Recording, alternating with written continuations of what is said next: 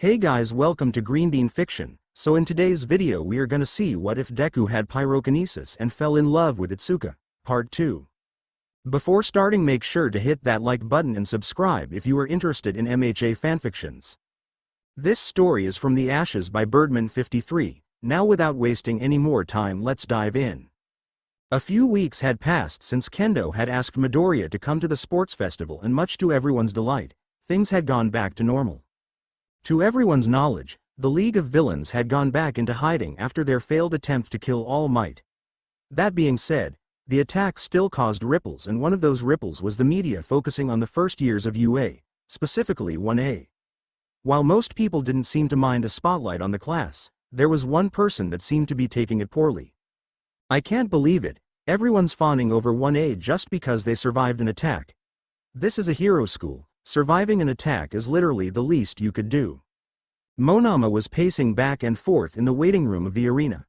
Everyone in the room seemed to let out a collective sigh since he was on another one of his rants again. Having had enough, Kendo decided to speak up. That's enough, Monama, you're the only one that compares our classes. Monama stopped and turned to Kendo with a smile. That's exactly my point. They're not comparing us, because they believe we're so far below them that it's not close. Kendo gently began to rub her temples. Have any of them ever said anything remotely close to that?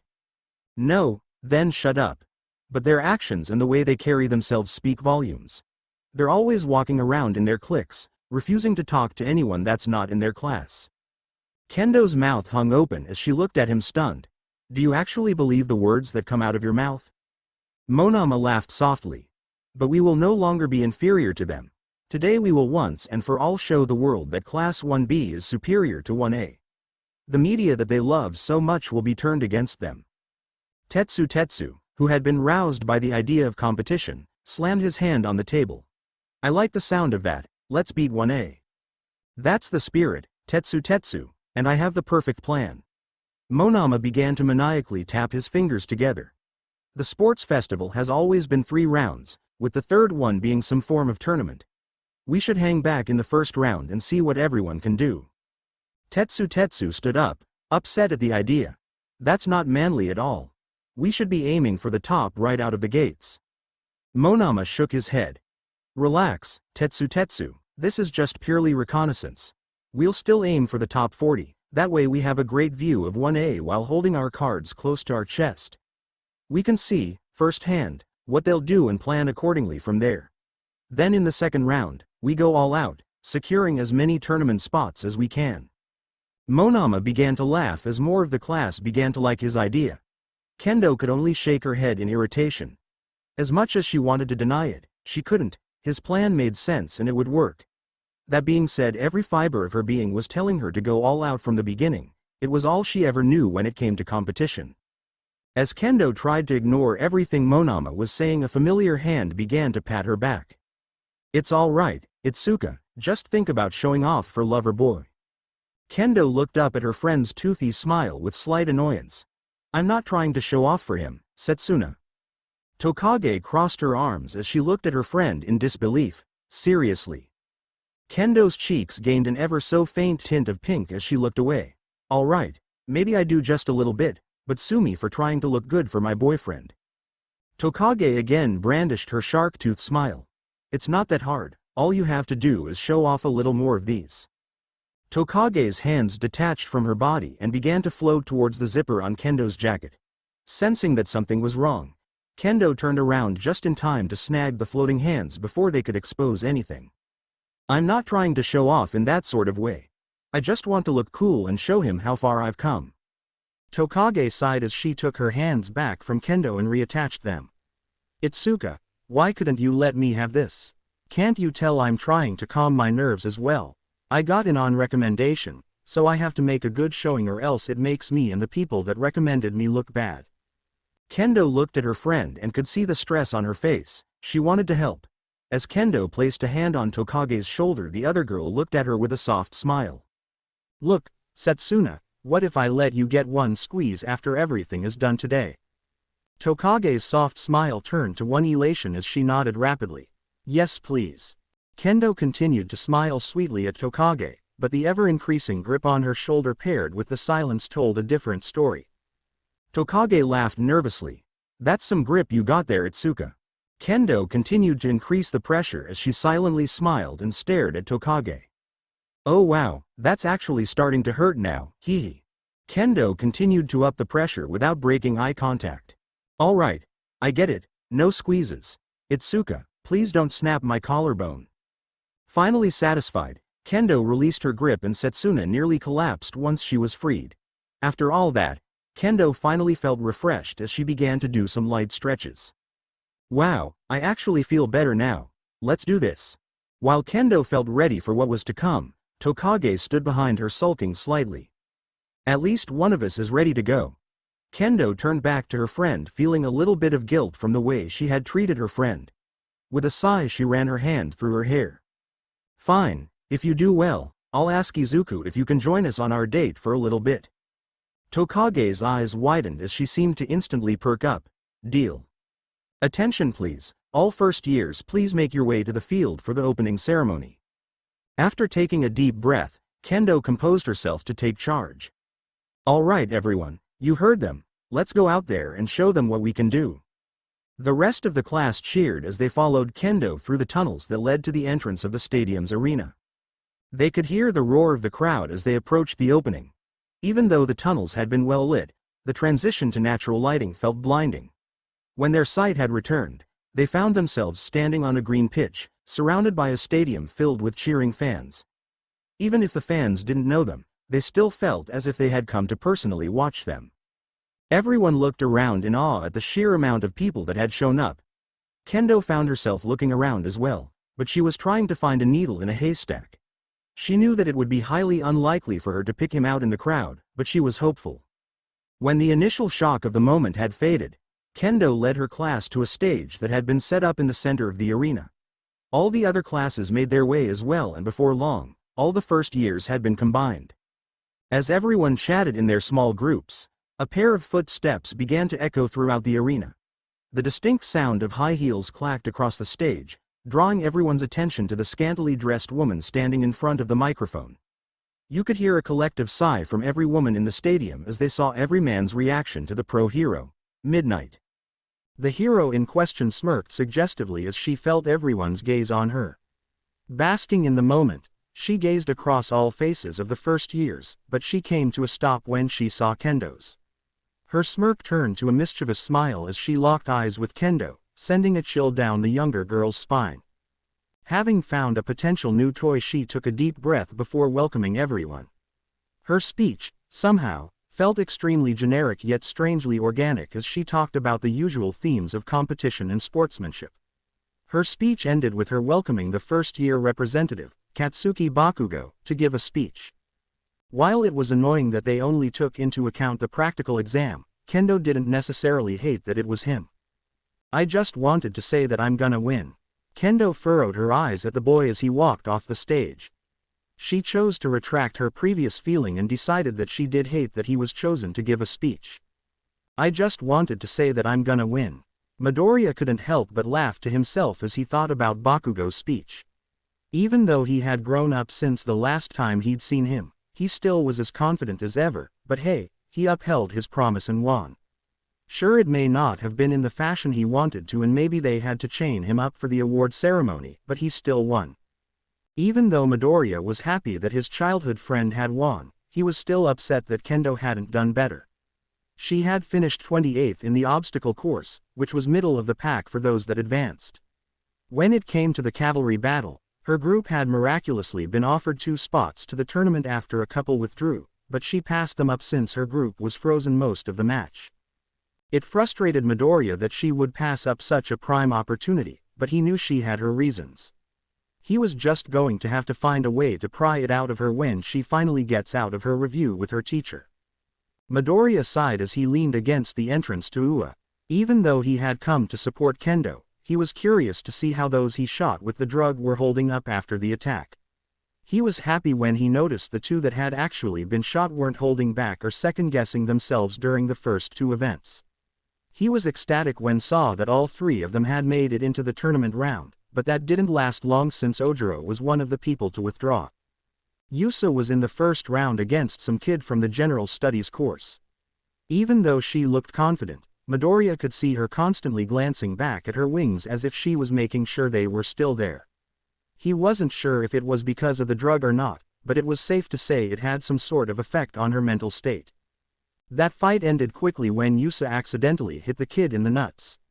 Even though it hurt most guys watching another man get hit there, Midoriya for some reason found it oddly satisfying as he chuckled at the man's pain. His laugh didn't go unnoticed as it prompted a few strange looks from those around him. The strangest of those looks came from the woman with seafoam green hair that was sitting next to him. Seeing someone else laugh made her laugh as well before striking up a conversation. The entire time she kept looking at him as if she knew him from somewhere, but she couldn't put her finger on it. Knowing that, Midoriya internally panicked as he thought she had recognized him as Phoenix. His fears quickly subsided after she asked if he wanted to be adopted by her. The only other fight Midoriya really cared about was the one Yaoyorozu was in. He expected big things from her, since she reacted quickly enough to block his shot at the USJ, but she flopped in the tournament. She was knocked out of the first round because she got overwhelmed. Seeing that depressed Midoriya and made him contemplate if he needed to work harder. His shot had been blocked by a girl who lost a fight to a shadow in the middle of the day. A soft nudge on his shoulder broke Midoriya from his stupor, and when he looked up she saw Kendo's gentle smile. "Everything all right, Izuku?" Midoriya smiled softly. "Yeah, just doing some thinking." Kendo laughed sweetly. "You always get lost in your thoughts, don't you?" "Oh god, it's so sweet I'm gonna be sick." Midoriya jumped at the voice while Kendo sighed. "Seriously, Setsuna, I know you're loving every second of this." Tokage laughed as she rubbed the back of her head. "Guilty as charged, I just wanted to interrupt." Midoriya looked at Tokage and smiled. "You must be the Setsuna I've heard so much about. It's nice to finally meet you." Tokage pretended to swoon at his words. "A first-name basis already. You really do work quick, lover boy."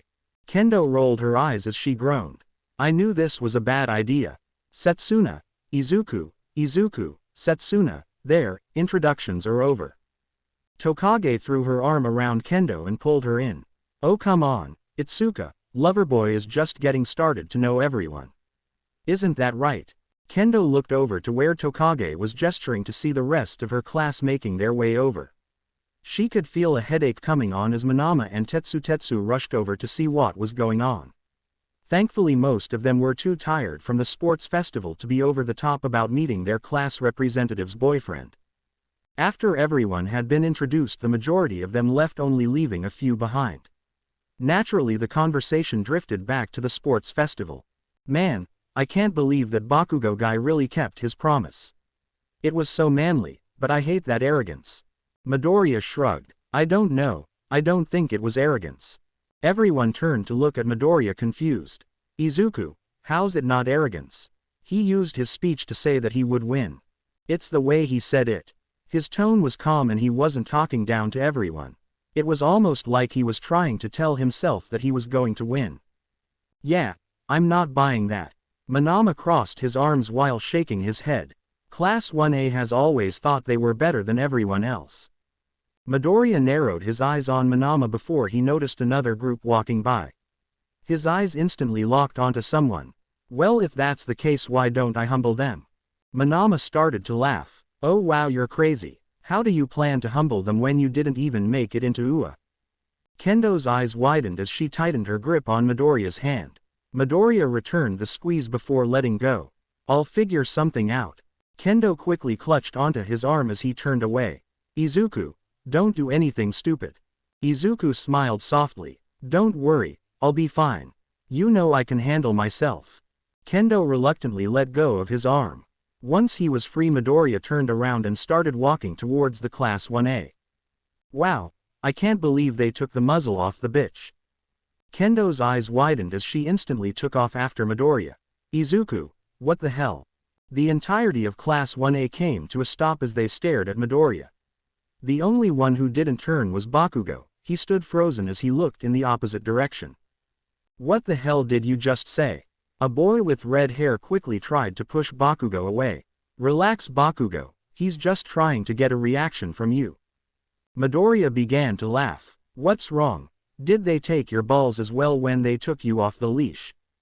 Bakugo quickly spun around and started walking towards Midoriya with murder in his eyes. You looking for a fight, nerd? Midoriya smirked as she started walking again. I never thought you'd ask. The two of them were face to face. Small explosions came from Bakugo's hands, while flames danced in Midoriya's. Hoping to defuse the situation, Kendo pulled Midoriya back, while the red-haired boy stood in front of Bakugo. Izuku, this isn't helping the situation at all. What's gotten into you? The two boys kept their eyes locked on each other. Bakugo charged past Kirishima and rushed Midoriya. Seeing this, Midoriya knocked Kendo's hand off of him. Time slowed for everyone as the two boys rushed each other. The scene of the two of them beating each other senseless rushed through everyone's minds. However, that scene never played out. Instead, the two embraced in a quick bro hug, leaving everyone stunned. 1. What the hell are you doing here, Deku? Midoriya motioned towards Kendo, whose jaw was dropped and was speechless. I came to support my girlfriend. Bakugo looked around and eyed Kendo before looking back at Midoriya. You in red. Kendo's eye began to twitch uncontrollably as Midoriya laughed. Actually, it's orange, Kachan. Bakugo looked at her one more time. She hates being called a redhead. Kendo's eyes began to twitch again. Midoriya nodded while smirking. Yeah, but she loves being called Big Sis. From behind him, Midoriya heard Tokage gasp. Holy shit, Itsuka is our class's big sister. Bakugo scoffed. Whatever you say, Deku. Hey, since you're in town, why don't you come to dinner tonight? The old hag has been wanting to see you again. Midoriya looked back at Kendo, who was tapping her foot impatiently. I might swing by later, I kind of had a date tonight. She can come, the old hag won't mind. I'll have to run it by her first, but I'll let you know later. Bakugo laughed as he turned around with a hand in the air. Whatever you say, Deku. You know you're welcome anytime. Midoriya laughed as well as he walked away. Just don't tell Auntie I was here, Kachan. She'll kill me. I make no promises. Midoriya sighed as he looked around the stunned faces of Class 1A. He recognized all of them from the files. A few were staring at him completely confused while one was petrified. He momentarily locked eyes with the boy as he began to quiver in fear. Getting tired of all the eyes, Midoriya nervously rubbed the back of his head. 1. Sorry for causing a scene. We're childhood friends and it's been years since we last saw each other. As Midoriya finished apologizing, a giant hand engulfed him and pulled him back to the small group of the remaining Class 1B students. Even though he was back in the group, Kendo refused to release him. Izuku, what the hell was all that? Are you asking about the whole fake fight or the nickname?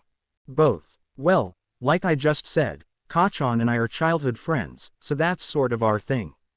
As far as the nickname goes, it was that or he'd call you Re.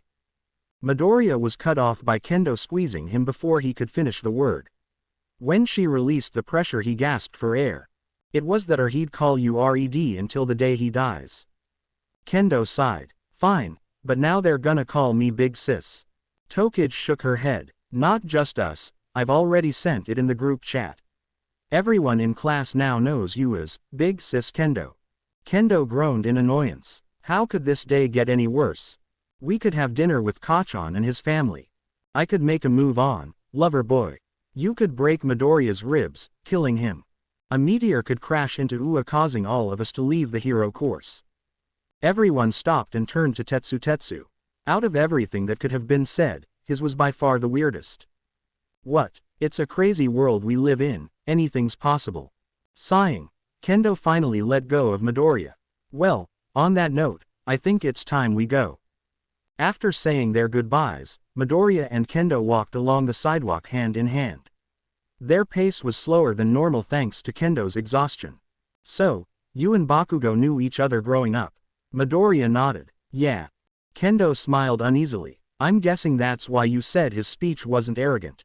Midoriya laughed. Yeah, normally he would have gone on about how great he is or about how everyone should stay out of his way. It looks like something humbled him recently that made him realize he isn't invincible. Could it have been the USJ attack?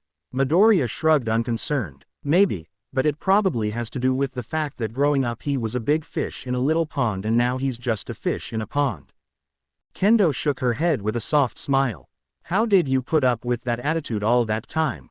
Kachan is an acquired taste. Sure, he's brash and egotistical, but his confidence and tenacity is something to admire. Kendo sighed as she leaned into his shoulder. Does this mean I have to like him now? Of course not, but it would be nice if you could at least tolerate him. I guess I can do that. Midoriya gently squeezed her hand. Thanks, Itsuka. Kendo smiled as she felt his grip tighten. So are you gonna go visit them later? Midoriya shook his head. Probably not. Driving to Chiba and back to Musudafu is exhausting, and I'm guessing you don't want to spend the evening with people you don't know. Kendo's eyes widened slightly as she blushed. Well, you're not wrong about that, but it's your childhood friend that you haven't seen in, how long has it been? Since before I was adopted, but I called them a few years ago. Kendo came to a stop as she stared at him in disbelief. Izuku, are you serious? Midoriya tilted his head, slightly confused. Is everything alright, Itsuka? Izuku, go spend time with them, I'm sure they're worried about you. But what about our date? I see you every week and talk to you every day and it's been years for them. Are you sure, Itsuka? Kendo nodded, before teasingly pushing him forward. Yes, now let's hurry up and meet Amajiki at the station, he's probably curled up in a corner by now. Midoriya nodded as he let himself be pushed ahead by Kendo. With their plans changing and the more than likely rapidly declining mental fortitude of Amajiki, Kendo and Midoriya quickened their pace towards the station. 10 minutes later, Kendo and Midoriya found themselves looking at a sight they hadn't expected. Not only was Amajiki not curled up in a corner, but he was standing reasonably confidently with two people behind him. Midoriya looked to Kendo for clarification, but the surprised look on her face told him that she had no clue what was going on. After taking a deep breath, Amajiki sent an intimidating glare at Midoriya. So, I'm guessing you're Midoriya. Midoriya didn't falter at the glare, instead he met him with confident eyes. I am. That must mean you're the Amajiki I've heard so much about. That's right. The two of them kept their eyes locked on the other in silence, while the others watched with anticipation. After what realistically was 10 seconds, Amajiki faltered and turned around with his head hung. I told you it wouldn't work, Mirio. Anyone that has the confidence to date Kendo wouldn't get scared by a glare. Kendo raised an eye at Amajiki. I'm sorry, what exactly do you mean by that, Amajiki? A chill ran down his spine as the realization of his words finally hit. I. Midoriya put a hand on Kendo's shoulder as he tried to deflate the situation.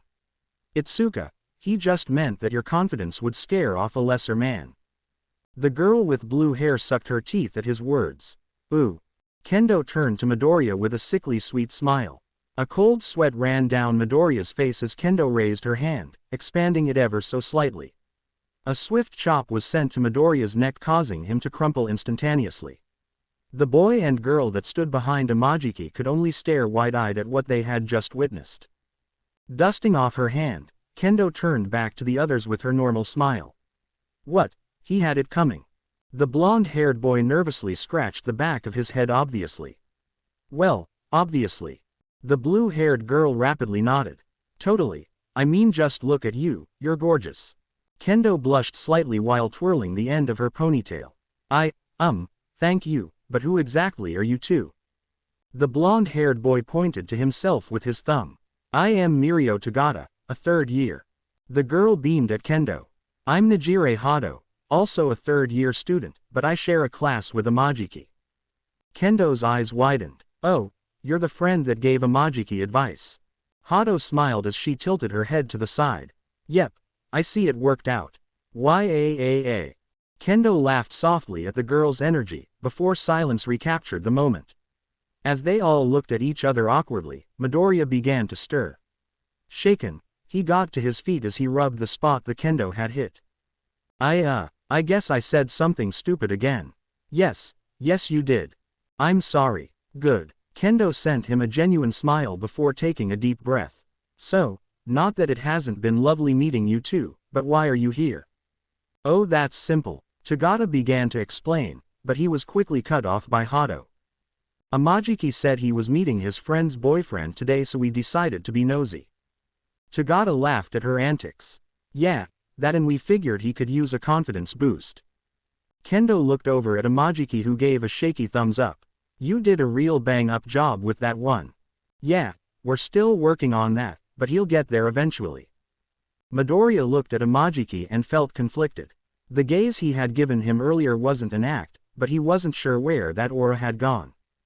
Hey, Amajiki, I bet you have some good stories about Itsuka. Care to share any?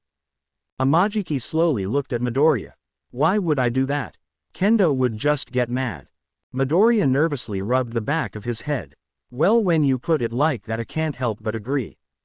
Kendo sent a spine-chilling glare at Midoriya. But, to save my own life, I'll just retract my question.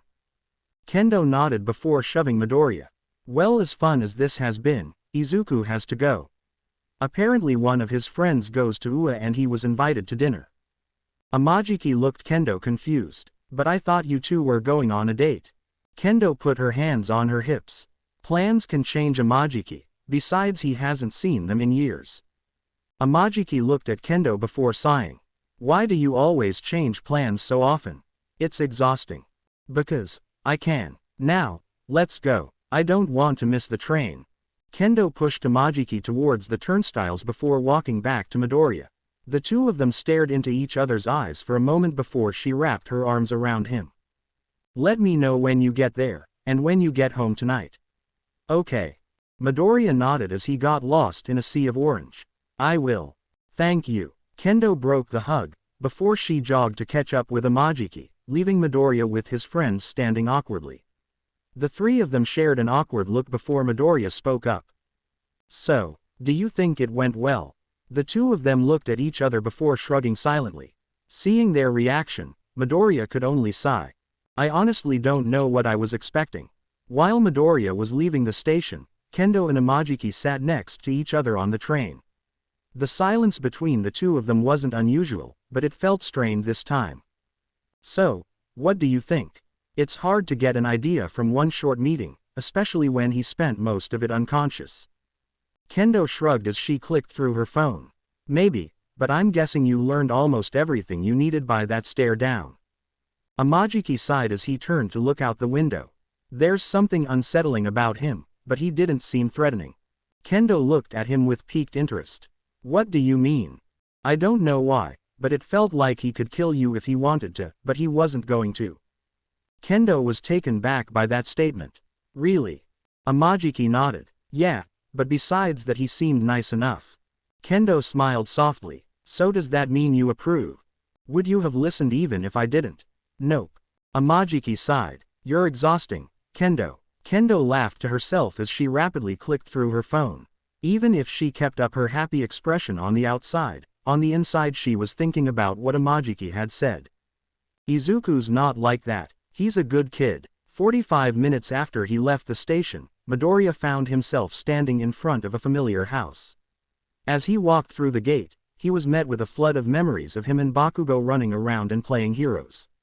When he reached the front door, he took a deep breath before knocking. The sound of a woman's yelling could be heard approaching the door. When the door opened, a woman that looked exactly like Bakugo was seen in the doorway. Her annoyed expression quickly changed to one of confusion, before returning to being annoyed. Midoriya laughed nervously as he looked up at the woman. Long time no see, auntie. The woman narrowed her eyes at him. I'm sorry, but we're not buying anything you're selling. Midoriya's eyes widened at her response. What? Get out of here, we're not interested, you hear. Midoriya sighed and turned around to leave. Before he was able to take a step, he felt a pair of arms wrap around him and a head rest on top of his.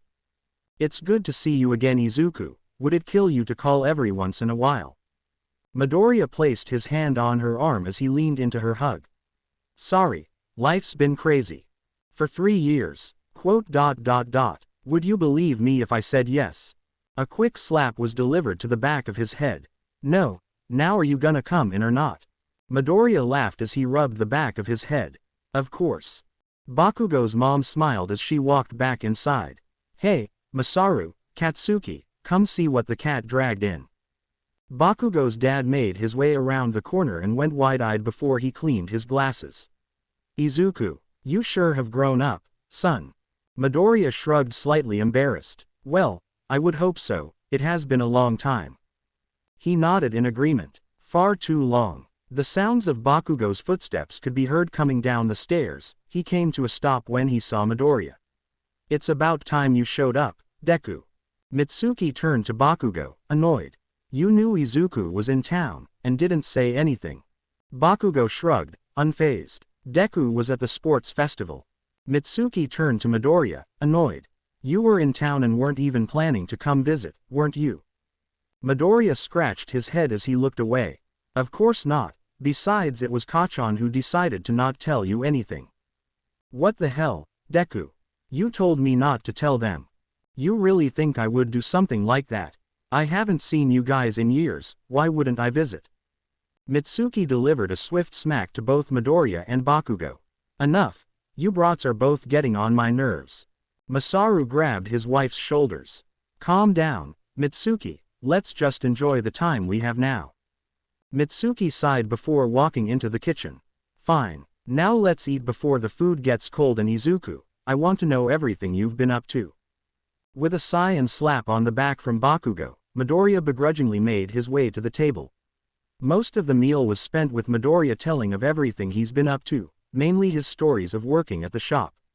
Mitsuki chewed his ear off after he told them that he wasn't going to high school. Even if he has a secured job, she still felt like he should have seen it through. She did, however, feel proud when he told them about the girl he was teaching. When the meal was finished, the four of them still sat around the kitchen table sipping on coffee.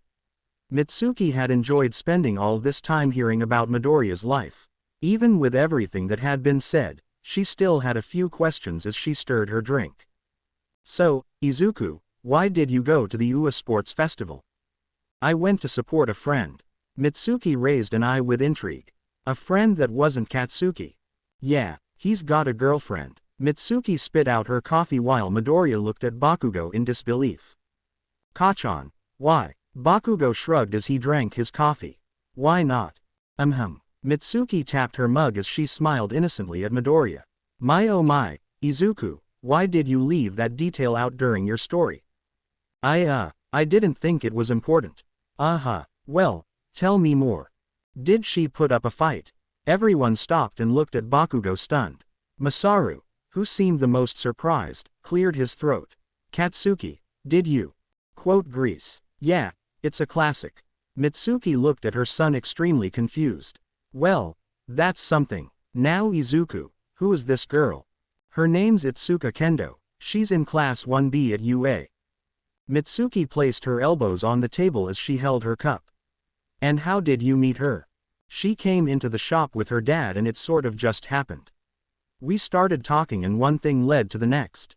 I see, and is there a reason you didn't bring her here tonight? Midoriya smiled softly as he stirred his drink.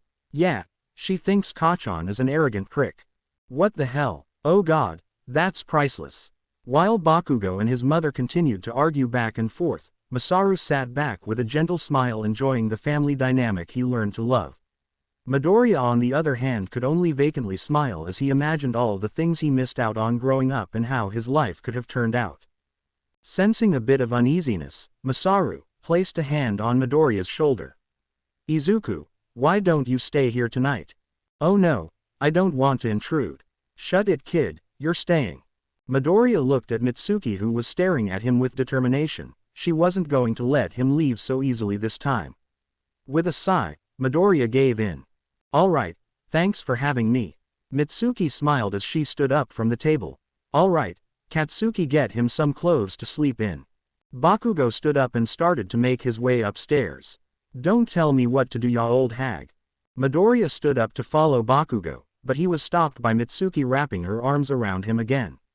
I know I didn't say it earlier, but welcome home Izuku. Midoriya laughed softly. You know I don't live here, right? Mitsuki shook her head as she held him tighter. It doesn't matter, you'll always have a home here. Thanks, Auntie. She nodded softly as she let go of him. Your parents would be proud of the young man you've grown into. You really think so? Yes, Even with you dropping out of school, I know they'd be proud. Midoriya smiled softly as he clutched his phone. The screen was illuminated with a notification from both Kendo and Kai. He wanted to believe that his parents would be proud, but he knew they wouldn't like the path he chose to follow. Alright class, I know some of you are disappointed with your results in the sports festival, that's good. Everyone in Class 1B looked at their teacher confused as to why he would tell them it's good to be disappointed. I don't mean for you to wallow in self-pity, but instead push yourself harder.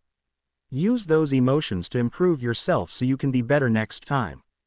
A resounding, "Yes sir," rang through class.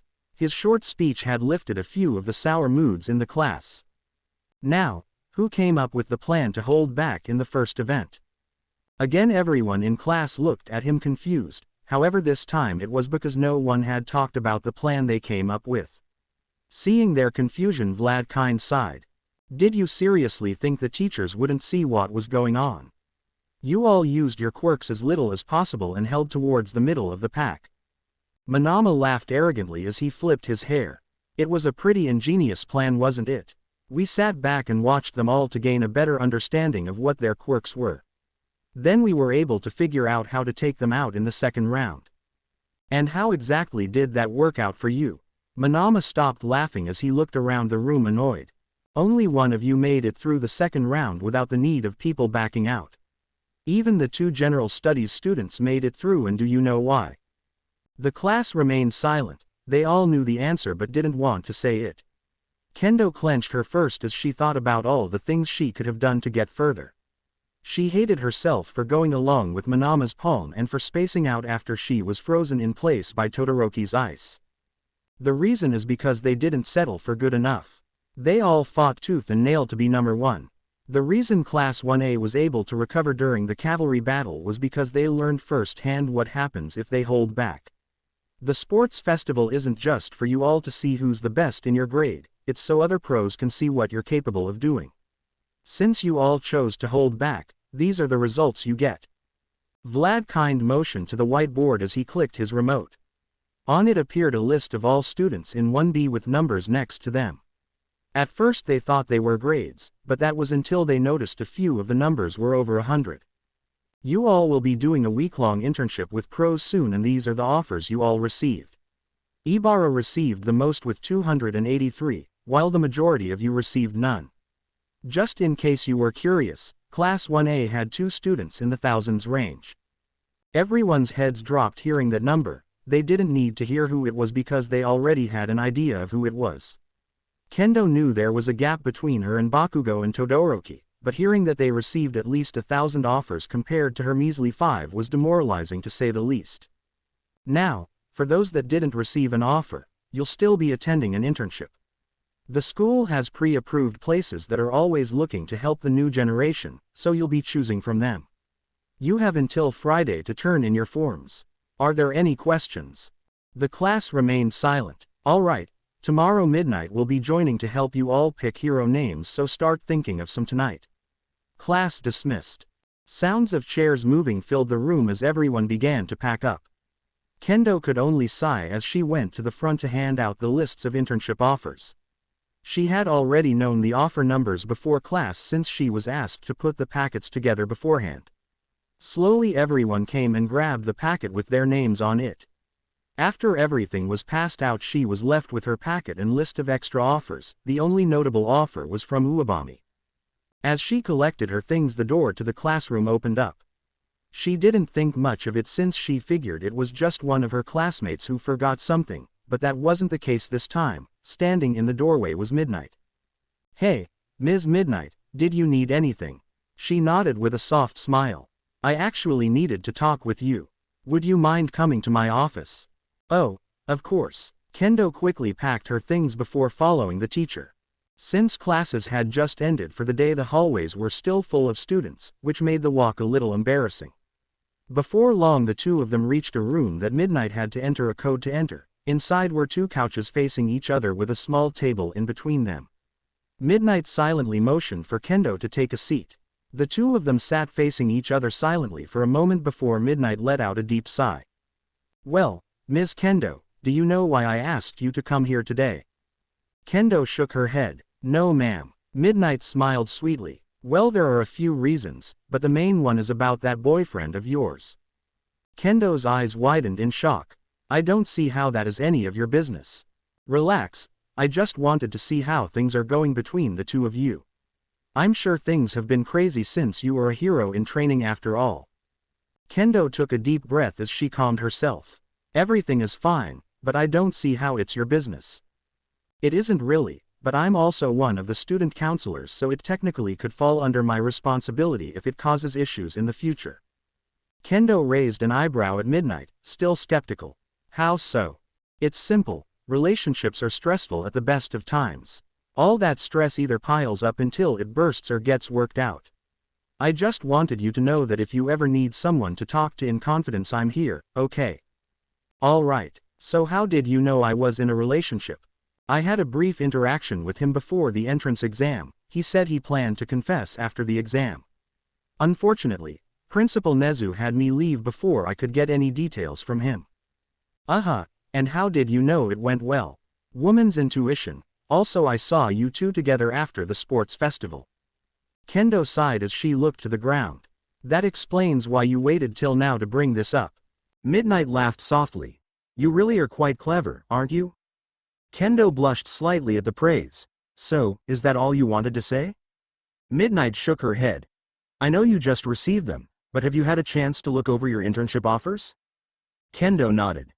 More or less. I helped out the packets together for Mr. Vlad, so I've seen my extra offer and have a good idea of the offers everyone got. Midnight gave an approving nod. Good, think carefully about who you pick. You don't want to regret who you go with, but I'm sure you'll learn something important no matter who you pick. Kendo smiled. Thank you, I'll make sure to think about it. Very good, now back to that boyfriend of yours. How far have you two gone? Alright, I'm just gonna leave now. Thanks for the advice, Ms. Midnight. Kendo quickly left the room, leaving Midnight sitting alone. Letting out a deep sigh, Midnight leaned back into the couch. She'll be back soon enough. That boy is so full of secrets that you can practically smell them. A few hours later, Kendo was lying in her bed flipping through all of the potential offers. She had marked a few that sounded interesting, but every time she found something interesting her mind went back to Uwabami. Having had enough, she pulled out her phone and called the one person she knew could help her with her choice. Sorry, I can't answer the phone now. Damn it, Amajiki, why do you have to be busy today? With a deep sigh, Kendo went back to her phone to call the next best option. Hey Itsuka. What's up? Oh, just trying to decide who I should do an internship with. I'm guessing Amajiki didn't answer, so I'm the next best option. It's so much easier that I don't have to explain these things to you, Izuku. A sigh came from the other end of the phone. Alright, what do you need help with? Kendo pulled away from her phone momentarily and looked at it confused. You know you don't have to help if you don't want to. No, I want to help, it's just things have been a little busy lately. Seriously, Izuku, if you don't have time you don't have to help. Itsuka, I want to help. Kendo smiled softly as she picked up her list of potential agencies. Okay, so we were scouted by pros during the sports festival and some offered us internship spots. I got a couple offers, the most notable was Uwabami. She doesn't really fit my style, but I keep getting drawn back to her for some reason. Well, I agree, I don't think your styles would match very much, but I think it would be good for you to go with her. Please don't tell me it's because it's the first name I listed off. It's not, I think it would be better to go somewhere you're not comfortable with early on. Just think, you can see and experience a different side of hero life before you get stuck in your ideas of what is better. I guess so, but she's more of a TV personality than a hero. She specializes in search and rescue. Those cases are few and far between, and honestly that's a good thing. The less large-scale attacks the better. Well, when you put it like that it makes sense. I just feel like my time could be better spent learning fighting techniques. You have 3 years to learn that, but imagine how helpful it will be learning to deal with the media from someone who is always surrounded by the media. Honestly, this might be the best time to learn when you're still unknown rather than a third year about to go pro. Kendo nervously twirled her bangs as she stared at the forms in front of her. You really think so? Yeah, as long as she doesn't take you to Hosu. Kendo put the paper down as she rolled onto her back. The hero killer attacks. Yeah, I'm certain he's gonna strike there again. Yeah, I heard on the news he has a pattern. That's right, and he hasn't hit his mark yet, so it's only a matter of time. Kendo nodded as she stared at her roof. I hope they catch him soon. I'm sure they will, as long as he sticks to his pattern. I don't understand what could make someone do that. Was his life really that bad? Who knows, he probably thinks he's doing the right thing even if the world thinks it's wrong. Even so, how can he sleep at night knowing he's hurting and killing people that are just trying to help the world? Restlessly. He's probably haunted by the screams of those he's hurt, but his conviction to see it through till the end presses him forward. Izuku. Hey, enough with this downer talk. Tell me who else you were thinking about and we can make a choice. Kendo held her hand against her chest as an uneasy look spread across her face. Midoriya's words had stuck with her, they felt so personal, and it worried her. Alright, next was Gunhead. So, did the meeting go well? I'd say so. I must applaud you though, Phoenix, you single-handedly accelerated this plan by years. Midoriya and Kai sat across from each other with a coffee table between them. While Midoriya sat with an impatient lean, Kai was calm and looking forward to the talk. So, did you two come to an agreement? Kai nodded slowly. For now. They've agreed to give us the quirks we need for the tests, but we have to supply our own subjects. Raising an eyebrow, Midoriya looked at him shocked. Is that it? Well, there were a few stipulations. First, we needed to have a test subject prepared before they give us the quirks. Second, they'll only give them to us if our first subject is a hero. Why does it have to be a hero? Kai sighed as he interlocked his fingers. They said it was to help bring attention to their group, but I don't see how drawing that kind of attention is helpful. They also said that you had to be the one to capture them. Midoriya rubbed his temples. It's probably Shigaraki trying to send another message. Kai peered at Midoriya from behind his plague mask. Is that the leader I wasn't allowed to meet? Yeah, he feels as if he deserves everything and throws a tantrum if things don't go his way. Lovely. You should thank me, since I told them not to bring him along. You don't like him, do you, Phoenix? No, but I'll tolerate him for now. You know, you could be done with him if you just did as I instructed. Midoriya glared at Kai. His golden eyes made Midoriya sick. So, are they going to help you extract Ares' quirk? Kai let out a deep sigh. That's where negotiations began to break down. Once I told them the details of her quirk, they wanted to have a copy of her quirk as well. We went back and forth for a while trying to convince each other, but no progress was made. We decided it would be best to take some time to think things over and come back at a later date. So for now all we have is quirks to further the drug. Yes, but as of now this is still more beneficial to us in the long run. Alright, then I'll start looking into potential heroes. You have 2 weeks. Midoriya sighed. Fine. Do you need anything else or am I free to go? That's all. Midoriya stood up and made his way to the door. He stopped short as All for One's words echoed in his head again. Think about groups and people that are interested in quirks. Kai looked over confused when he didn't hear the door open. Usually Midoriya was quick to leave when their conversations were done. Did you need something, Phoenix? Midoriya shook his head. I was just thinking. Hey, do you remember when we first met? I remember you trying to kill me because of my eyes. Midoriya laughed softly to himself. That wasn't the only time. No, you tried daily for 2 months after that. I was traumatized, but you didn't hold it against me. We both were taken in by Pops, so I knew you must not have had an easy life. I was always getting into fights at first as well, so I couldn't judge. It's no secret that we don't get along the best, but you were the first person I could talk to here. You were always pestering me about my research when Ken would drop you off. Hey, it was a common interest. Kai sighed as he thought about those days. What exactly are you getting at, Phoenix? Nothing at all, I was just feeling a little nostalgic is all. Kia's eyes narrowed on Midoriya as he turned. He left the room. In the hallway Midoriya made his way through the underground maze. The sounds of echoing footsteps filled his head accompanying his thoughts. Why did Gramps agree to bring me in? Why was the old man close by the day my parents died? Was it really all a coincidence? Midoriya's head began to swirl with theories about why things turned out the way they did and what those actions would imply. While he may have only been grasping at straws, the theories made sense. Too much sense.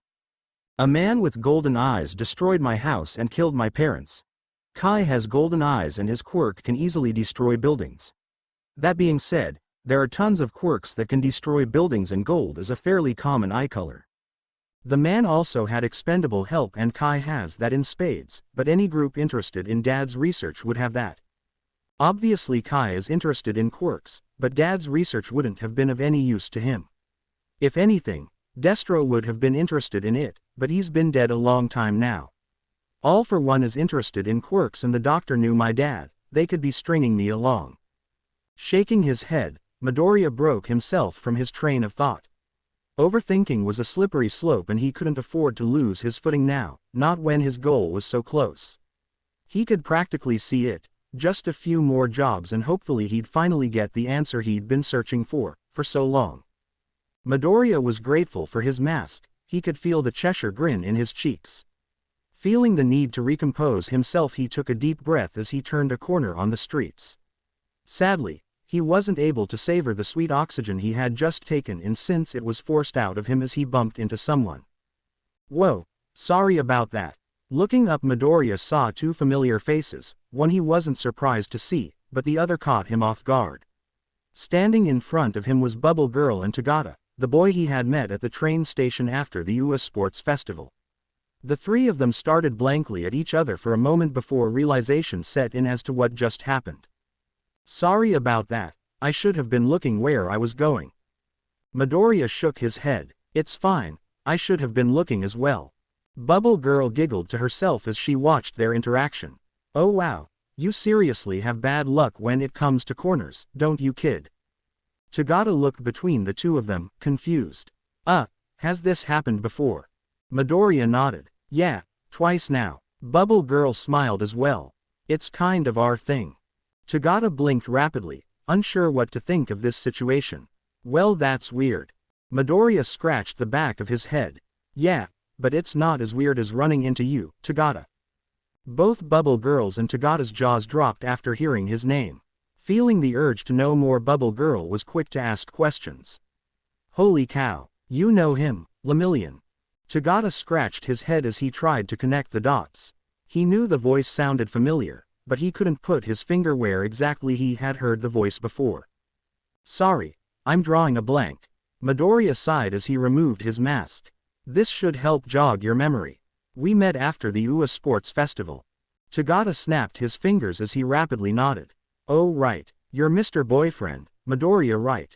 You know, now that I think about it, I remember Tamaki telling me you spent time over here, but I didn't expect to run into you like this. Midoriya laughed nervously. Yep, that's me. Tagata began to laugh as he placed a hand on his head. Oh wow, talk about a small world. What are you doing all the way out here? I thought you were from Musutafu. Well, I technically was born there, but I actually live in Tokyo, but I spend a lot of time here taking care of my cousin. Bubble Girl beamed as she interrupted the conversation. Oh, how is she doing? Midoriya smiled as he looked to the sky. She's doing great, still shy, but getting better with people. Tagata nodded in approval. Nothing's more important than family. Midoriya nodded solemnly. Yeah, you're right about that. Bubble Girl and Tagata looked at each other awkwardly as they felt the entire mood of the conversation turn uneasy. While neither were aware of why the mood changed, neither wanted it to stay that way.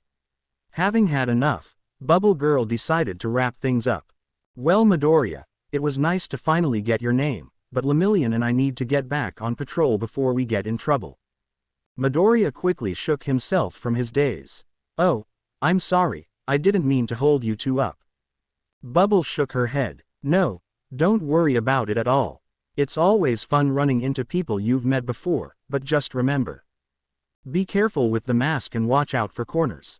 Bubble Girl stared at Tagata for a moment with her jaw dropped before she turned away to him with her arms crossed. Dang it, I wanted to say that. Tagata laughed again as he pushed Bubble Girl forward. That was funny. Be careful, Midoriya, and I'll see you around.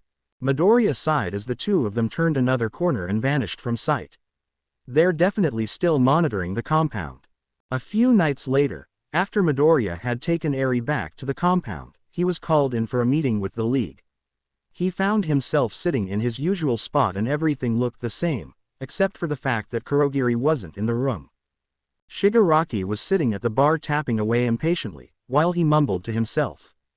Come on, come on, come on. Midoriya rolled his eyes. Shigaraki had been doing this for 15 minutes straight. Having had enough, Midoriya let out a deep sigh.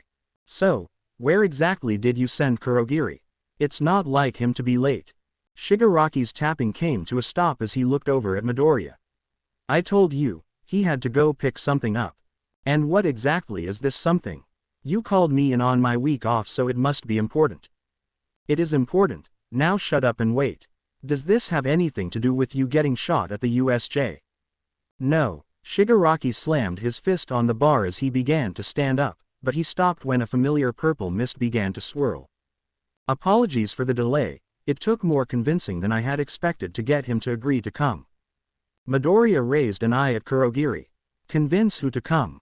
Kurogiri turned to Shigaraki confused. Did you not explain to Phoenix what we're doing? That doesn't matter right now. Just bring him in. Kurogiri sighed as he opened another portal. Midoriya stared intently as he held a small flame in his hand. If he had learned anything since joining the Yakuza, it was to always be ready for a fight. Well, that and cocoa butter works miracles. Midoriya's eyes widened as he saw a man walk through the portal. A tall, muscular man adorned with various blades and a crimson-red scarf stood before them. His eyes danced across the room, taking in every little thing he saw. Midoriya recognized the man instantly. He was the only current villain that got as much media coverage as him, the hero killer, Stain.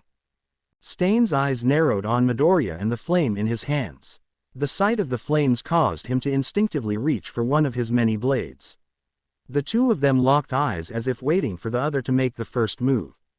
I'm glad you could make it, hero killer. I hope the trip wasn't too rough. Both Midoriya and Stain looked over at Shigaraki before looking back at each other confused. The flame in Midoriya's hand dissipated as he shrugged. Sensing that any hostility was gone, he sighed as put away his blade. It was fine, a little unnerving since I didn't know where I'd end up, but overall it was fine. That's good to hear. Stain narrowed his eye on Shigaraki. I was told that you wanted to extend an offer to me. Shigaraki nodded as he rested an elbow on the bar. That's right, I want you to join the League of Villains.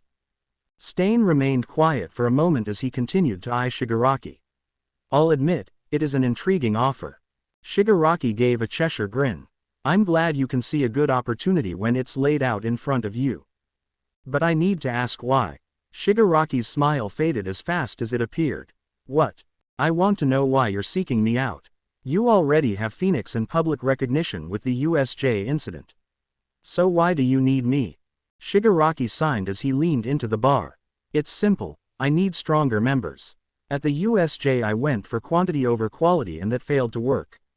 Having both you and Phoenix will help draw in stronger recruits. After that we'll be able to fulfill our mission. And what is this mission of yours? To kill All Might. I see. Shigaraki nodded as he limply held out his hand. So are you ready to join? No. Shigaraki's eyes narrowed on Stain as tension filled the room. What was that? I'm not joining your group. You have no beliefs, no purpose. Shigaraki stood up, filled with anger. I just told you we're going to kill All Might. That's our purpose. Stain drew one of his knives as he prepared himself for an attack. And then what? What will you do after that? Shigaraki violently scratched his neck as he slowly approached Stain. That doesn't matter. When All Might's gone we'll rule this society. That's nothing but a fool's dream. Shut up. The two lunged at one another, Stain with his blade and Shigaraki with his hand. As the two were about to make contact, a purple mist separated them, sending both of their outstretched limbs away from the other. That will be enough. There's no need to spill blood over a simple lack of agreement. Damn it, Kurogiri, let me kill him. Kurogiri's purple mist enveloped Shigaraki as he tried to calm him down. Please Shigaraki, try to remain calm. Just because we failed to reach an agreement now, that doesn't mean we won't have a chance later. Shigaraki grumbled to himself as he pulled his arm out of Kurogiri's mist. Fine, just get him out of my sight. Stain sighed as he slowly withdrew his arm, but without sheathing his blade. That's fine by me. Now if you'd be so kind as to return me, I still have work to do. Kurogiri nodded as he opened up a portal behind Stain. Slowly the hero killer backed up to it, but before he crossed through he looked at Midoriya. I guess I misjudged you, Phoenix. I thought you and I were two sides of the same coin, but it turns out you've thrown your lot in with them. Midoriya looked over at Stain with no ill will. I have my reasons. I see. Well, maybe I'll hear you out one day. Let's just hope it's not as my blades are biting into your neck. Only time will tell. The portal behind Stain had closed immediately after he fully passed through it. The room fell silent as the tension slowly began to fade away. Damn it, damn it, damn it, I want the hero killer dead. How dare he come in here and say I have no purpose? My goal is not some fool's dream, he has the fool's dream. Stop complaining, he's not wrong. Shigaraki's head snapped towards Midoriya. You didn't even try to stop him from attacking me. You were going to let him try and kill me. I trusted Kurogiri's speed, he's gotten you out of tight situations before. You're just making excuses. Think what you want, it still doesn't change the fact that he's right. Why you? Midoriya's flames flared, creating a wave of heat that separated himself and Shigaraki. Look, your goal of killing All Might won't solve anything in the long run, someone will just take his place. You should take some time to think about what you want and plan to do afterwards. The only reason I'm here is because I need information, it's not because of your ingenious plan. I still want that guy dead. Midoriya sighed before looking down at his phone to see multiple notifications from Kendo. Of course you do. Well, I can guarantee that won't be happening anytime soon. He's probably expecting us to make a move, so he's going to be watching out for anything and everything. Shigaraki slammed his fist on the bar. Damn it. Midoriya raised an eye as he stood up. Well, if there's no other surprises, I'd like to be sent back as well. I have a few loose ends to tie up back home. Fine, get out. I still can't believe that Uwabami wanted to take us on. This will be an amazing learning experience. If you say so. Are you not excited for this, Kendo? No, I am, but I just don't think it's going to be what you expect it to be. Momo Yaoyorozu gave Kendo a confused look as the two of them rode the train to Uwabami's agency, which just so happened to be located in Tokyo. Oh really? Well, if you don't mind me asking, what are you expecting from this? Kendo sighed as she stared at the screen of her phone. On it was a message from Midoriya. Izuku. Sorry, I'm busy today, so tonight's not good. Maybe tomorrow. I don't think we're going to be doing much hero work this week. Yaoyorozu raised an eye at Kendo, confused. But we were scouted to do internships for hero work. Kendo nodded in agreement. Yeah, and said hero just so happens to be a big TV personality. Kendo watched as the cogs slowly began to fall in place and turn inside Yaoyorozu's mind. When everything finally clicked, her jaw dropped. You don't mean... Kendo nodded solemnly before sparing a quick glance at Yaoyorozu's chest. Yeah, and I think it's fair to say we both have a couple personalities of our own. Yaoyorozu let out a sigh as he placed a hand over her chest. Fudge. Kendo looked over at her confused. Fudge, are you having cravings or is it just that tea? Yaoyorozu quickly shook her head as a faint blush spread across her face. No, it's nothing like that. Sorry. That was very unladylike of me. I guess Jiro's tendencies have been rubbing off on me. I'm guessing you two must be pretty close. Have you been friends for a long time? We actually just met this year, but I'm certain she's the best friend I've ever had. Kendo smiled softly as she saw a faint blush spread on Yaoyorozu's face. Seeing the way she smiled, Kendo flipped through her pictures of the one she had taken with her new friends. Most of them were taken by Setsuna or Tetsu, but she didn't mind. As she flipped through, she stopped at the one taken at Midoriya's apartment in Osaka. The two of them sat next to each other on the couch while Eri was asleep on his lap. They really looked like a family. Did you choose to do your internship here? Kendo jumped slightly as she turned to Yaoyorozu. Huh. I was just asking why you chose to do your internship here. It seems strange that you'd willingly go into this knowing what is going to happen. Kendo scratched the side of her face nervously. My boyfriend kind of talked me into it. Yaoyorozu's eyes lit up with concern at the mention of a boyfriend. Kendo, you don't think he was doing it for impure reasons? Kendo looked at her with a taken-back expression. Wow, you really are prim and proper. I'm serious, Kendo, he could be using this opportunity to take advantage of you. Kendo put a hand up and shook her head. It's fine, Izuku's not like that. And how do you know that? Well, we've been dating since the entrance exam and he hasn't ever tried to put the moves on me, let alone even tried to kiss me.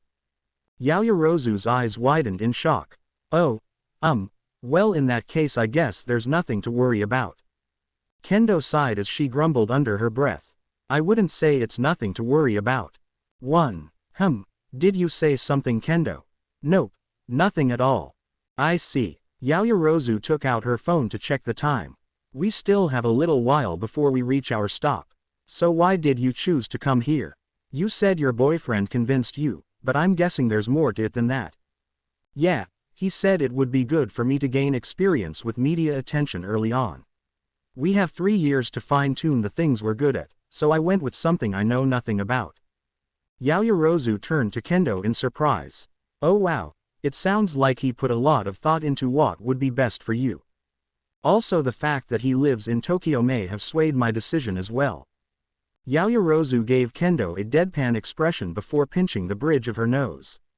Well, besides that, the reasoning is sound. He must be pretty smart. Did he not make it into UA? Kendo shook her head. He didn't even try. Actually, he's not even going to high school. What? Yaoyorozu's outburst caused everyone in the same car to focus their attention on them. With a sense of embarrassment quickly rising, she apologized before turning back to Kendo. What do you mean he's not going to high school? Look, Yaoyorozu, I know we've interacted during a few officer meetings, but I don't know you that well. Also, it's not my place to tell you my boyfriend's reasoning. That being said, it is my fault for bringing it up. Yaoyorozu nodded quietly. No, it's my fault for trying to pry. It's just the whole concept of not going to school seems so foreign. Tell me about it. I didn't even think it was an option until he told me. 1. The two of them laughed softly at the idea of not having to go to school. Kendo looked down at her phone after feeling a gentle vibration. Izuku, you're gonna do great out there, battle fist. Kendo sighed. A smile crept on her lips. Itsuka, shut up. Izuku, be safe and let me know when you get there, okay? Itsuka, thanks and will do. With her creeping smile turned to a full-blown one, Kendo leaned back into her seat, contempt. So, I told you my reason for coming here, what's yours? Yaoyorozu looked down as she held her bag close to her chest. I failed at the sports festival. I panicked and couldn't do anything to keep myself from being eliminated. It was a complete embarrassment. Kendo looked over at her, slightly taken back. She could see the mixed emotions running through her expressions. Maybe so, but you still made it into the top 16. That's still better than what I did. That's only because you refused to advance when your team was rightly the next to advance. Kendo began to refute the claim but stopped almost instantly. Yeah, you got me there. So, do you normally panic in situations like that? Yaoyorozu shook her head. No, I've always been cool, calm and collected, well, at least until the USJ. Until him. Kendo looked down as she squeezed her phone. You don't have to answer, but I was wondering if you could tell me what it was like. I've heard bits and pieces but it's been pretty vague. Yaoyorozu tensed up even more as her eyes stayed glued to the floor. Terrifying. It was terrifying. We were fighting for our lives and the only reason Yusa didn't die was because of Phoenix. The shock was plain as day on Kendo's face. Out of everything she had heard or seen reported, none of it mentioned this. What? A villain with an electricity quirk caught her and was holding her hostage. I didn't know what to do. I froze up. I couldn't think of anything to do. All I could think about was my friend dying. But then Phoenix showed up. He didn't say a word, he just melted his partner's eyes with a snap. We were all in shock, then he shot at all of us. Wait, you got shot too? Yaoyorozu shook her head. No, I created a shield in time by sheer luck, however my friends weren't as lucky. They got shot and lost the use of their quirks. Phoenix then burnt all the evidence in his partner's body, erasing them from existence as he fled. I can't even imagine going through something like that this early on. It sounds horrifying. It was, but that wasn't even the worst part. Kendo's shock continued to grow as she looked at Yaoyorozu with an open mouth. Seriously? Yaoyorozu nodded silently. The worst part is that Phoenix let us live. Kendo's shock turned to confusion. How is that the worst part? When he showed up, I was all but certain that we were doomed. He didn't say anything, he just stood there and silently ignited the other villain. He easily could have done that to us, but he didn't. Kendo looked up as she thought about what Yaoyorozu had said. At first she didn't get it, but the more she thought about it the more she understood. The idea of someone being so much stronger than you that they don't even see you as a threat truly was terrifying. Kendo herself had experienced events similar to this in her days of martial arts when competing against someone far more skilled than her, but never in a case of life or death. So you chose to come here to learn how to keep a cool head in those types of situations. Yaoyorozu nodded silently as she held her bag to her chest tightly. Kendo took a breath as she saw the uneasiness etched into Yaoyorozu's face. Well, this week might not be exactly what you hoped it might be, but I'm certain Uwabami will have some advice that will be able to help you. Yaoyorozu smiled softly. Thank you, Kendo, I really needed that. The two girls spent the rest of their train ride talking about school and about their classmates. They both found comfort in the fact that they each had their own troublemakers that made them want to pull out their hair. It was however slightly unsettling that the two classes were similar in their personalities. When the train finally reached their stop, the two of them had fully expected to walk to Uwabami's agency. They were mere student interns and she was a famous pro, but much to their surprise Uwabami was standing in front of the station waiting for them with a limo behind her. The two students gave each other a confused look before quickly making their way to her. Uwabami smiled as the two girls stood in front of her. I hope your trip wasn't too difficult. Yaoyorozu quickly shook her head. Of course not, ma'am, and thank you for accepting us for the week. Uwabami laughed softly. My, you are quite the excitable one. Yaoyorozu's eyes suddenly widened. I am. I'm sorry. Uwabami shook her head. No need to apologize, I hope it stays that way, it's infectious. Yes, ma'am. Now, I know the two of you just arrived, but we're going to get started right away. Go ahead and put your things in the back and I'll explain on the way. The two students swiftly threw their bags in the back before getting into the limo. Once inside, Kendo looked around taking everything in. Is it your first time? Huh. Kendo turned to Uwabami, confused. Is it your first time in a limo? Oh, yeah. Uwabami sipped from her glass of water with a gentle smile. Well, you'll be used to it by the end of the week. Kendo gulped nervously as she had a sinking feeling growing in her gut. And, why exactly is that? Well, I do have a few commercials and talk shows lined up for this week. Kendo's eyes widened. Please don't say it. And the two of you will be making your big debut. Kendo and Yaoyorozu both forced out shaky smiles as Uwabami handed them scripts for today's shoot. As Kendo begrudgingly read over the script, she heard a single word muttered from Yaoyorozu. Quote. Fudge. Kendo sighed at what she heard. Fudge is right. Comma.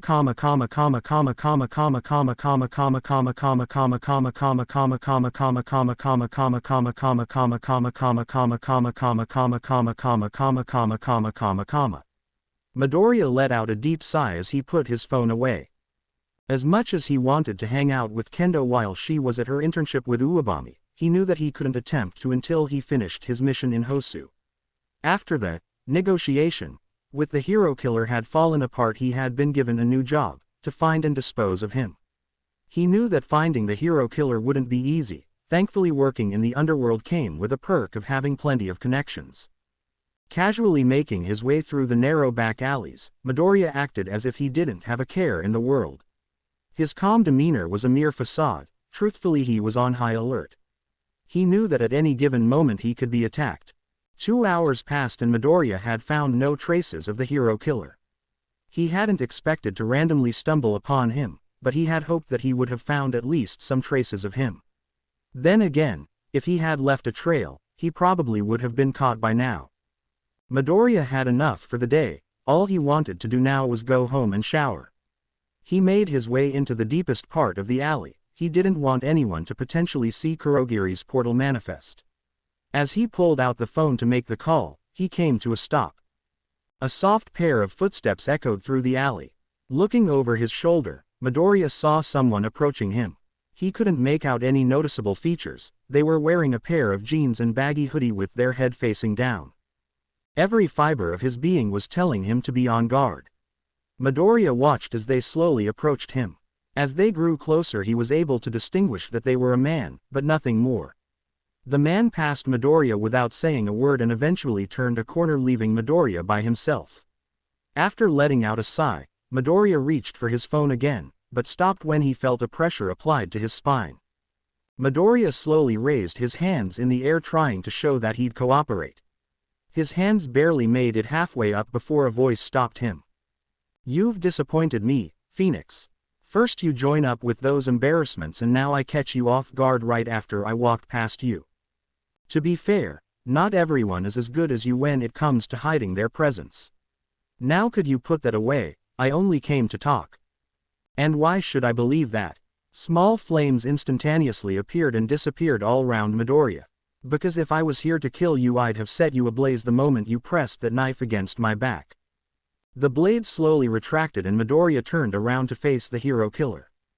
"If you're here to recruit me, then you're better off saving your breath. There's no chance I'd ever work with that man." "Then what about working with me?" The hero killer narrowed his eyes on Midoriya. "And why would I do that? You said before that we're two sides of the same coin. That was before I knew you were with them. Even with them I still have the same goal as before." Stain's expression changed, showing that his interest had peaked. "And what is this goal of yours?" "I'm trying to figure out who killed my parents." Stain's eyes narrowed. "So Phoenix, the man who only kills villains, is simply a boy seeking revenge. Truly you're a bigger disappointment than I expected." Midoriya rolled his eyes as he leaned against the wall. "Well, what were you expecting? As I said before, I thought that we were two sides of the same coin. I was tails, taking out fake heroes who only seal self-gratification. You were heads, ending would-be criminals and villains before they could cause further despair. I thought we both strived to make this world a better place by following our own paths." With a deep sigh, Midoriya shook his head. "I guess I can see how you came to that conclusion, but it's not the case. I just want to find and kill the person who killed my parents. After that I'm going to live as normal a life as possible." "And what if you never find this man? Will you search until you die? What if he's already dead? Will your bloodthirst be quenched?" Midoriya's fist tightened. "I will find him. That's why I joined the League. They can find him for me. And if he's already dead, then that's fine by me." Stain's eyes stayed fixated on Midoriya as he silently studied him. He took in every slight movement he made, looking for any hint of a tell. "I see. And what makes you so sure that the League can find him for you?" "All for one, he has plenty of connections and followers." "So mere speculation." "Not entirely. He has hinted at the fact he knows something I don't." "They could be stringing you along. You have no way to know for certain if what they say is true." "I know, but they're still the best lead I've ever had. Everything else I've done has always been dead end almost instantly." Stain sighed as his head momentarily dropped. "I don't agree with what you're doing, but I can admit that you do have a purpose. As long as you don't stray from your path, I have no reason to kill you." Midoriya raised an eye at the hero killer. "So, does that mean you're willing to work with me? We're aiming for different things. I don't see how our targets intersect." Midoriya ran a hand through his hair. "In order to get the information I need, I have to make myself useful to them. To keep things simple, I've been told to capture a hero." "It sounds like you just want me to give you the name of an unworthy hero. But you do know I don't capture them, I kill or cripple them." "I know, but I also know that you have a pattern. Doing this would let you be rid of one other fake hero in this city." The hero killer relaxed slightly as he stroked his chin. "This world being rid of another fake hero is tempting. I get the feeling that there's more to this. Why would they have you do something like this? It seems like a job for someone well below your level." "It's because they want there to be no doubt to the world that Phoenix is a villain." "I thought that was already the case." Midoriya shook his head. "No, even with my part in the attack on the USJ, there's still people that don't consider me a villain. Even with that body count you've racked up over the years, I've never attacked a person that the public has deemed as good. Everyone I've targeted has been a criminal of some sort." By capturing a hero it will cement my name as villain. I see. Well, it looks like someone in the league is able to think long-term. Not only will they ruin the name Phoenix, but if it's found out that we work together, my name gets tied to the League of Villains by association. That was an unforeseen benefit. I had actually never planned to seek you out from when I was first given this task. The previous meeting was pure coincidence. The timing is quite unfortunate for you, Phoenix. Yeah, but I still have to ask. Will you help me? The hero killer remained silent as he pondered the idea. After a minute he locked eyes with Midoriya. Phoenix, why do you want my help? Capturing a hero should be a simple task for you, as long as you don't pick someone with a water quirk. Midoriya's fist unclenched as it hung in defeat. Just because I've killed, doesn't mean it doesn't weigh on me. Not too long ago I branded a family that sold their lives just so their son wouldn't be quirkless. I felt sick afterwards since it was my first time hurting civilians. I know this is going to eat at me too, but I was hoping that your reasons for killing them would help take some of the weight off. Stain turned around and began to walk away from Midoriya. You've done well to think all of this out. It does make me glad to know that you're not blindly driven by your bloodlust. If you do complete your goal, you might even be able to atone for your sins. Midoriya's eyes glimmered with hope momentarily. It wasn't just the hope of help, the hope that he one day would be able to leave this life behind. Does that mean you'll help me? Meet me here in 2 days at sundown. I'll help you just this once, but I can't promise that I can ease the burden. Midoriya nodded as the hero killer left the alley, leaving him by himself once again. A couple minutes passed before Midoriya called Kurogiri to pick him up. After crossing through the portal, Midoriya found himself in the bar. Everyone was in their usual place. As he approached the bar, Shigaraki began with his questions. Did you kill him? No. Shigaraki sent a glare towards Midoriya. Why not? I told you I wanted him dead. I know, but you'd benefit more with him being alive for now. Shigaraki groaned as he began to scratch at his throat. I don't care, it's my right to destroy the things I hate. Midoriya shook his head slowly as he let out a deep sigh. I'm guessing All for One tried to teach that even the things you hate can bring value. Yeah, he also taught me that I can destroy those things. It's better to destroy anything that stands in my way. You won't make it very far with that foolish mindset. Shigaraki's itching came to a stop as his eyes locked onto Midoriya. What was that? Midoriya turned to lock eyes with Shigaraki. Your ideas are foolish. Life isn't like the video games you play, you can't always restart if it goes wrong. Every action you take has consequences, so you need to think things through more.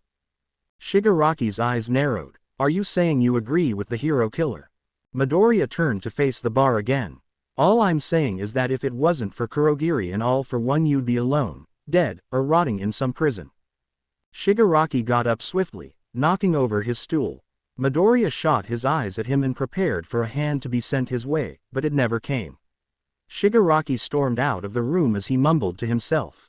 Most of what he said was unintelligible, except for a few select swears that were directed at Midoriya. When the door closed and Shigaraki could no longer be heard, the TV in the corner of the room powered on as All for One's voice filled the room.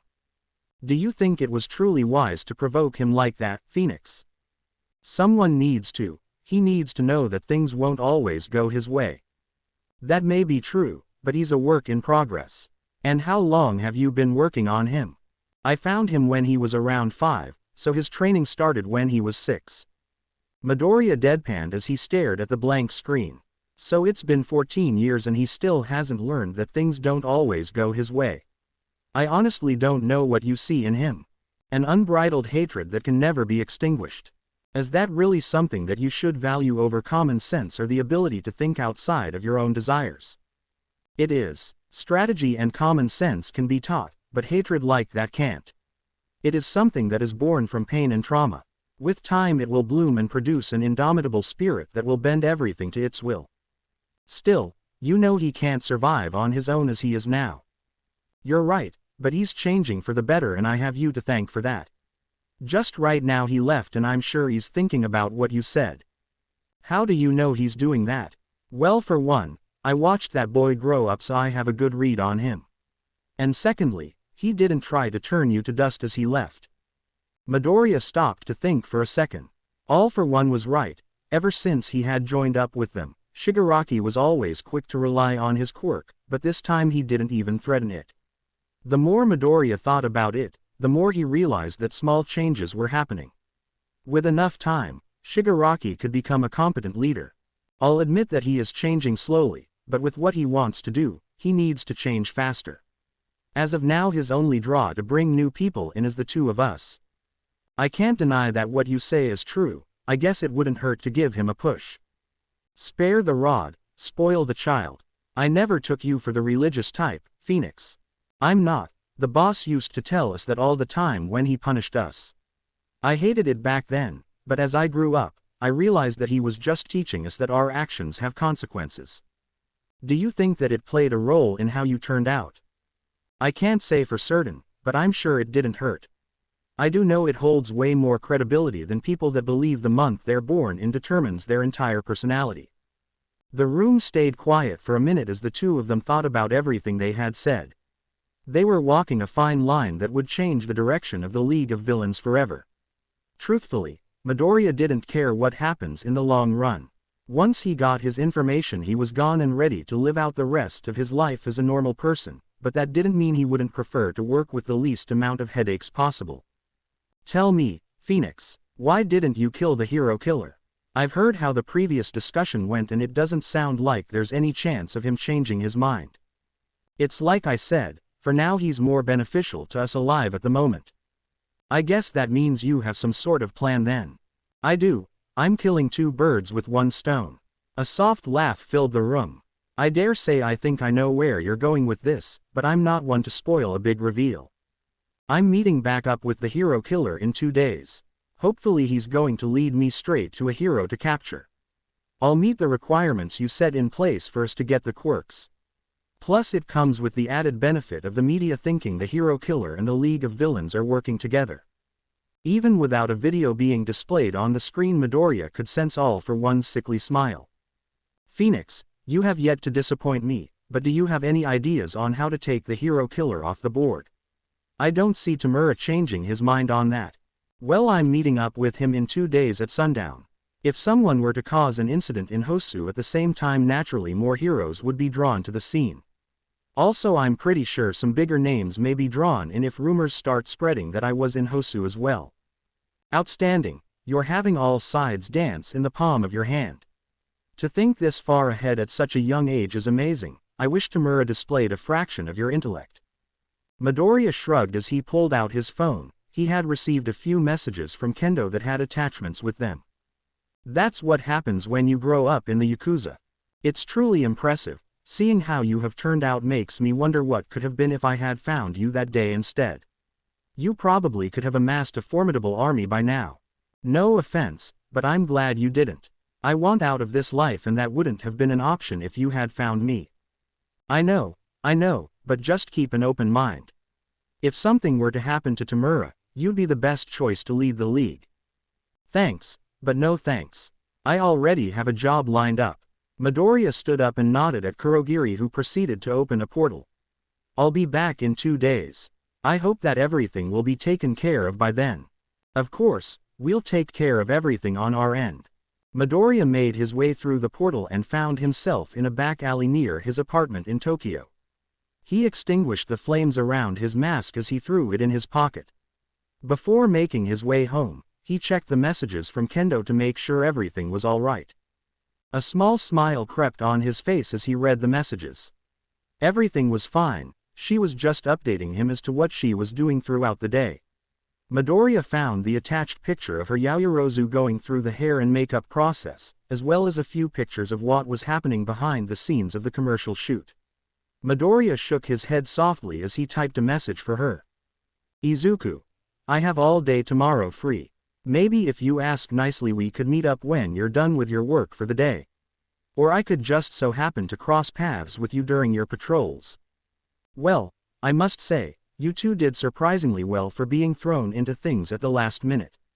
I'd go as far to say that you have a natural talent for it. Kendo, Yaoyorozu, and Uwabami sat in the lounge at her agency. The sun had set long ago and the two teenagers were exhausted from unexpectedly being thrown into a hair product commercial. Uwabami, on the other hand, sipped her wine as if she didn't have a care in the world. I'm certain the two of you could easily make a name for yourself as a model or TV personality if you put your minds to it. Yaoyorozu gave a shaky smile as she gingerly waved her hand. Thank you for the compliment, but I don't see myself doing anything like that in the future. Kendo nodded in agreement. Yeah, I've never thought about doing any of this either. A gentle laugh escaped Uwabami as she swirled her wine. You say that now, but you learn that it's impossible to stay out of it once you go pro. Yaoyorozu, your teacher does his best to stay out of the media's sight, but they still manage to catch him from time to time. That may be true, but if I solely focus on my hero work I should be fine. Uwabami shook her head before taking another sip. Sadly, it doesn't work that way. Once you stop your first villain or save your first bystander there's no getting away. The media is relentless. If you ignore them, you have to be in the top 25 at the very least, any less than that and the public will brand you as arrogant and untrustworthy. Kendo raised an eye as she leaned on the arm of the couch. But that's completely unfair. Uwabami let out a sigh. You're right, but it's not completely unfounded. Even in your classes I'm sure you've noticed people automatically put a bad label on those that don't interact with the class. Kendo and Yaoyorozu both sucked their teeth as they thought about their elementary and middle school classes. Almost every year one person would be the class outcast because they did nothing but keep to themselves. Thankfully hero courses teach students how to handle media attention, but nothing gets the point across like actually working it. Uwabami smiled sweetly before taking another sip. I'm sure you expected this week to be full of patrols and learning how to be a hero, but that won't be the case. Instead you will mainly be learning about how to navigate while constantly having the public eye on you. Do you two think you're up for it? Yaoyorozu nodded firmly. Yes ma'am. While it might not be what I expected, I believe this will still help me learn how to make quick decisions without panicking. Uwabami gave an approving nod. Good.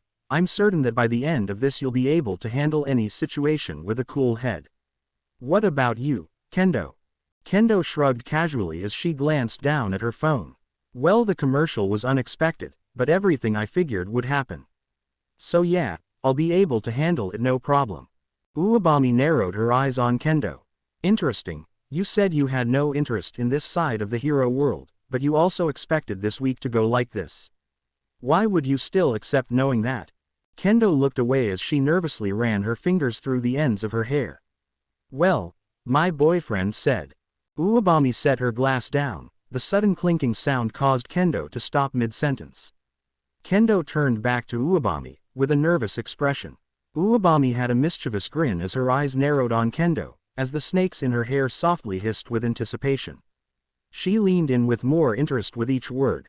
Did you say boyfriend? Kendo gulped as she quickly nodded. She had never seen the rescue hero this intense before. Yes ma'am. Oh my, sounds like you will need to include some special classes as well this week. Kendo's eyes widened. What do you mean by special classes? Uwabami's smile turned Cheshire-like as she crossed one leg over the other. Hero dating of course, it's about 1,000 more times as complicated as normal dating. Kendo let out a sigh of relief. Oh thank God, I thought you were gonna give me the talk. Oh don't you worry, we'll have some sexual education as well. You can never be too careful with teenagers and their hormones. I'm sure your parents don't want to be grandparents this soon. Kendo's head fell as she cursed under her breath. Damn it. Yaoyorozu put a hand over her mouth to try and stifle her laughter. Have fun Kendo. Oh don't worry Yaoyorozu, you'll be joining us. Yaoyorozu's mouth dropped in disbelief. But why? I'm not in a relationship. Yaoyorozu, I'm one of Japan's top models and I'm jealous of the body you have. I'm certain you already have a line of boys and girls wishing for you to look their way. You need this talk just as much as Kendo. Yaoyorozu's head dropped. Fudge. Kendo looked over at Yaoyorozu with a weak smile. At least we'll suffer together. Uwabami laughed softly as she picked her wine glass back up and relaxed into her seat again. So Kendo, was this boy why you seemed so distracted today? Kendo looked at Uwabami surprised. Did I really look distracted? Uwabami shook her head. Not exactly, But these three babies right here tell me things that I wouldn't notice at first. Uwabami put a hand in the air and the three snakes gently nuzzled into it while hissing happily. Kendo blushed as she scratched her cheek. That actually makes me feel a little better. Uwabami smiled as she took another sip. So was he what was distracting you today? Is he at an internship right now? Kendo shook her head. Not exactly, he's not in a hero course. He actually isn't even going to high school. Uwabami raised an eye. That's interesting. Did he not pass any entrance exams? Kendo shook her head again. He didn't take any. He's taking over the family business, so he decided it would be better to go straight in and learn on the job.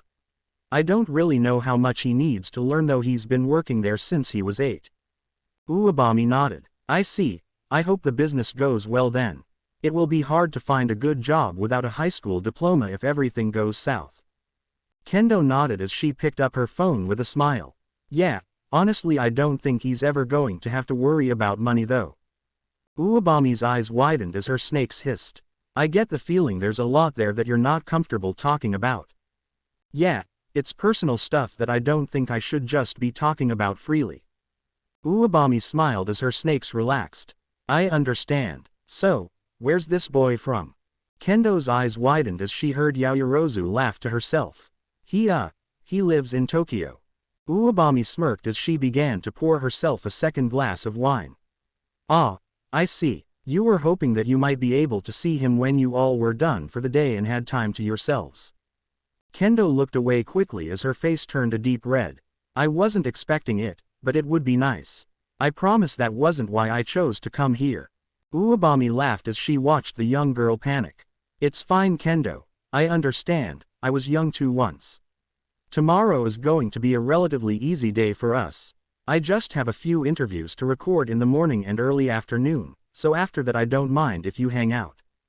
Kendo's jaw dropped as she looked at Uwabami in complete surprise. Really, it was that easy? Uwabami snickered to herself as she sipped her wine. I do have a few conditions though. Kendo closed her mouth quickly as she nodded. Of course. First, Yaoyorozu must accompany you. Done. Yaoyorozu turned to Kendo quickly. I never agreed to this. Kendo put her hands together and bowed her head to Yaoyorozu. Please come with, it will be fun. Fine, yes. Second, you must be back by dark. You're still under my care this week. That's fair enough. Third, he must walk the two of you back here. I know you're heroes in training, but Tokyo still can be a dangerous city at night. Also, I'd like to see him for myself. No problem, he'd be more than happy to do that. And finally, when you return the four of us will have our hero dating lesson. Consider it done. Both Yaoyorozu and Uwabami looked at Kendo surprised. Her quick response had caught them off guard. Kendo, shouldn't you ask him first before you agree to it? What if he says no? Why should I? If I have to sit through that lesson, the least he can do is suffer with us. Yaoyorozu raised a hand ready for a retort, but stopped and slumped her shoulders when she realized that there was no changing her mind. Awambi could only shake her head with a proud smile. It sounds like you have that boy all figured out and wrapped around your finger. Kendo laughed as he brazenly smiled as she furiously typed away on her phone. My mother taught me well. Itsuka. Hey, I got the okay to meet up tomorrow, but we have a few rules. The girl that is doing the internship has to come with, we have to be back by dark, and you have to walk us back. Izuku. Sounds good. I'm free all day, so just call me when you're on the way and I'll make sure to be home. Kendo showed her phone to Uwabami to confirm that he agreed to everything. Uwabami proudly smiled as she polished off her glass of wine. I see. Well, I should go prepare some notes for tomorrow's class. You two are free to stay up, but remember we have an early morning tomorrow. Yaoyorozu and Kendo both decided to head to their rooms as well. The day had been exhausting and they longed for the sweet relief of a soft bed. Midoriya sat alone on his balcony as he looked across the city. He was still exhausted from the night before. What he had assumed would be a simple walk and drop-off turned into a 2-hour lecture on the do's and don'ts of dating in the hero world and an hour interrogation of what kind of person he was. All in all, the talk itself wasn't so bad. Awambi did have a lot of good points about safety and how to handle backlash. While most of her points could be seen as hypothetical, it was safe to assume she had seen or experienced a few of the situations based on her passion. That being said, he could have done without the sex ed talk. Sure, it may have been helpful and needed, since all Ken told him was, if you're gonna stick your dick in it, then you better prepare for the consequences. But that didn't make it any less awkward or uncomfortable when he was hearing this not only with his girlfriend, but also a girl that he had previously tried to shoot. With a deep sigh, Midoriya hung his head back and stared into the sky. The sun was close to setting, so it was almost time for him to meet up with the hero killer. With a swift slap to his cheeks, he stood up to finish getting ready. Once inside his room, he set his phone on speaker as he began to rummage through his closet. As he pulled out the clothes he needed, a voice came over the phone. "Is everything all right, Phoenix?" "Yeah, I'm about to leave now. I don't think it should take more than 2 hours." "Very good. We'll be waiting for the shipment to be delivered. Just make sure you get the spare quirks tonight." Midoriya shook his head as he flipped through his lighters, trying to find one that produced a purple flame. "I will. I've already discussed it with All for One. He said they'd be ready once I bring in a hero." "I see. Just out of curiosity, do you know what hero you'll be bringing in?" "No, all I know is that I'm meeting the hero killer and he's gonna help me." A sigh came from the other end of the phone. "All right, I'll make sure to bring one of our trial rounds just to be safe. We don't need any slip-ups tonight." "Yeah, the last thing we need is to cause a scene that would link you to the League of Villains." "I'm not worried about that. We have people that can clean up messes before anyone finds out. I just don't want us to have any more setbacks when the cure is so close to completion. I hate that the fact you are solely focused on your plan is reassuring. Someone has to be, or else nothing gets done." Midoriya grabbed his mask and put it on as he checked the time. It was almost 7. "Speaking of getting things done, I have to go now." "Very well, I'll start getting things ready on my end." "All right." The phone call ended, leaving the room in silence. Midoriya picked up his phone and sent a text to Kurogiri letting him know that he was ready. While he waited for Kurogiri, he scrolled through his messages. Kendo had yet to send him a single message since he left Uwabami's agency the night before. He could only shake his head as he laughed to himself. She somehow was more embarrassed than he was, and she knew what was coming. God, seeing Itsuka's face turn redder than her hair was priceless. Kurogiri's warp gate opened up in front of Midoriya. With a smile, he spread the purple flame across his mask. "Well, I guess it really didn't, since her hair is orange, not red." Once he crossed through the warp gate, Midoriya found himself in the same alley that he had met the hero killer a few nights before. The sun was just starting to set. All he had to do now was wait for the hero killer to show up. Not 5 minutes after arriving, Midoriya could hear the faint sounds of footsteps approaching him. Even though he knew who it was, he remained on guard. "I'm glad to see you showed up, Phoenix. And I'm glad you didn't try and stab me in the back." Stain glared at Midoriya before walking past him. "The night's not over yet, now let's get moving before some fakes show up." Midoriya nodded and followed behind him swiftly. As the two of them made their way through the alleys, Stain explained his methods of selection. "Contrary to popular belief, I do have a method to the fakes I choose. Whenever I move on to a new city, I research every hero that calls that place home. After that, I pick the 5 worst. More often than not, most times it's fairly obvious who the biggest offenders are."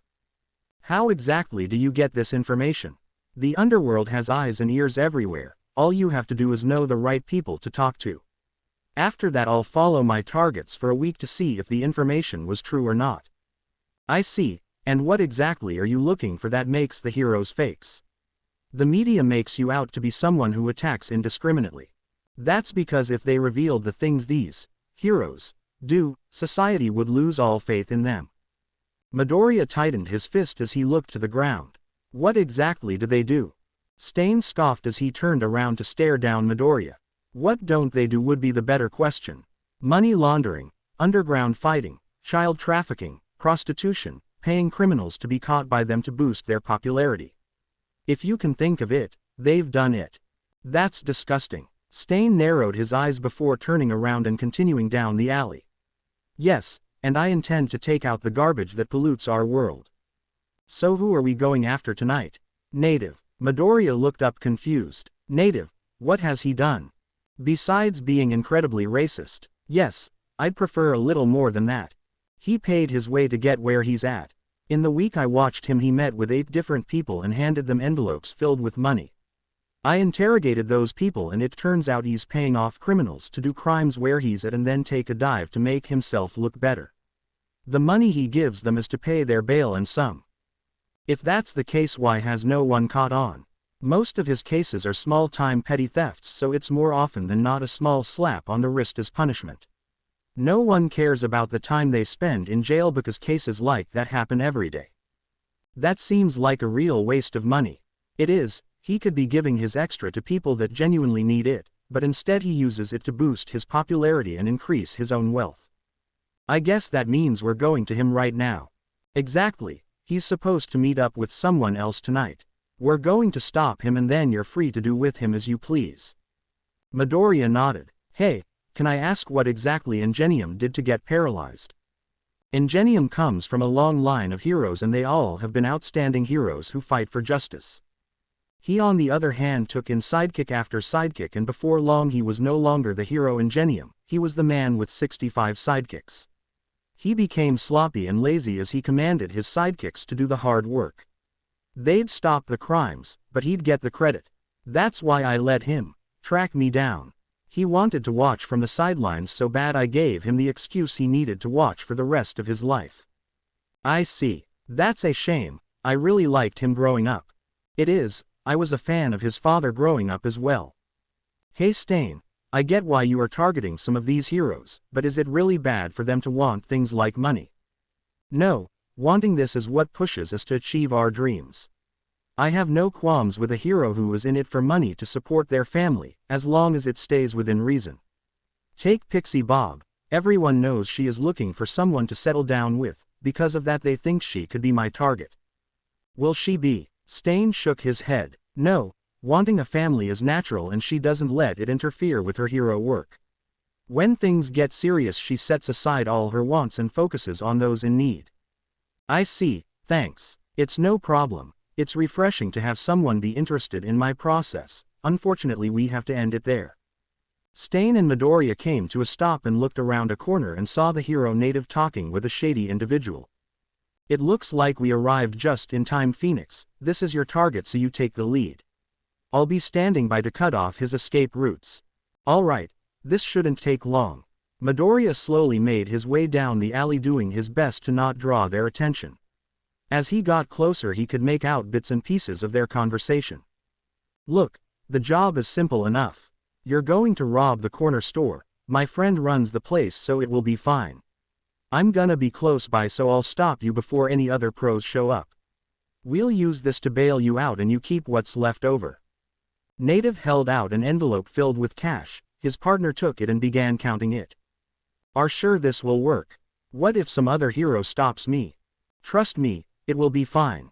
A snap echoed through the alley and the envelope suddenly burst into flames, incinerating all the money that was inside. Are you sure about that? The two conspirators froze in terror as they saw Phoenix slowly approaching him. His purple flames that covered his face mask dimly lit his face so that his emotionless eyes were the only distinguishable feature. Before either of them could say a word Midoriya snapped again, causing the would-be criminal to be engulfed in flames. Now that the extra is out of the way, we can get down to business. Native had slowly regained part of his composure as he shakily got into his fighting stance. Gee, this is perfect. If I see a capture yo, you all easily make the top 25. Midoriya didn't respond. He continued his approach at the same speed. As his footsteps continued to echo through the alley, Native finally mustered the courage he had left and charged towards Midoriya. I'm taking you down here and now, Phoenix. Midoriya sighed softly before snapping again. This time the bottoms of Native's feet ignited. The hero screamed out in pain as he collapsed in front of Midoriya. With the hero laid out in the ground, the flames on his feet disappeared. Reaching down, Midoriya raised Native's head with his headband.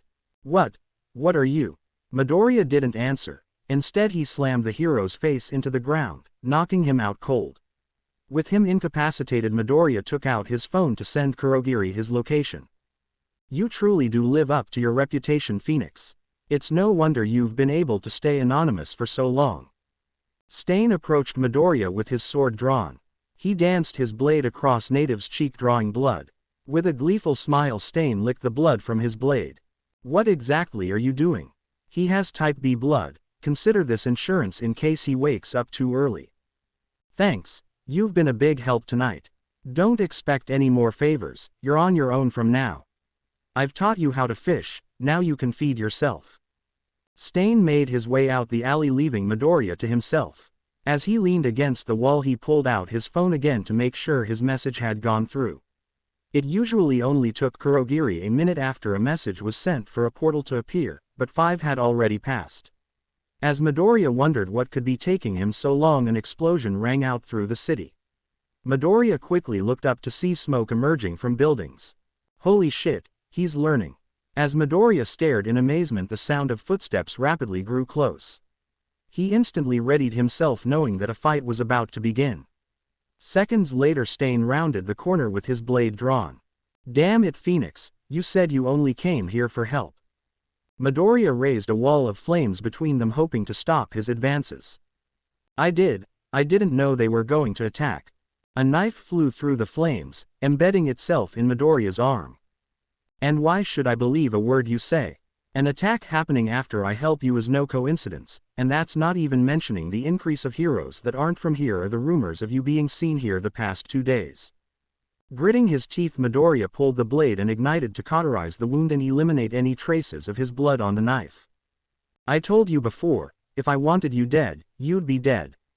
As he threw the knife away Stain leapt through the wall of flames. The two of them stared each other down waiting to see who would make the first move. Midoriya quickly snapped his fingers, but Stain instantly dodged as flame appeared where his feet were previously. Midoriya watched in disbelief. That was the first time someone had actually dodged his flames. Your quirk may be powerful Phoenix, but that won't be enough to kill me. I studied everyone in the league before I came to visit, so I know all of your quirks. You can control all flames, but you still have to ignite a specific area. You also snap before every attack so I can easily dodge. I don't fear your flames so I won't falter at their sight. Stain charged at Midoriya with his sword drawn as he prepared to strike. Midoriya snapped again and flames engulfed his hands. Stain's blade came down and grazed Midoriya's sleeve. At the same time Midoriya sent a punch into Stain's stomach. Stain quickly jumped back to avoid further contact with the flames. Again the two stared each other down. The scream in the city grew louder as the two of them faced off.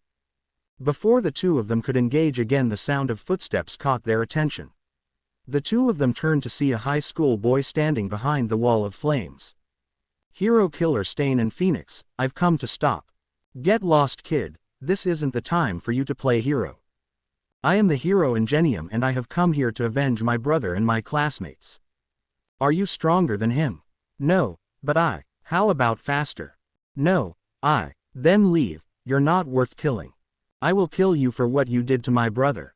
Then I'll kill you Phoenix for attacking my classmates. Without saying a word Stain threw a dagger towards the young hero, cutting straight through part of his helmet. Slowly blood trickled out as a cut appeared on the exposed skin. If that's the case then stay right there, I'll cut out the cancer before it infects the rest of the youth. Midoriya listened quietly, never taking his eyes off of Stain. He recognized the voice of the kid as Tenya Iida, the class president of 1A. As the two of them went back and forth he felt a vibration in his pocket and then saw a portal open up next to Native's body. When the portal opened up Stain's eyes widened as he instantly charged Midoriya again. Midoriya didn't care. He quickly ran to the portal and threw Native in before dodging back. You're not getting away that easily Phoenix, we're not done yet. Midoriya stared directly at Stain who was directly blocking his path to the portal. With a quick snap Midoriya ran to the right. Stain instantly jumped to his right expecting a flame to appear where he was standing before, but none appeared. Instead the flame wall that was keeping the student back intensified becoming a roaring pillar of flames. Every hero in the city would be able to see that flame and know who caused it. Drawing the attention of heroes in hopes of scaring me off, it's not a bad plan, but it won't work. You really do think you know everything, Stain. You think you know who the true heroes are, you think you know my plan, and you think you know my quirk. Well, I'm gonna let you in on a little secret, you don't know anything. All you do is spout nonsense, so I'm going to end that tonight. Stain smiled madly at his words. And how do you plan on doing that? I already know when and where you're going to attack. Midoriya narrowed his eyes on Stain, his crazed smile left a small gap in his teeth. Simple, I don't have to snap. Stain's eyes widened as a burning sensation filled his mouth. Smoke poured from his mouth as he screamed in agony. With his opening secured, Midoriya ran through the portal that placed him at All for One's warehouse. As he began to regain his bearings, he heard an all too familiar voice. Well, that certainly was surprising. I didn't expect an unconscious hero to fly through the portal by themselves. That wouldn't have happened if Kurogiri showed up on time. Ah yes, that was Tamura's order. He decided to launch an attack in Hosu to corner the hero killer. It would have been nice to know that beforehand. I would have been prepared for Stain to come back and attack me. That may be true, but Tamura has faith that you can hold your own against him. If he didn't, he would have sent the Nomus to you instead of the city. Wait, he released them in the city. Oh yes, but they are substantially weaker than the one we used against All Might. Midoriya let out a sigh. You know what, I'm too tired to deal with his plans tonight. I captured a pro hero, so can I get the spare quirks? All for One softly smiled as he nodded. Of course Phoenix, I am a man of my word. Doctor, bring Phoenix what was promised. The doctor emerged from the shadows grumbling to himself. He brought Midoriya 3 different tubes that were filled with a strange liquid. I still don't like this, but here you go. You're gonna want to inject 3 mm worth into your specimen. To help keep things simple for you, I modified the quirks so they're always active. Thanks, can you get Kurogiri to send me to Osaka? Of course. Would you like us to take care of those wounds before you go? No, I have a guy for that. All for One laughed as he snapped his fingers. Instantly, one of Kurogiri's portals opened up. I'll be looking forward to the results. Midoriya tossed Native through the portal before glaring at All for One. And I'll be looking forward to you telling me who killed my parents. All for One smirked at Midoriya as he made his way through the portal. All in good time, Phoenix. All in good time. The weeks that came after the Hosu City incident were strangely peaceful for Midoriya. Word of the hero killer being captured spread like wildfire, and within days everyone in Japan believed that he was connected to the League of Villains. This happy coincidence came from the rumors that had been circulating around Hosu City prior to the attack and the testimony of one high school student who confirmed seeing the two of them together. While the free publicity made Shigaraki happy, Midoriya was skeptical. Truth be told, he was certain that the media would be able to put together the fact that Phoenix was the one that turned the hero killer's tongue to a bubbling mess. The only somewhat logical reason he could think of was that telling the country that they were together would cause less panic. Midoriya didn't truly believe this, but he wasn't going to look a gift horse in the mouth, at least not this time. Once everything had settled down, Shigaraki had decided that they should stay quiet until he could think of their next move. Midoriya was honestly shocked hearing this come directly from Shigaraki's mouth. He could only wonder what was going through his head. At the same time, Kai had also gone quiet. With his new supply of quirks and a new subject, he was happily testing away. Because of this, Midoriya's only job was to watch Eri while he was in Osaka. With his new abundance of free time, he was looking forward to spending more time with Kendo. However, even that wasn't possible. She had her final exams coming up, so all her free time was going into her studying and training. Sure, the two of them talked daily and called each other from time to time, but it wasn't exactly what he was expecting. Thankfully, after 3 weeks, Kendo had completed her exams and was free again. Both her and Midoriya were excited and quickly made plans to meet up. Oh fuck Izuku, that feels amazing. Damn Itsuka, you're so tight. I know, but your fingers are like magic. I'm almost done, Itsuka. No Izuku, I'm begging you, don't stop. A timer rang out inside Midoriya's room. He carefully climbed off of Kendo to reset its 30-minute timer. He let out a sigh of relief as he laid next to her. Kendo on the other hand turned to him annoyed. Seriously Izuku, I was so close. Midoriya closed his eyes as he rested his hands on his chest. You knew the deal, 30 minutes on and 30 minutes off. But 30 minutes isn't nearly a long enough massage.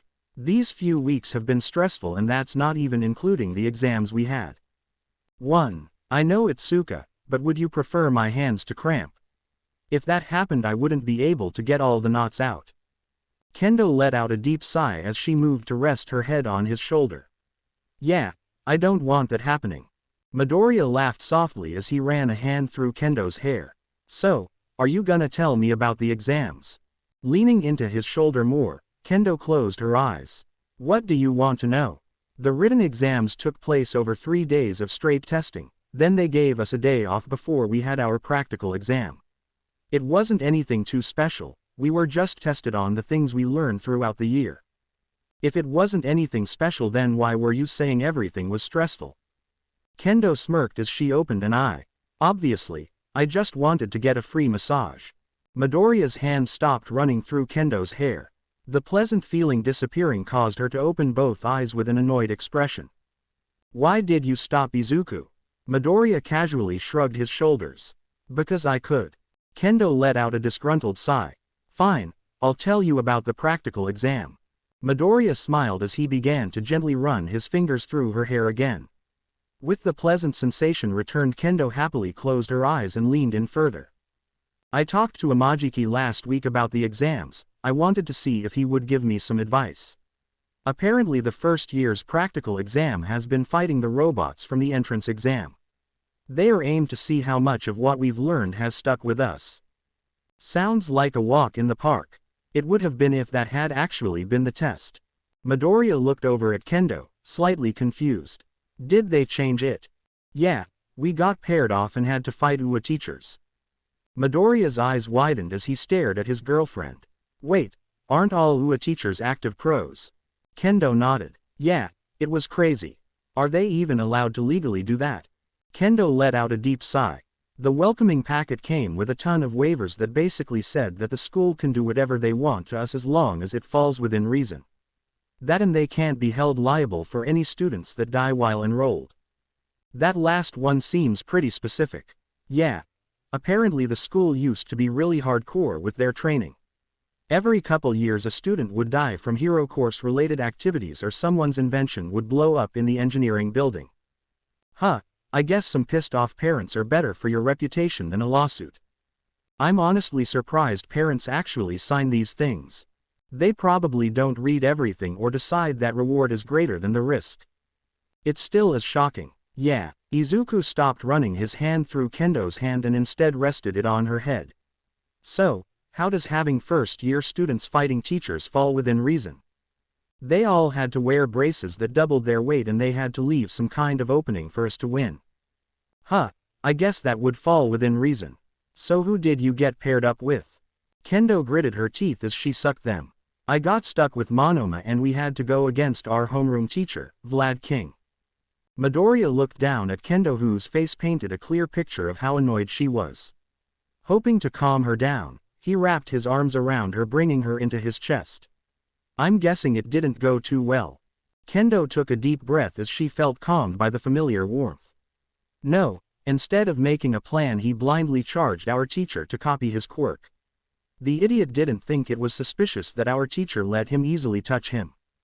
Doesn't your teacher's quirk allow him to manipulate his blood at will? Yep, Monoma got so overconfident that he passed out after losing up to much blood. What is wrong with that guy? Kendo let out an exasperated sigh. I honestly have no clue. He keeps trying to create a divide in the first-year classes. No matter how many times I talk to him or chop him down, he just comes back. Did you tell him what I told you to say? Yeah, and he said, I would never allow myself to fall so low as to be captured by some pathetic villains. It's to the point where I want him thrown out of the hero course. Izuku gently rubbed Kendo's head to calm her down. Hey, it will be alright, let's not think about that now. I want to hear how you finished this exam. Kendo took a deep breath before continuing. So in order to pass this exam we were given 2 choices. Capture our opponent with the provided handcuffs or escape the exit gate that was located on the other side of the testing site. I decided that it would be best to escape. That makes sense, but did you bring the dead weight with you? Yeah, I wasn't just going to leave him there. I used my quirk to kick up a dust cloud as cover. From there I grabbed Monoma and ran for the exit. I'm guessing it wasn't that simple.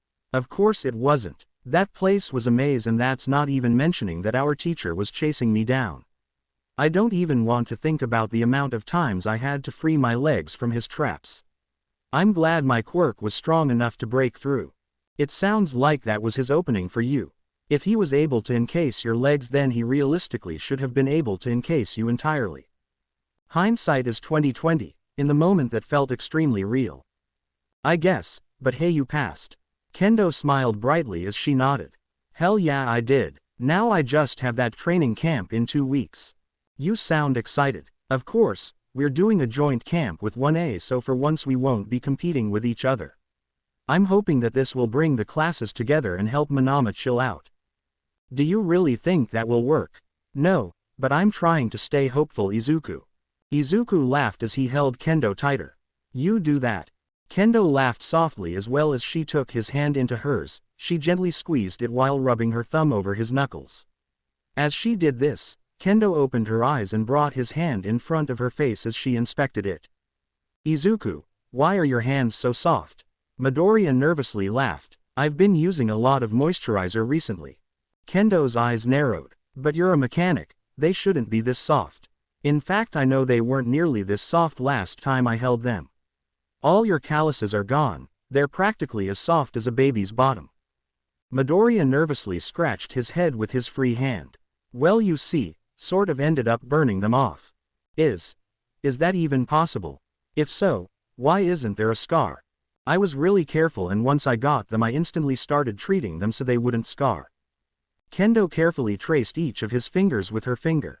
When she felt satisfied, she interlocked their fingers and closed her eyes again.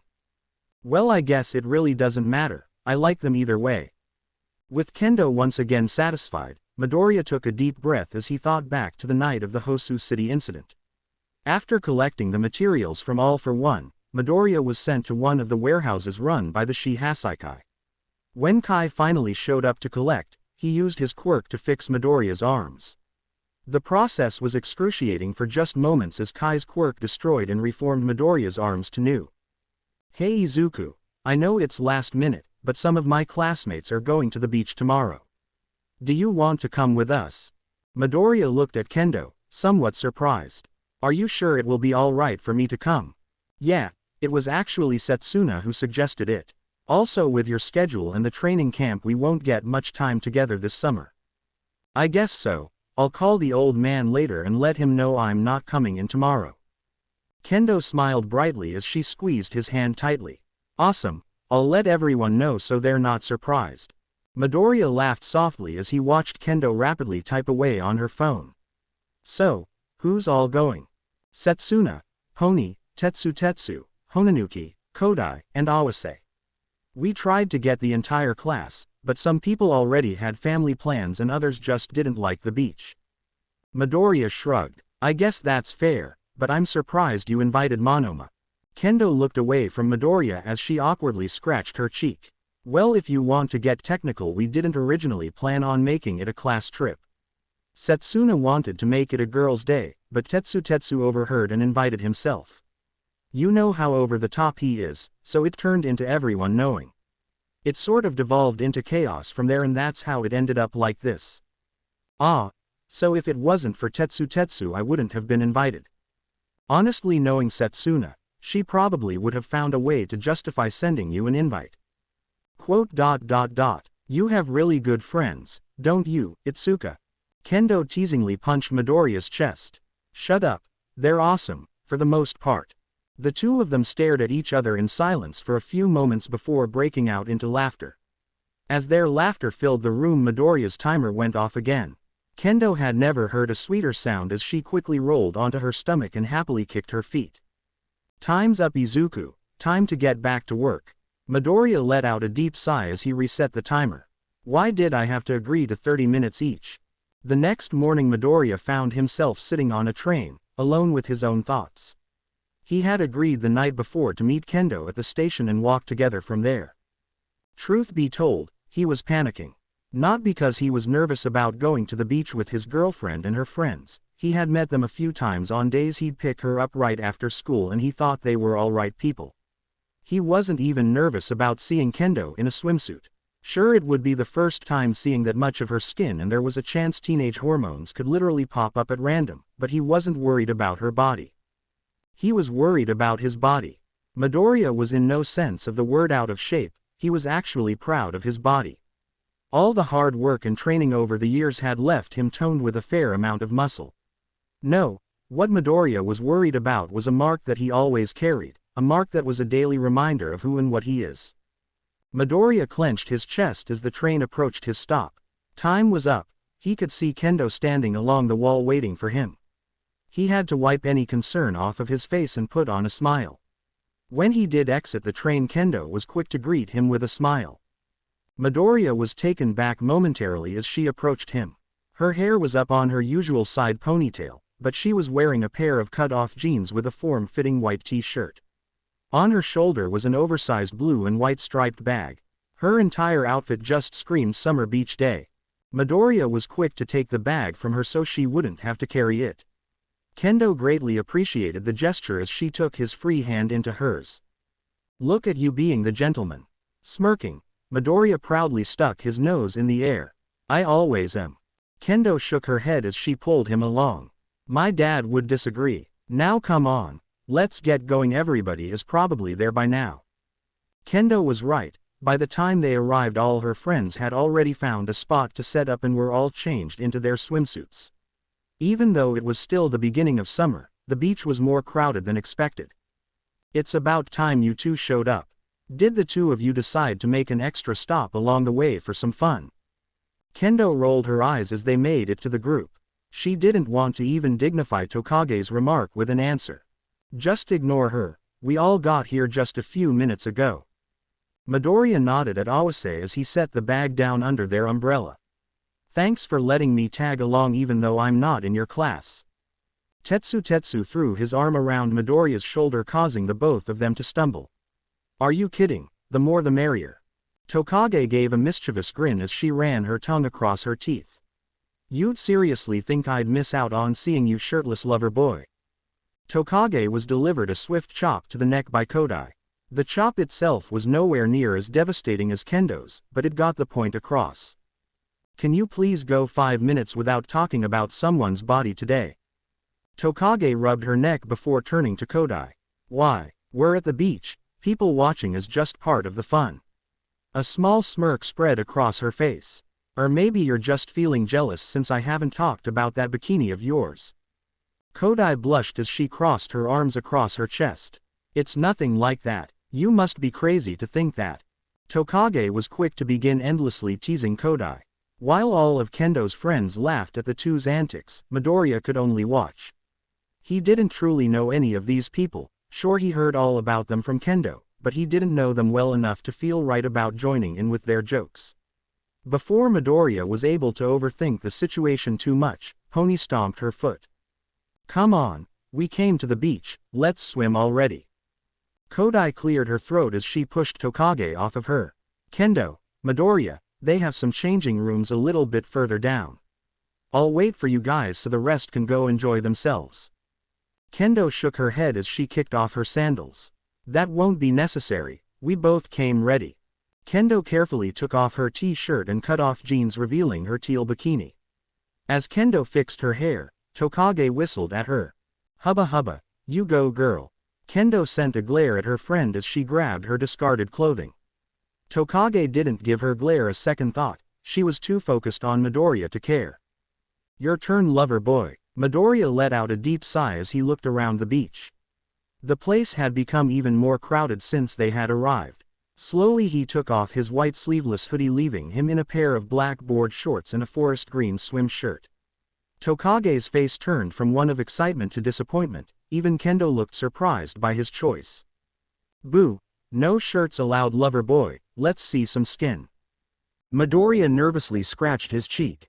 "I'm sorry, my skin's actually really sensitive to sunlight." Kendo raised an eyebrow in confusion. "That doesn't make sense, I've seen him spend all day working outside on bikes and never once get burnt." Kodai reached into her bag and pulled out some sunscreen. "I have some sunscreen if that helps. My skin is very fair, so I'm prone to burning as well."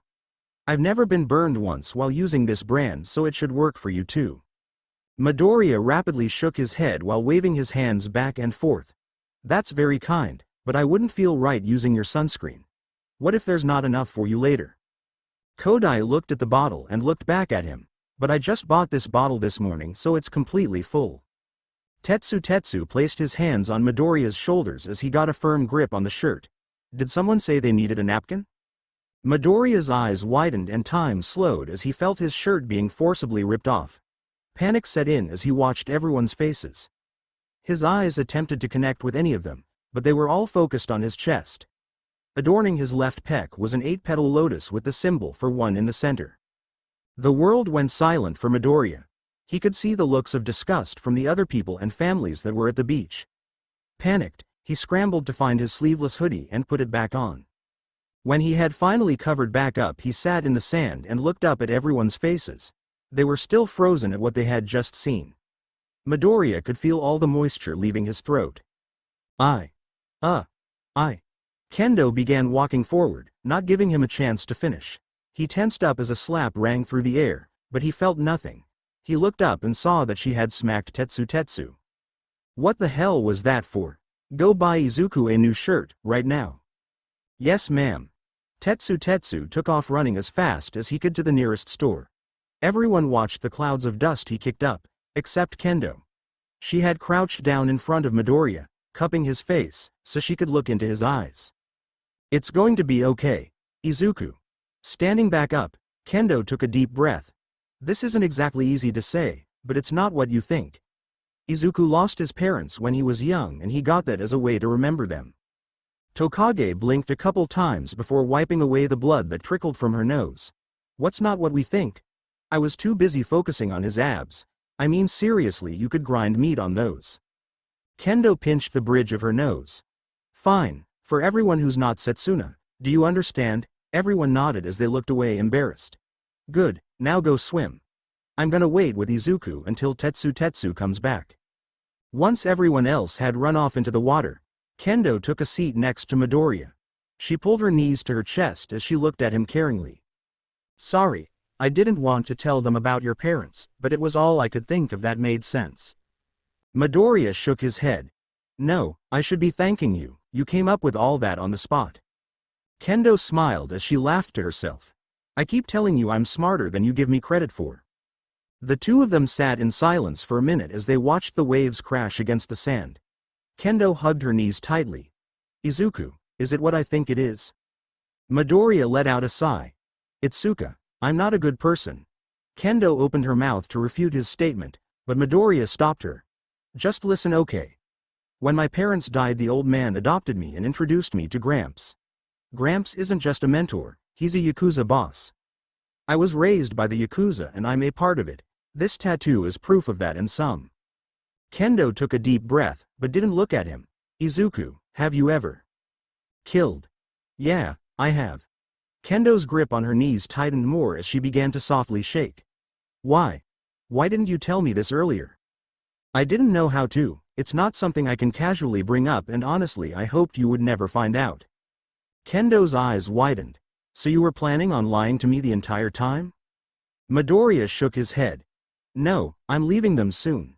I was hoping to be out before something like this happened. That's not possible. It is. The old man got out and Gramps told me I could come and go as I pleased. Then why are you staying? Midoriya took a deep breath as he stared into the sand. I'm trying to find the person who killed my parents. I need their connections to find them. And what are you gonna do when you find them? Midoriya didn't answer her.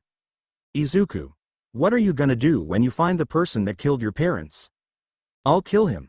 Kendo let go of her knees as she covered her mouth to not make a sound.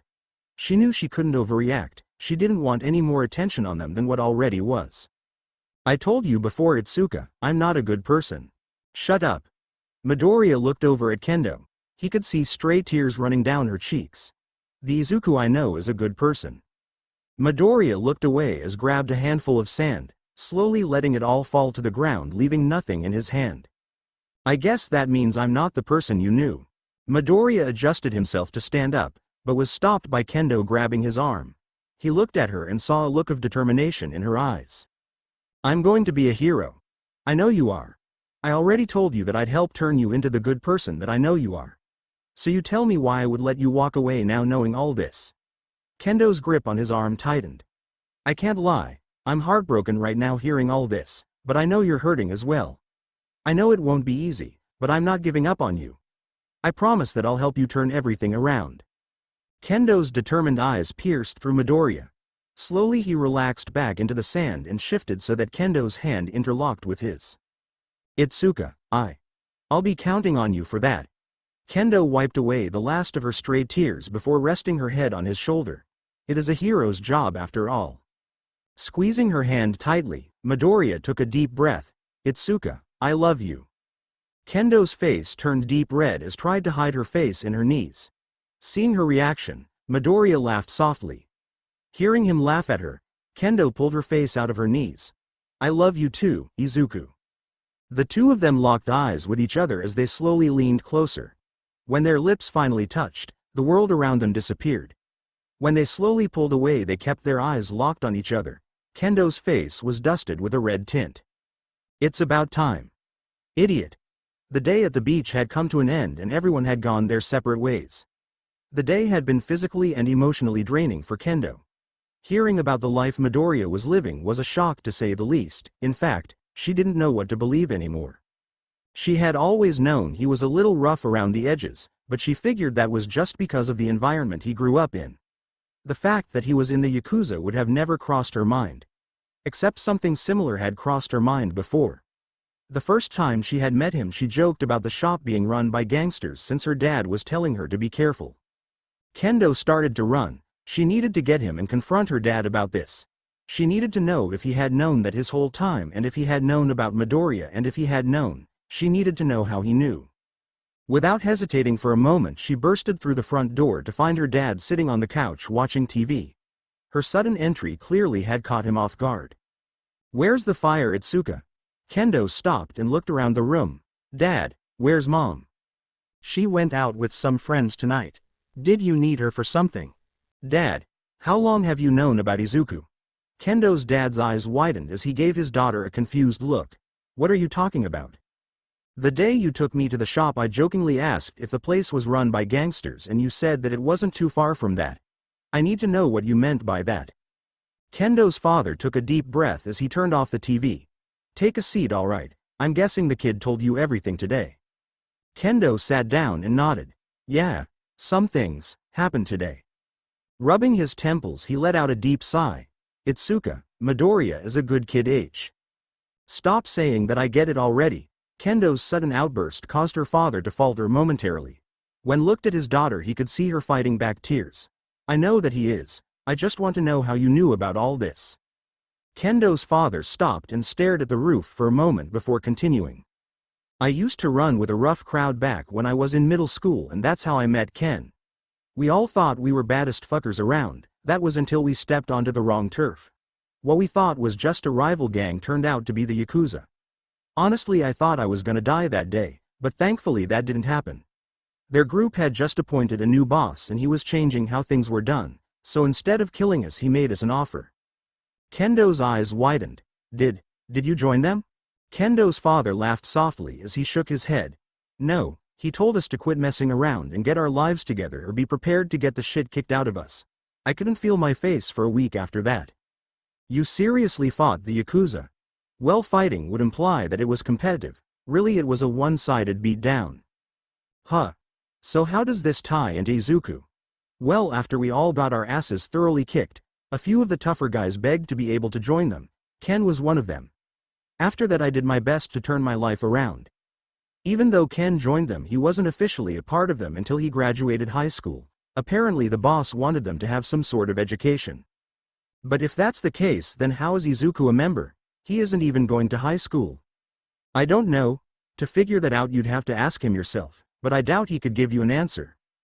Kendo let out a deep sigh. Why didn't you tell me any of this before? I never expected your relationship to go further than client and mechanic. Even after I brought him over to help me train and we went for a ride? Why do you think I confronted him that night? Alright, well, why didn't you tell me?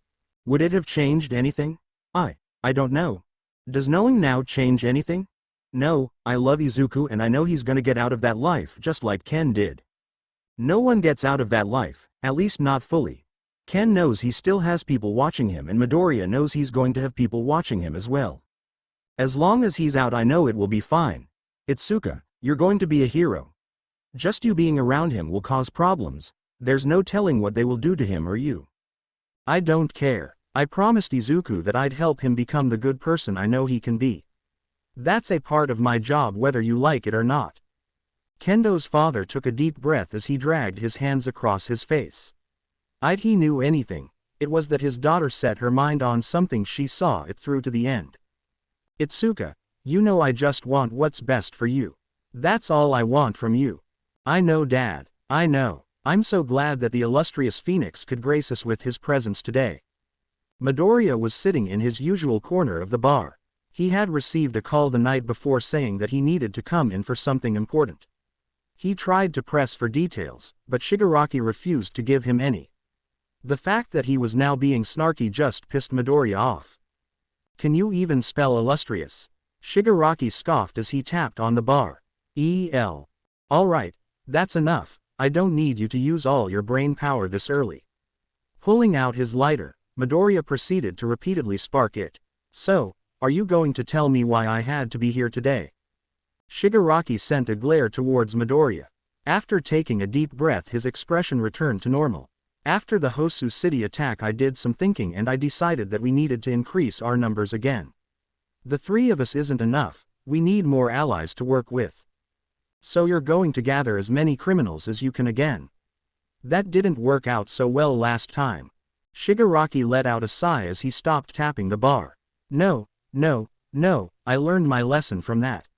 I'm thinking on a smaller scale this time, no more than 10 people. Midoriya raised an eyebrow, intrigued. Alright, why such a small number? A smaller yet more powerful team would be easier to manage. Thanks to the misunderstanding with the hero killer, our name is bigger than ever. We're going to use his name to strengthen our numbers. Midoriya was honestly impressed. He couldn't believe the same person who just a month ago whose most complex plan was to kill All Might by throwing countless bodies at him had come up with this. That will actually work. Shigaraki laughed to himself as he happily tapped the bar again. Don't be shitty, I am the leader here. Of course, how could I ever forget that? Shigaraki's tapping increased as he grew slightly annoyed. Anyways, I need you here to help select who we should let join. Again Midoriya was surprised at what Shigaraki had said, however this time it was out of curiosity and not shock. Why do you care about my input? I've been extremely clear about the fact that I'm out of here once I get the information I need. Yes, you've been abundantly clear, but that doesn't change the fact that you're with us now. The more successful we are, the better your chances are of getting that information. Given your background you know talent when you see it, I need your discerning eye. Midoriya stopped sparking his lighter as he stared down Shigaraki. Interesting, you're planning for the future instead of here and now. Don't sound so surprised, I've always had lofty goals. Alright, so when are they going to get here? Shigaraki gave Kurogiri a slight nod allowing him to give the details. Jurin has gathered a group of people and they are all waiting in one of our warehouses. Whenever we're ready I'll open a portal and they will come on one at a time. After we've gone through everybody we'll make our decision and bring those chosen back to go into more details about our plans. Midoriya gave a nod of approval. Alright, let's get this over with then. Kurogiri, send them in. Of course sir. With a quick nod a portal opened up on the other side of the room. After a few moments Garen walked through holding an unlit cigarette. Hey there kiddo, it's been a while. Do you mind giving me a quick light? Midoriya snapped and a small flame ignited the tip of his cigarette. After taking a few puffs, Jurin smiled before ducking his head through the portal. A few moments after he brought his head back a boy wearing a school uniform walked through the portal. He looked like he may have been a little older than Midoriya. This kid here goes by the name Mustard. He's still in high school, but he sought me out so I figured I'd give him a chance. Shigaraki sent a glare at Jurin before turning back to Mustard. Why the hell did you come here? This isn't a place to joke around, you know. I'm tired of people looking down on me. I want to show the world that it doesn't matter where you come from or where you go, all that matters is how you use what you have. Shigaraki raised an eye at Mustard. Is that it? Mustard tensed up as he nervously scratched his neck.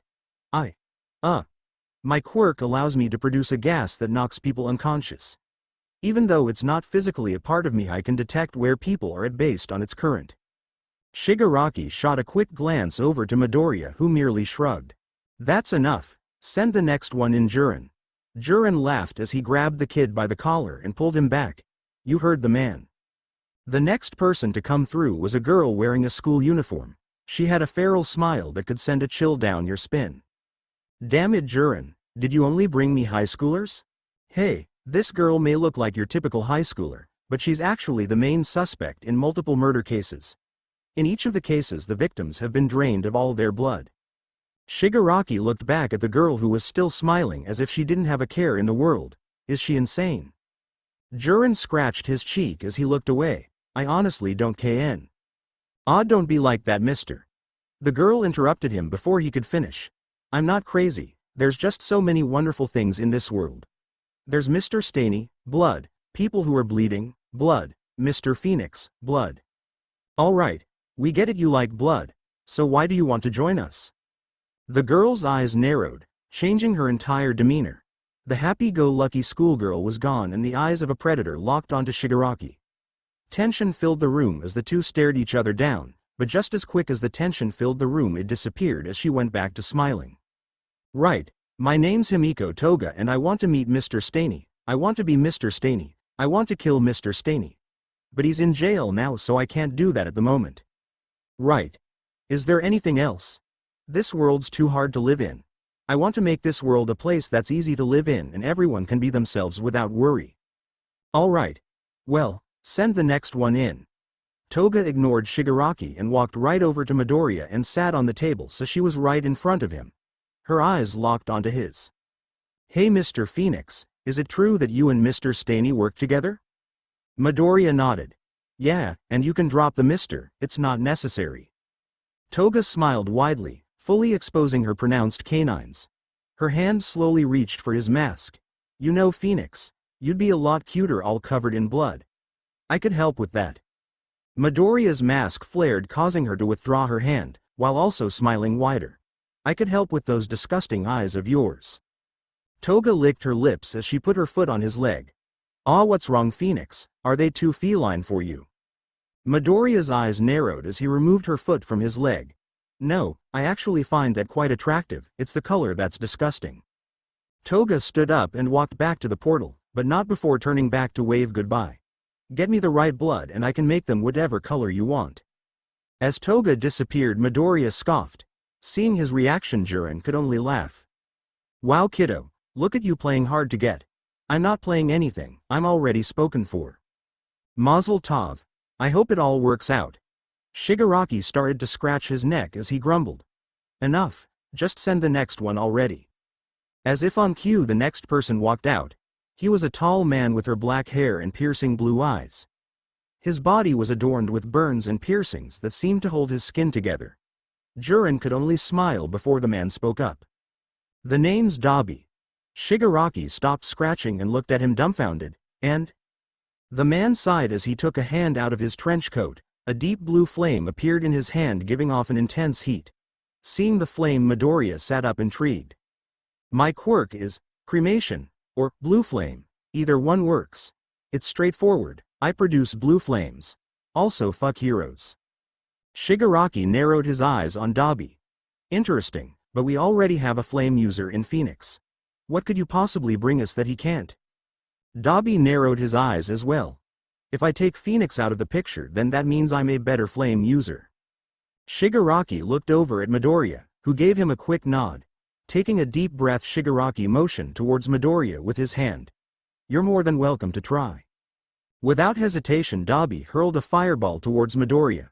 The man's calm expression twisted into one of joy. As the fireball illuminated the room, a gentle snap could be heard and the fireball disappeared. Dabi's smile disappeared, but he didn't falter. Well, ain't that something? Midoriya leaned back into his chair. Your flames are strong, it's just a shame you can only control them. You can try all you like, but you'll never beat me since I can control all flames. Hearing Midoriya's words, a sly smile spread across his face as he turned around to the portal. Interesting, I'll keep that in mind for later. The next person to come through the portal was a man in a mask with a top hat and cane. He carried himself with dignity. Good afternoon, gentlemen, my name's Mr. Compress and I was once a magician. He opened up his palm to reveal a tiny blue marble. Shigaraki looked at the marble in confusion. What does it do? An excellent question indeed. Phoenix, if you would be so kind, could you produce a small flame for me? Again Midoriya snapped as a small flame appeared in front of Mr. Compress. He reached out his hand to grab the flame and enclosed his hand around it. There was no reaction to him touching the flame, which surprised Midoriya and Shigaraki. When he turned over his hand, there was now a small blue marble in his hand. In one quick motion he tossed the marble in the air and it burst back into the flame Midoriya had created. As the flame slowly fell back to the ground, Midoriya snapped, making the flame disappear. Thank you, you have been a wonderful assistant. As you can see, I can contain anything I touch inside these marbles. I can release them anytime I choose and they weigh next to nothing. It's quite a handy quirk if I do say so myself, and I do say so. Shigaraki nodded in approval. Yeah, that could be quite handy. I think I've seen enough, so send the next one in. Mr. Compress took off his hat as he bowed. Of course, thank you for extending the chance to step onto the stage. The next person to come through was someone that was in what looked like a full gimp suit. They had hooks that held their mouth wide open so that their teeth were on full display. Shigaraki recoiled as he saw them come through the portal. What the fuck is that, Jurin? Jurin chuckled to himself as puffed his cigarette. This guy here is a death row escapee. He goes by the name Moonfish and he can enlarge and reshape his teeth into blades. Moonfish drooled as he stood motionless. Flesh, need flesh. Delectable flesh, sweet flesh. Jurin scratched the back of his head. Oh yeah, he's also a cannibal. Shigaraki slammed his hand on the bar. Enough, send us the next one. Jurin let out a sigh as he took another puff. You heard the man. Moonfish lumbered his way into the portal as he continued to mumble about flesh. A few moments later the next person walked through. Shigaraki groaned as he saw them. A green gecko-like man carried a huge sword, while dressed like Stain. The name's Spinner, I came here to carry on Stain's will. Shigaraki rubbed his temples. All right, I got it. Is there any reason you came here besides the whole Stain thing? Spinner stopped to think for a moment. I was bullied where I came from because of my quirk. Because of that I stayed inside all day playing video games. It wasn't until I saw the Stain video that I decided to take a stand. Well, I've heard enough. Send in the next one. Spinner looked shocked as he walked back towards the portal with his head hanging. Not long after he disappeared, the next recruit came through. They stood before Shigaraki full of confidence. The name's Big Sis Magna and my quirk is magnetism. I can magnetize people. Men become South Poles and women become North. Also, my quirk doesn't work on myself. Shigaraki raised his eyes in confusion. Big Sis, aren't you a guy? Magna laughed softly as she put a hand over her mouth. Oh darling, I'm guessing you haven't met many people like me. Let's keep things simple for now, I am a woman. But if you ever want to learn more, don't be shy, you can ask questions within reason. Shigaraki looked at her, still confused. All right. Magna's smile grew twisted. That being said, I'm not some delicate flower. I'll gladly crush the skulls of those that don't respect who I am. Midoriya cleared his throat to bring attention to him. Sorry, but I have a question. Magna's smile returned to normal as she turned to him. Of course.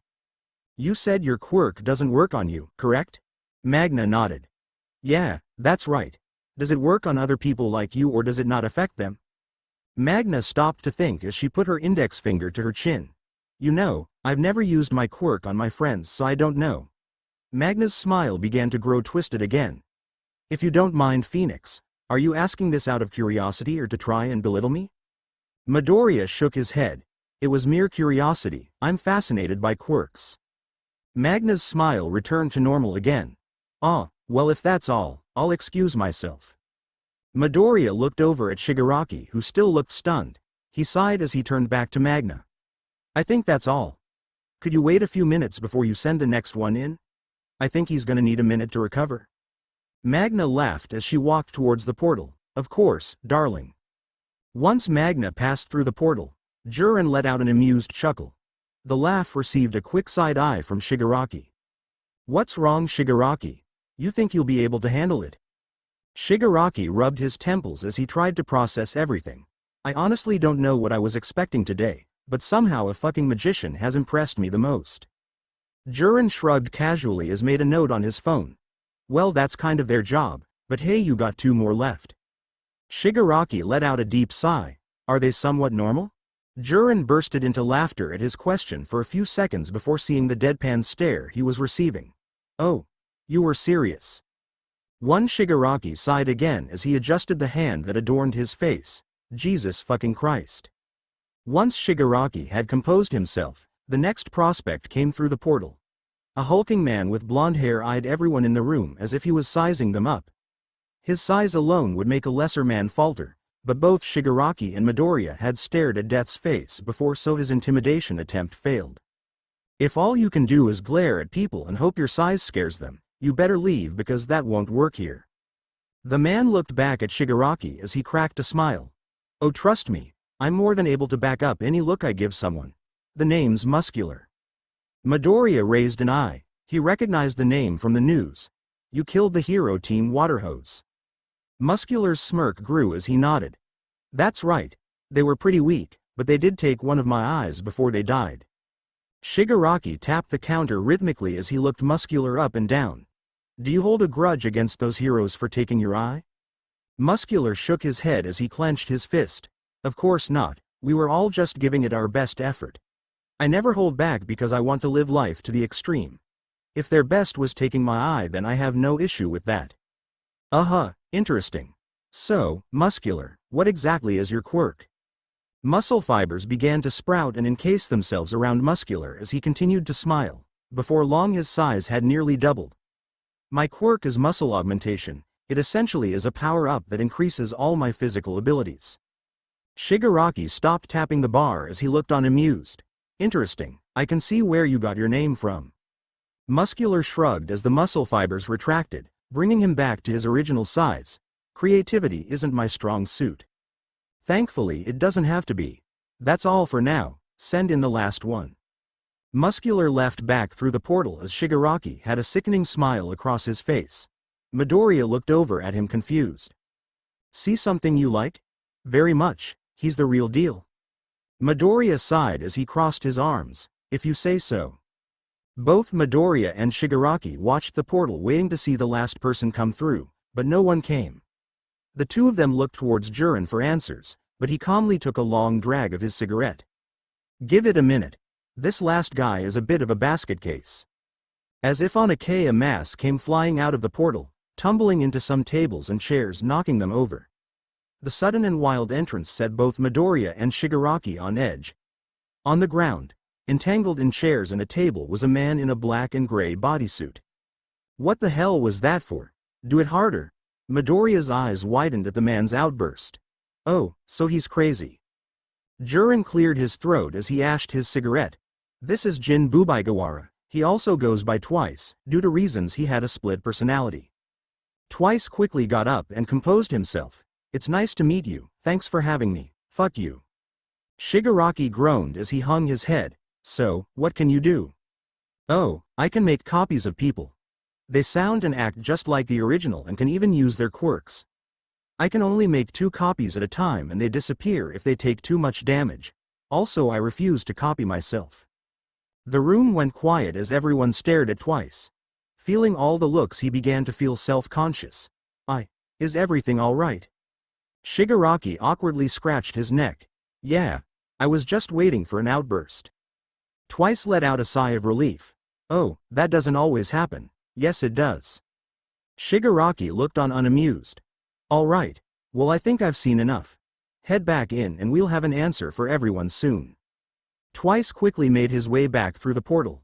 Once he was through, Kurogiri dispersed his mist, cutting off their connection. Jiren smiled smugly as he took a seat. So what do you think? Do any of them catch your eye? Shigaraki glared at Jiren. What do I think?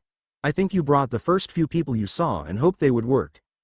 I mean seriously, you brought me 2 high schoolers, a magician, a gecko, another pyromaniac, a musclehead, and I don't know, and a fucking cannibal. Look, you told me to bring some potential members, and that's what I did. I never said you'd like them all. Shigaraki groaned as he turned to Midoriya. Well, Phoenix, should we take any of them? Midoriya thought for a moment. That depends. What exactly do you have planned? Will that really affect who you like? It may. Fine. I'm sure you've heard, but the first years of UA are having a summer training camp. I want you to lead a team to stir up some trouble and kidnap a student. Midoriya let out a sigh as he pulled out his lighter. Why? What are you even trying to accomplish here? It's simple, Phoenix. Between the USJ and Hosu City attack, people have begun to lose their faith in UA. With this attack, we'll show the world that the pensicle of young heroes can't even protect their students. It will be the beginning of the end of this hero society we live in. So, where does taking a student play into all of this? Shigaraki smiled sickeningly as he removed the hand from his face. We're going to convert that student to our side. Midoriya stopped and stared at Shigaraki confused for a moment before he sparked his lighter. Let me guess, you think taking a would-be hero and turning them to a villain would be the greatest failure for a hero academy. This would cause everyone to lose faith in UA, and more than likely the parents would pull all their kids and send them to other schools. Exactly, it's a domino effect. People lose trust in UA, the school shuts down. Now any pro that graduated from UA is looked down on as public opinion on them begins to sway. Those negative opinions then spread to every other hero academy, because if UA can't protect their students, what chances does a lesser-known school have of preventing the same thing from happening? Midoriya stared into the flame of his lighter as he took everything in. What happened to killing All Might? That's still going to happen, but it will wait for now. Knowing him, if we destroy everything he built up, he will run himself into the ground trying to fix it. Then when he's beaten down and broken, we'll strike. Midoriya pulled the flame from the lighter into the palm of his hand. The flames gently danced as if they were giving their own opinion to this plan. You've surprised me and I don't know what to think. Sometimes you have great plans and sometimes they're idiotic. What happened? Shigaraki stared at the hand that usually covered his face. Master said I was being immature and that I needed to show my worth.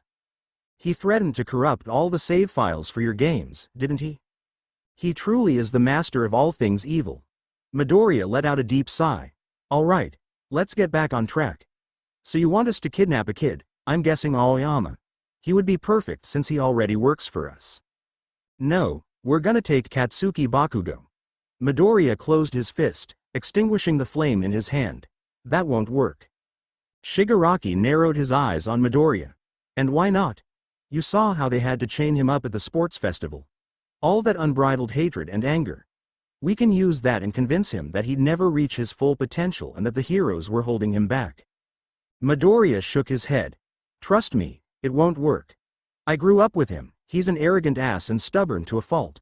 Once he sets his mind on something, it doesn't change till he reaches that goal.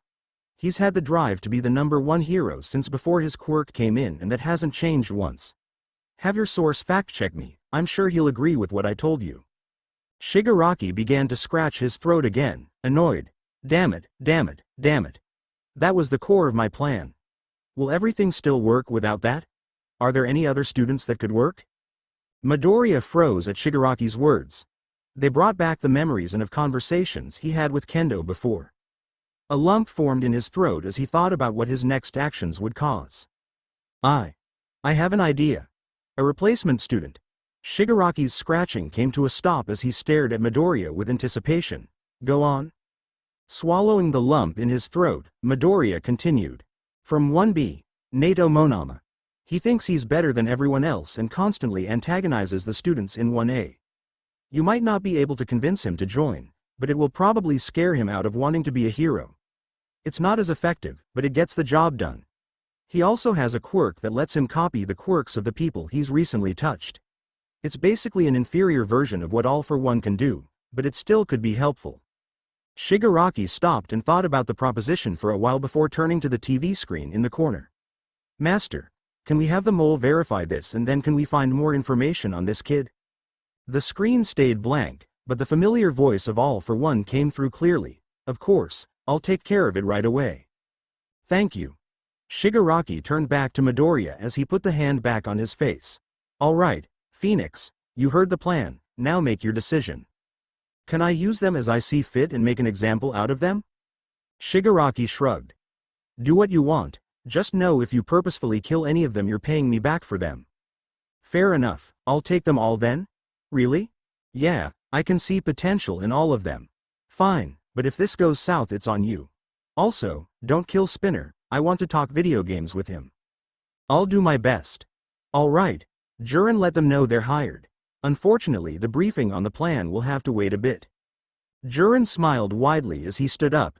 Sounds good to me, so where should they go since the majority of them are wanted criminals? Kurogiri can send them to a private residence we have for them. Shigaraki motioned towards Kurogiri. Will you give them an idea of what's expected of them and how they should act? Kurogiri nodded. Of course. Jiren pulled out another cigarette and placed it between his lips. He gave Midoriya a look and the small flame lit the cigarette. Awesome, now let's talk about payment. Are we doing it all at once or installments? All at once, but before that I want you to ask them about any equipment they may need and get those for them as well. Jiren puffed his cigarette with a smile. Sure, as long as I get paid I don't care. Send the bill to the usual place, and make a copy for Phoenix too. Of course. Kurogiri stood next to Jiren as he opened up a portal. Jiren quickly stepped through it and when the portal disappeared, Kurogiri was gone as well. Shigaraki stood up as he started to head back to his room. We have a lot riding on this mission so don't fuck it up alright. Midoriya pulled out his lighter again and stared into the flames. I won't. Kendo's footsteps echoed as she made her way through the empty halls of Uwa. The lack of noise around her was a stark contrast to what was going on inside her head. Questions and concerns swirled as they ate away at her. Ever since their time at the beach, Kendo hadn't seen Midoriya. That wasn't because of a lack of chances. No, Kendo had actively gone out of her way not to see him. Truth be told, she wanted to see him. She wanted to ask him all these questions that had been eating her alive. She needed to know if she was just being paranoid, because she found out about what Midoriya was.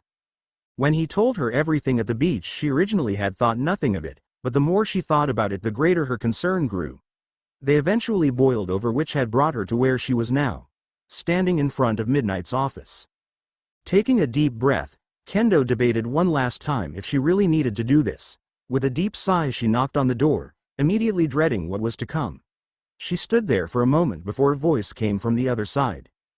Come in. Taking one last deep breath, Kendo entered the room to find Midnight standing by the counter making some tea. Much to Kendo's surprise, Midnight wasn't in her hero uniform, but normal street clothes. Seeing her dressed normally somehow managed to relax Kendo slightly.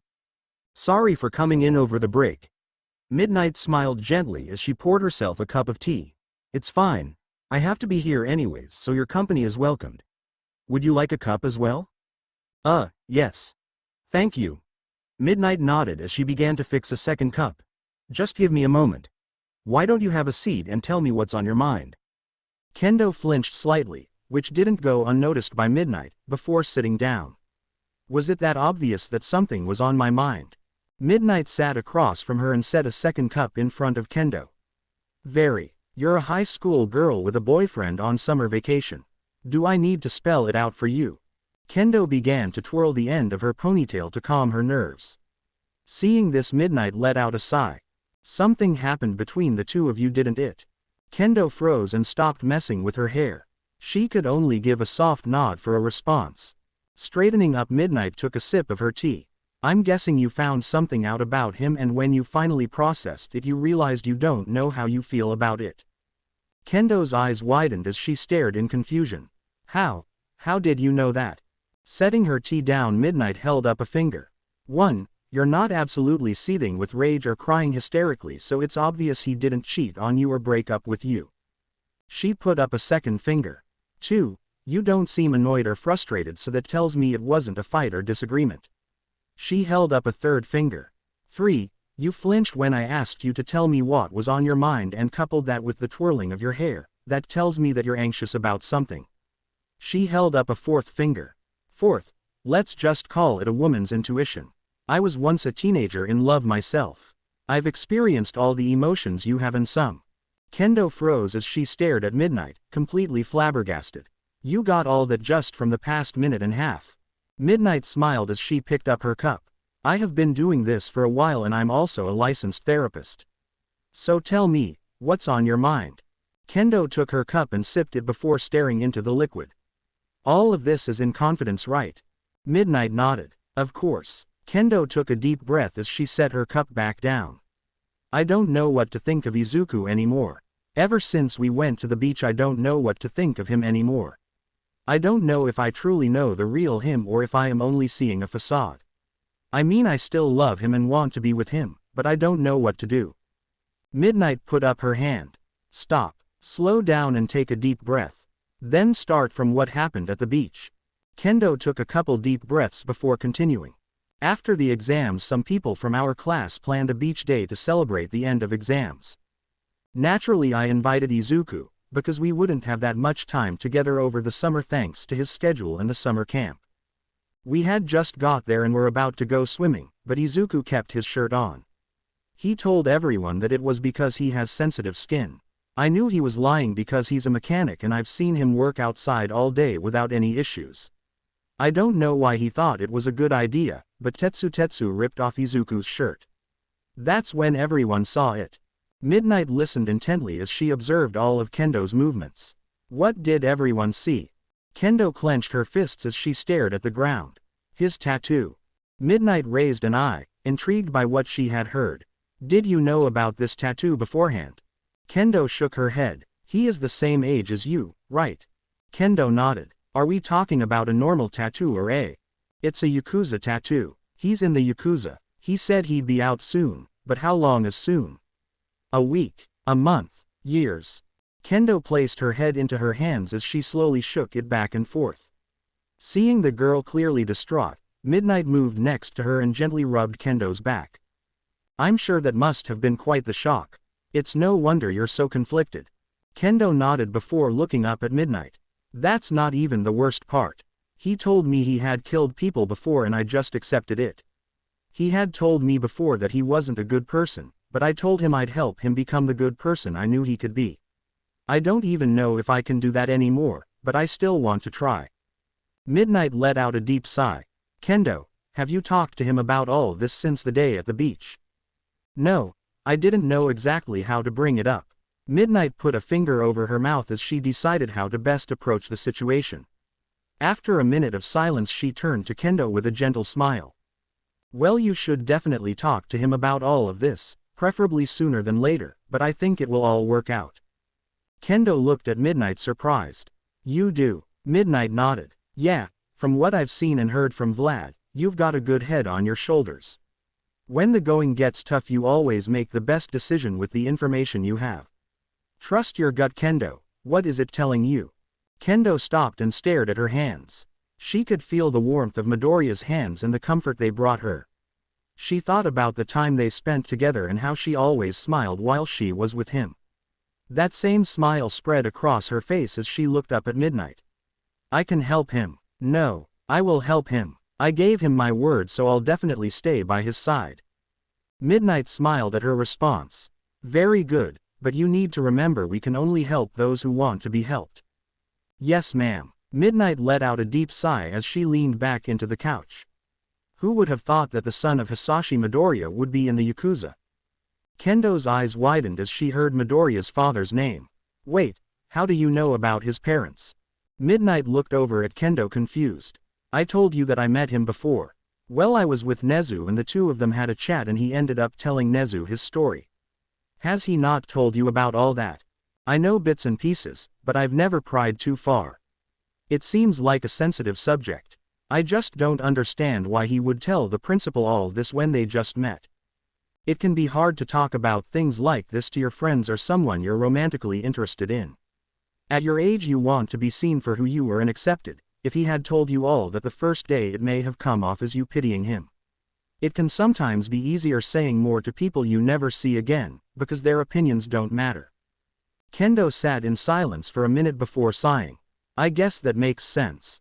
Midnight gently patted Kendo's back. You know it's okay to push from time to time. As long as you accept boundaries and don't force your way in, everything should be fine. I know, but sometimes it feels weird. That's because you value what he thinks of you. Alright Kendo, I'm challenging you to bring all this up to your boyfriend before the summer ends. Let him know what you've been thinking about and ask for all details about his past. I'm certain that what he tells you will put your mind at ease. Kendo smiled as she got up from the couch.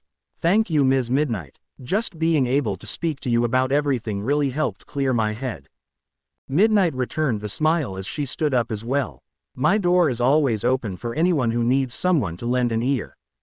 I'll remember that. Kendo made her way to the door, but was stopped by Midnight before she could open it. Sorry Kendo, I just have 2 more questions. Kendo looked at Midnight confused but accepted the fact that their talk wasn't over. Okay, what are they? Has he told you any crimes he is currently committing? Kendo raised an eye, even more confused. No, what about any future crimes?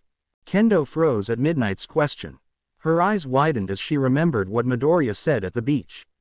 Without realizing it she began to twirl the end of her ponytail. Seeing this, Midnight looked at Kendo with anticipation. Kendo, he told you something didn't he? Kendo increased the pace at which she twirled the bed of her ponytail. He said he was going to kill the person that killed his parents. Midnight took a deep breath before pulling Kendo into her arms. Everything will be fine Kendo. Kendo leaned in slightly. Thank you. Is there a reason you asked about that? Kendo, I don't think you need me to tell you how delicate of a situation you are in right now. I just want you to know that I'll be by your side whenever you need me. Kendo looked up at her, not fully satisfied by her answer. Thanks. Midnight let go of Kendo so that she could finally leave. A few minutes after Kendo left, Midnight sat down on the couch and held her head in her hands. Itsuka Kendo, what have you gotten yourself into? Midnight let go of her head and let out a deep sigh. As much as she wished she didn't have to do this, she knew what needed to be done. Leaving her office she made her way to Principal Nezu's office. With a final deep breath she entered to find him happily shuffling through files. What can I do for you today Kayama? I just had a conversation with Itsuka Kendo from 1B. I wonder what she could possibly have needed. Nezu set his files down and looked up at Midnight to see her strained expression. Oh my, I wonder what could have caused that look. Midnight sat across from him and held her head again. Sir, there's someone we need to keep an eye on. Nezu raised an eye as he put his paws together. I'm listening.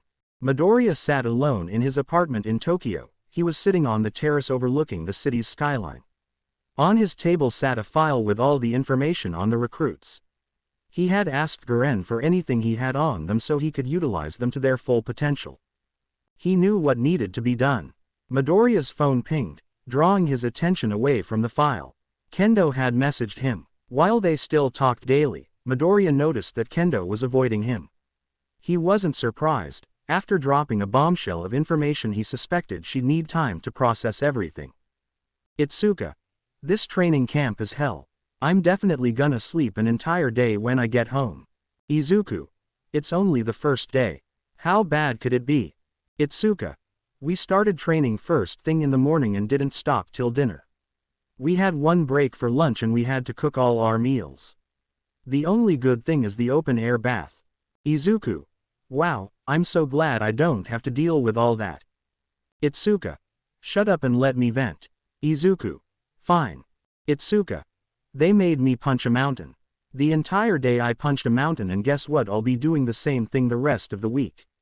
They tried to cheer us up by telling us about the test of courage they have planned tomorrow night, but it's gonna be hard to test people who are dead. Izuku. Why did they make you punch a mountain? Itsuka. It's supposed to strengthen my hands so they're tougher. Is that really all you took from what I said? Izuku. No, I noticed you didn't complain about Manama. Itsuka. That's because he's on the other side of the mountain and he's stuck in remedial classes at night.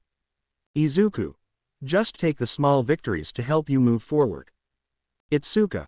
Like the softness of my pillow that's telling me to sleep. Izuku. Exactly. Itsuka. If only it was that easy. Hey, you'll be in town the day I get back, right? Izuku. Yeah, I'm not leaving for Osaka until Sunday morning. Itsuka. Okay, would you mind picking me up the day I get back then? Izuku. Sure. Did you want to ride or take the train? Itsuka. The train, I was hoping we could talk on the way back. Izuku. Alright, just let me know what time you'll get back. Itsuka. I'll do that. Well, I'm gonna listen to my pillow now and go to sleep. Izuku. Good night, Itsuka. Itsuka. Good night, Izuku. I love you. Izuku. I love you too. Midoriya sighed deeply as he set his phone down. He truly didn't want to have to do this, but at this point he had no choice. He knew that the answer he had been searching for was within reach. He could feel it in his very core, he just had to play along for a little while longer. His phone pinged again, but this time it was from Kurogiri. With one last sigh he stood up and grabbed the files and his phone. Back inside his apartment he opened his safe and took some of the money from inside it. As if on cue, Kurogiri's portal opened just as the safe's door closed. After lighting his mask, Midoriya made his way through the portal. On the other side Midoriya found himself in a warehouse. It wasn't the one all-for-one resided in, but the air in the room was still filled with the same unsettling aura. Just as he had taken in his environment, he felt a weight on his back and two arms around his neck. Phoenix, what took you so long? I was getting so bored. Midoriya removed her arms from him as he sent a piercing glare towards her. Please don't do that again. Toga licked her lips ferally. I'm not afraid of getting burned. Child, please compose yourself. Mr. Compress walked over and placed a hand on her head. Sorry, she's like a hyperactive dog, but instead of fidgeting she tries to stab you. I've already confiscated 3 knives from her. Mr. Compress held up 3 marbles, each holding one of her knives. Midoriya raised an eye. Why was she trying to stab everyone? Mr. Compress cleared his throat. She was trying to, and I quote, "She what pretty blood we have. I truly think having her around is a liability." Toga groaned as she looked up at him. Ah, don't be like that. Everyone has really pretty and tasty blood. Pinching the bridge of his nose, Midoriya shook his head. That's something we'll think about later. Right now I need to go over the plan for tomorrow with everybody. Everyone else in the room looked up, their interest had been piqued. Slowly they made their way to where Midoriya was, while keeping a safe distance. Finally, it's time for some action. Who are we gonna kill? We're not killing anyone, Muscular. We're kidnapping someone, a UA student to be exact. Right now all the hero course first years at UA are at a summer training camp. We're going to capture one of them. So I can't stab them. Midoriya ignored Toga's outburst and continued on with the plan. The student we are after is Nito Manama. He's nothing special in all honesty. He's loud, arrogant, and has a superiority complex. His quirk allows him to copy up to 3 people's quirks that he's touched. This effect only lasts a few minutes, he'll have to touch someone again to get their quirk. How do you expect us to capture a student that can copy our quirks? That's simple, big sis mag, twice as the key. Me, awesome. I don't want to be the key. That's too much pressure. It's alright, all you have to do is make a copy of Dabi and Mr. Compress. The copy of Mr. Compress will put himself into a marble that the copy of Dabi will be carrying in his pocket. There's a building that has a remedial class for a select few students. The clone of Dabi will break in and cause panic. They have 2 pros teaching the class, so they will naturally try and stop him. Right when they get on him, he'll throw the marble at Manama. That's when the copy of Mr. Compress comes out and puts Manama in a marble. He'll then escape back into the forest where the real Mr. Compress is. The marble holding Manama will be given to the real Mr. Compress and the fake will be a distraction, letting us safely escape. I see, that sounds most effective, but what if I can't release the quirk of the copy? Quote ... Then have the copy release it and then you put him back in before he can react. That makes. I'll be quiet, thank you. Now, while they're doing the kidnapping, we'll be running a distraction. They do have a few pros who aren't teachers helping out, so we need to keep their attention. Mustard will go off to the forest and spread his gas around. The students will be knocked unconscious. The real Dabi will set fire to the other side of the forest to split their focus. Everyone else will just be causing havoc. You're free to kill the pros, but the students are off limits. Dabi raised his arm in the air. I have a question. Why are you so adamant about us not killing the students? Wouldn't killing the students help bring around the end of hero society faster? It could, but it may also strengthen the resolve of current heroes. Revenge is one hell of a motivator, and I doubt you want All Might coming after you because you killed his students. Fair enough, but wouldn't us taking a student do the same? To some extent yes, but with this we're aiming to demoralize the entire hero course and break the faith of the public. Imagine the despair they'll fall into knowing that we let them live. I've already seen and heard first-hand accounts of the effects the USJ attack had. Something of this scale will break them completely. Dobby cracked a smile. You're one sadistic fuck. No, he's not. If he was, he'd have us kill them all one at a time in front of the kid we're taking and then let him be the only one that survives. Midoriya's mask flared up as he sent a glare towards Muscular. If you even think about hurting the students, I'll kill you myself. Muscular smiled widely as muscle fibers began to wrap around his arms. I'd like to see you try, because I plan to kill anybody who crosses my path. The flames on Midoriya's mask calmed down as he took a deep breath. Seeing Midoriya calm down, Muscular smirked, thinking he had won. Just as the enlarged muscle fibers had returned to normal, a snap echoed through the warehouse and flames erupted from Muscular's good eye. Muscular began to flail around the room, blindly trying to find where Midoriya was. His screams filled the room as everyone else backed away from him.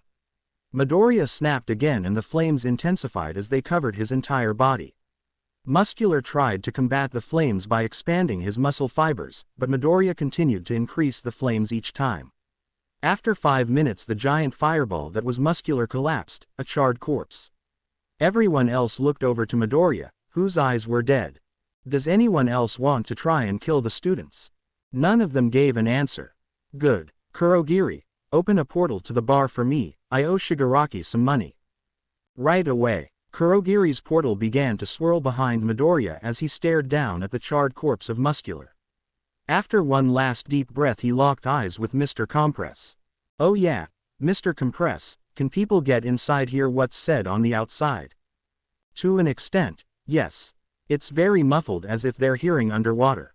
The bigger issue is sight.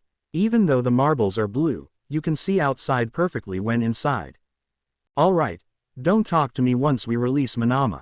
Some of these students know my voice and I can't have my identity being exposed. Is that clear? Mr. Compress straightened up and saluted. Crystals, sir. Good. I'll see you all tomorrow. With that, Midoriya made his way through the portal. On the other side, he found Shigaraki playing one of his games. He didn't even bother to put it down as he heard Midoriya approach. How did the briefing go? Midoriya reached into his pocket and pulled out the money he had grabbed from his safe. He dropped it directly in front of Shigaraki so he had to see it. Here's the fee for Muscular. Shigaraki narrowed his eyes as he gently set his game down. You killed him. Yep. Why? He wouldn't follow directions. He was a liability to the group. Also, he set a fine example for the rest of them. I don't expect any of them to try anything funny for now. Shigaraki sighed before picking his game up again. Fine. Also, before you go, the master wanted to see you for some reason. Midoriya looked up with anticipation. This could be the moment he had been waiting for. He could feel his heart rate increase as he made his way through Kurogiri's portal.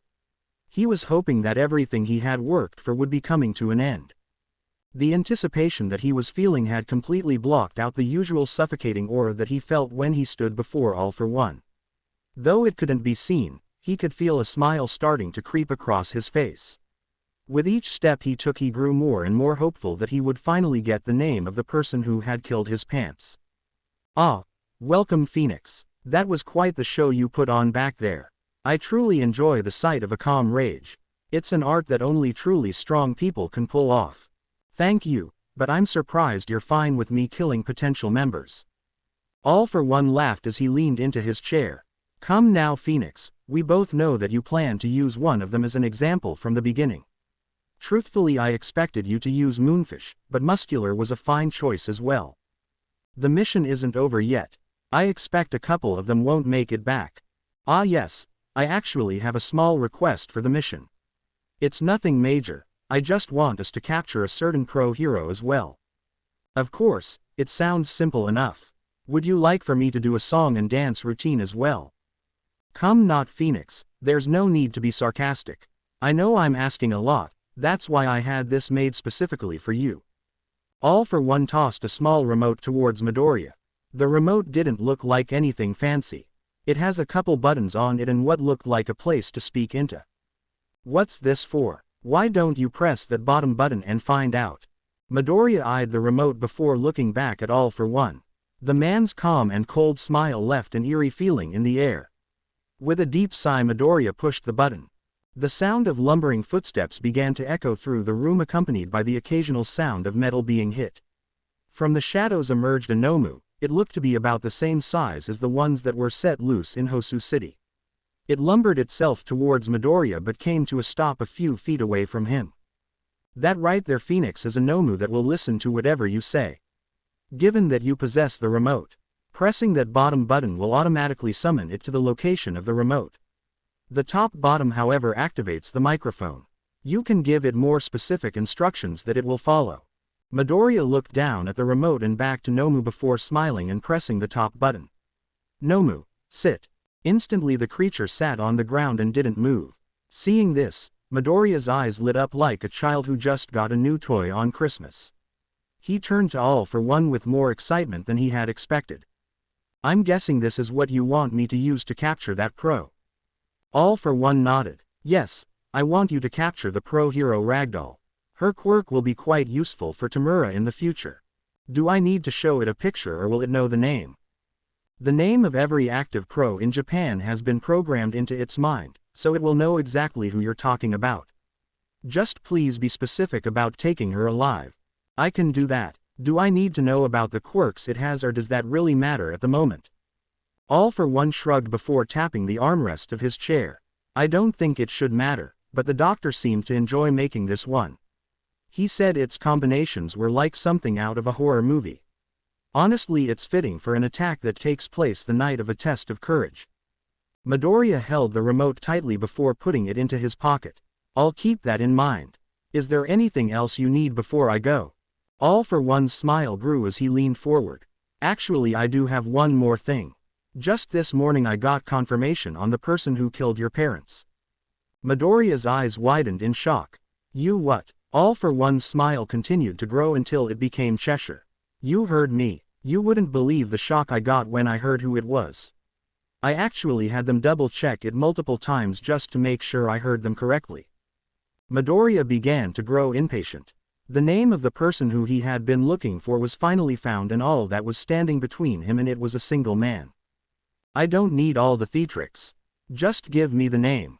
All for One's smile dropped instantly, turning the room cold. You don't make the demands here, boy. We agreed that you would work for this information, and from where I'm sitting you still haven't fulfilled your part yet. What do you mean I haven't fulfilled my part? I got you the lead on All Might teaching at UA, which my inside man would have found out in due time. I was at the USJ, where you killed one of our members. I introduced you to Kai and set up a potential source of revenue for the future. That was mainly to suit your needs. The fact that it benefited us as well was mere luck.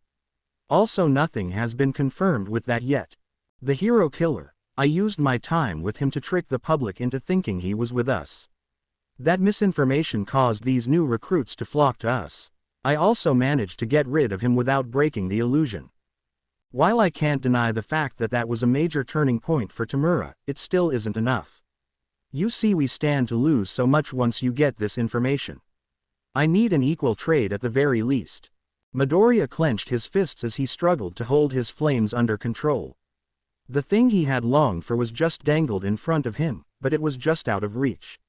Relief, annoyance, anticipation, all these emotions and so many more swirled around inside him, but the one at the forefront was rage. Now, Phoenix, I consider myself a reasonable man. If this mission goes well, I may just be willing to call things even. That is if certain conditions are met. Midoriya answered without hesitation. What are they?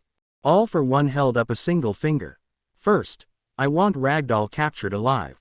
He held up a second finger. Second, Nomu must make it back. They take time to create and we can't afford to have another one killed or worse captured. He held up a third finger. Third, this job is a test for those recruits. When it's over, I need your honest opinion if they are worth keeping. If they are, Then that meets the condition. Fine, but once Manama is captured I'm leaving. I can't risk him recognizing me. That's more than fine, we can talk some other time. Besides, I'm sure someone may need someone to comfort them after the chaos you'll cause. Kurogiri, please send me home. Midoriya turned around and a portal opened up in front of him. He needed to leave before he did or said anything that would ruin his standing. Ah Phoenix, or should I say Izuku Midoriya, I know you plan to leave after you get this information, but I must warn you of what will happen if you cross us. Obviously we both have plenty of information that the police would just love, but unfortunately you don't have the same means of staying hidden that I do. Midoriya ignored him as he continued to make his way to the portal. Also, that girl, Itsuka Kendo, will find herself in one of the doctor's test tubes or in my pet's pit. Tamura may even turn her to ash and those ashes will be sent to her parents. The possibilities are limitless, so I hope I've made myself clear. Midoriya froze in place. Flames erupted all around him as he stared down All For One. The sheer power of his rage caused All For One's sadistic smirk to falter for a mere moment. I swear, if any of you lay a finger on her I will personally turn each and everyone to ashes. I'll burn down the entire country if I have to, not even you will be able to escape from me. I will then go to jail with a smile on my face and sleep peacefully every night knowing that the people who dared to hurt the one I love are dead. Midoriya's flames dissipated before he walked through the portal. Once he had passed through, the portal closed behind him, leaving All For One by himself. The man began to laugh as he stared at the scorched ground where Midoriya had stood. It's been so long since I've felt something like that, since I fought him. If only I had found that boy before that bastard child got to him. Midoriya took a deep breath as he stared at the night sky. The fresh mountain air was refreshing change of pace when he compared it to that of city air he was used to. The cool breeze felt amazing as he watched the stars in the sky illuminate the night. He wanted to enjoy this moment for as long as possible. A cough came from behind him, ruining his moment of peace. I'm sorry Phoenix, but we are on a time limit, so shouldn't we start? Midoriya sighed as he took one last look at the sky before turning to face everyone. Sorry, it would be such a shame to not enjoy a night like this for a moment. While normally I would agree with you, but with the stakes we have tonight it seems odd. Don't worry Mr. Compress. Just follow my plan and it will all work out. Midoriya pulled out a light and sparked a cobalt blue flame that danced onto his mask, fully enveloping it. Mustard, go deep into the west side of the forest and release as much gas as possible. Mustard nodded as he spun the cylinder of his revolver. Consider it done. Midoriya narrowed his eyes on the gun as Mustard put it back in its holster. A sinking feeling began to creep into his stomach. I'm gonna have to keep a close eye on him. Twice and Mr. Compress, make your way to the building where the target is. Make sure you stay out of sight and only engage them with the clones. Of course. Sounds good to me. This is stupid. Midoriya turned to Toga and Moonfish. You two go into the forest and cause a panic for the students that aren't in range of the gas. Just don't kill anyone. Can I take some of their yummy blood? Midoriya sighed as he hung his head. Sure. Just don't kill anyone. Deal. Toga's face lit up with a feral smile as he twirled her knife in her hand. Spinner and Big Sis Mag, you'll distract the pros that are with the students. Do you think you'll be able to buy enough time? Don't worry your pretty little head sweetie. We won't have any trouble at all. Big Sis Mag is right. In the name of Stain, we will be victorious. Midoriya nodded with approval. Good, you have 45 minutes to get back here. Anyone who's not back in time will be left behind. Now get moving. Everyone quickly left, leaving Midoriya and Dabi alone with Nomu. In his pocket he pulled out the remote to control Nomu and pressed the top button. Nomu, go capture the pro hero Ragdoll and bring her back to this spot alive. Also ignore any of the students you may run across. After he let go of the button, Nomu screeched before walking into the forest. Once it was gone, Dabi approached Midoriya. I'm guessing you left me out on purpose. Does that mean you have a special job for me? Midoriya nodded as he pulled his hood over his head. Yeah. First I need you to set part of the forest on fire. We need it to look like we're trying to keep them from reaching the west-east side of the forest. After that there's someone we're going to meet. Alright, But don't blame me if they combine with mustards, gas and this whole forest goes up in flames. They won't, I already tested it. The gas isn't flammable, surprisingly it gets pushed away from the flames. Dabi shrugged as he followed Midoriya into the woods. The two of them walked in silence, as Dabi lit random trees on fire. Before long they turned and began to walk towards Mustard's gas cloud. In the distance they could hear the faint sounds of combat and the soft sound of whimpering. Dabi stopped and gave Midoriya a confused look. Midoriya could only sigh in response before snapping his fingers, causing a nearby bush to catch on fire. A scream could be heard as Aoyama jumped up and began to pull two people away from the now burning bush. Seeing this, Midoriya glared at the boy. "I'm sorry, I know you told me to come alone, but these two were knocked unconscious by the gas. One of my classmates dropped them here before running back into gas to hand out masks." Midoriya shifted his gaze to the two bodies on the ground. There were two girls on the ground. One had short violet hair with long jacks coming from her ears, the other was completely invisible. He could only distinguish that she was a girl from the outline of her clothes. Midoriya knelt down in between them and a flame in the palm of his hand. He slowly put the flame closer and closer to each of the girls as he watched for any kind of reaction to the flames. Once he was satisfied, he stood up and extinguished the flame in his palm and the bush he set on fire. "Kyoka Jiro and Toru Hagakure, I don't know if you two are unlucky or the luckiest people alive." Dabi narrowed his eyes as smoke began to come from his arms. "The hell is this Phoenix? Why are we meeting with this student?" Midoriya rolled his eyes and turned back to Aoyama. "Explain it, Aoyama." Aoyama nodded as he fidgeted in place. I'm Yuga Aoyama, and I'm the spy that has been giving information to the League." Dabi's eyes widened as the smoke stopped coming from his arm. "Oh, so you're the rat. I gotta say I was expecting a whole lot more than some sniveling mess like you." Aoyama tried to shake away the tears that were forming in his eyes. I'm sorry. I just don't want my friends to get hurt." "Your friends won't get hurt." Aoyama's eyes lit up. "Really? Well, physically at least. I can't guarantee they won't have any mental damage." Aoyama froze as he didn't know how to respond. Midoriya continued to glare at Aoyama. "I guess we never told you the plan. Well, tonight we're going to kidnap one of the students, Nito Manama. I've heard through the grapevine that he's a thorn in the side of your class, so that shouldn't bother you at all, right? It's not like he's your friend or anything, so you have nothing to worry about. All you have to do is sit here and hide like the trash you are, while we do our job. If you say anything to anyone, everyone you care for will be killed right in front of you." The flames on Midoriya's mask raged, causing Aoyama to fall down in terror. Having said what he needed, Midoriya began to walk back towards the meetup spot. Dabi followed behind him. "Was that really it? You kept me from fighting just to see that?" "Not exactly. I brought you with me to keep you safe." Dabi's eyes twitched as he stared down Midoriya. "I don't need you to keep me safe.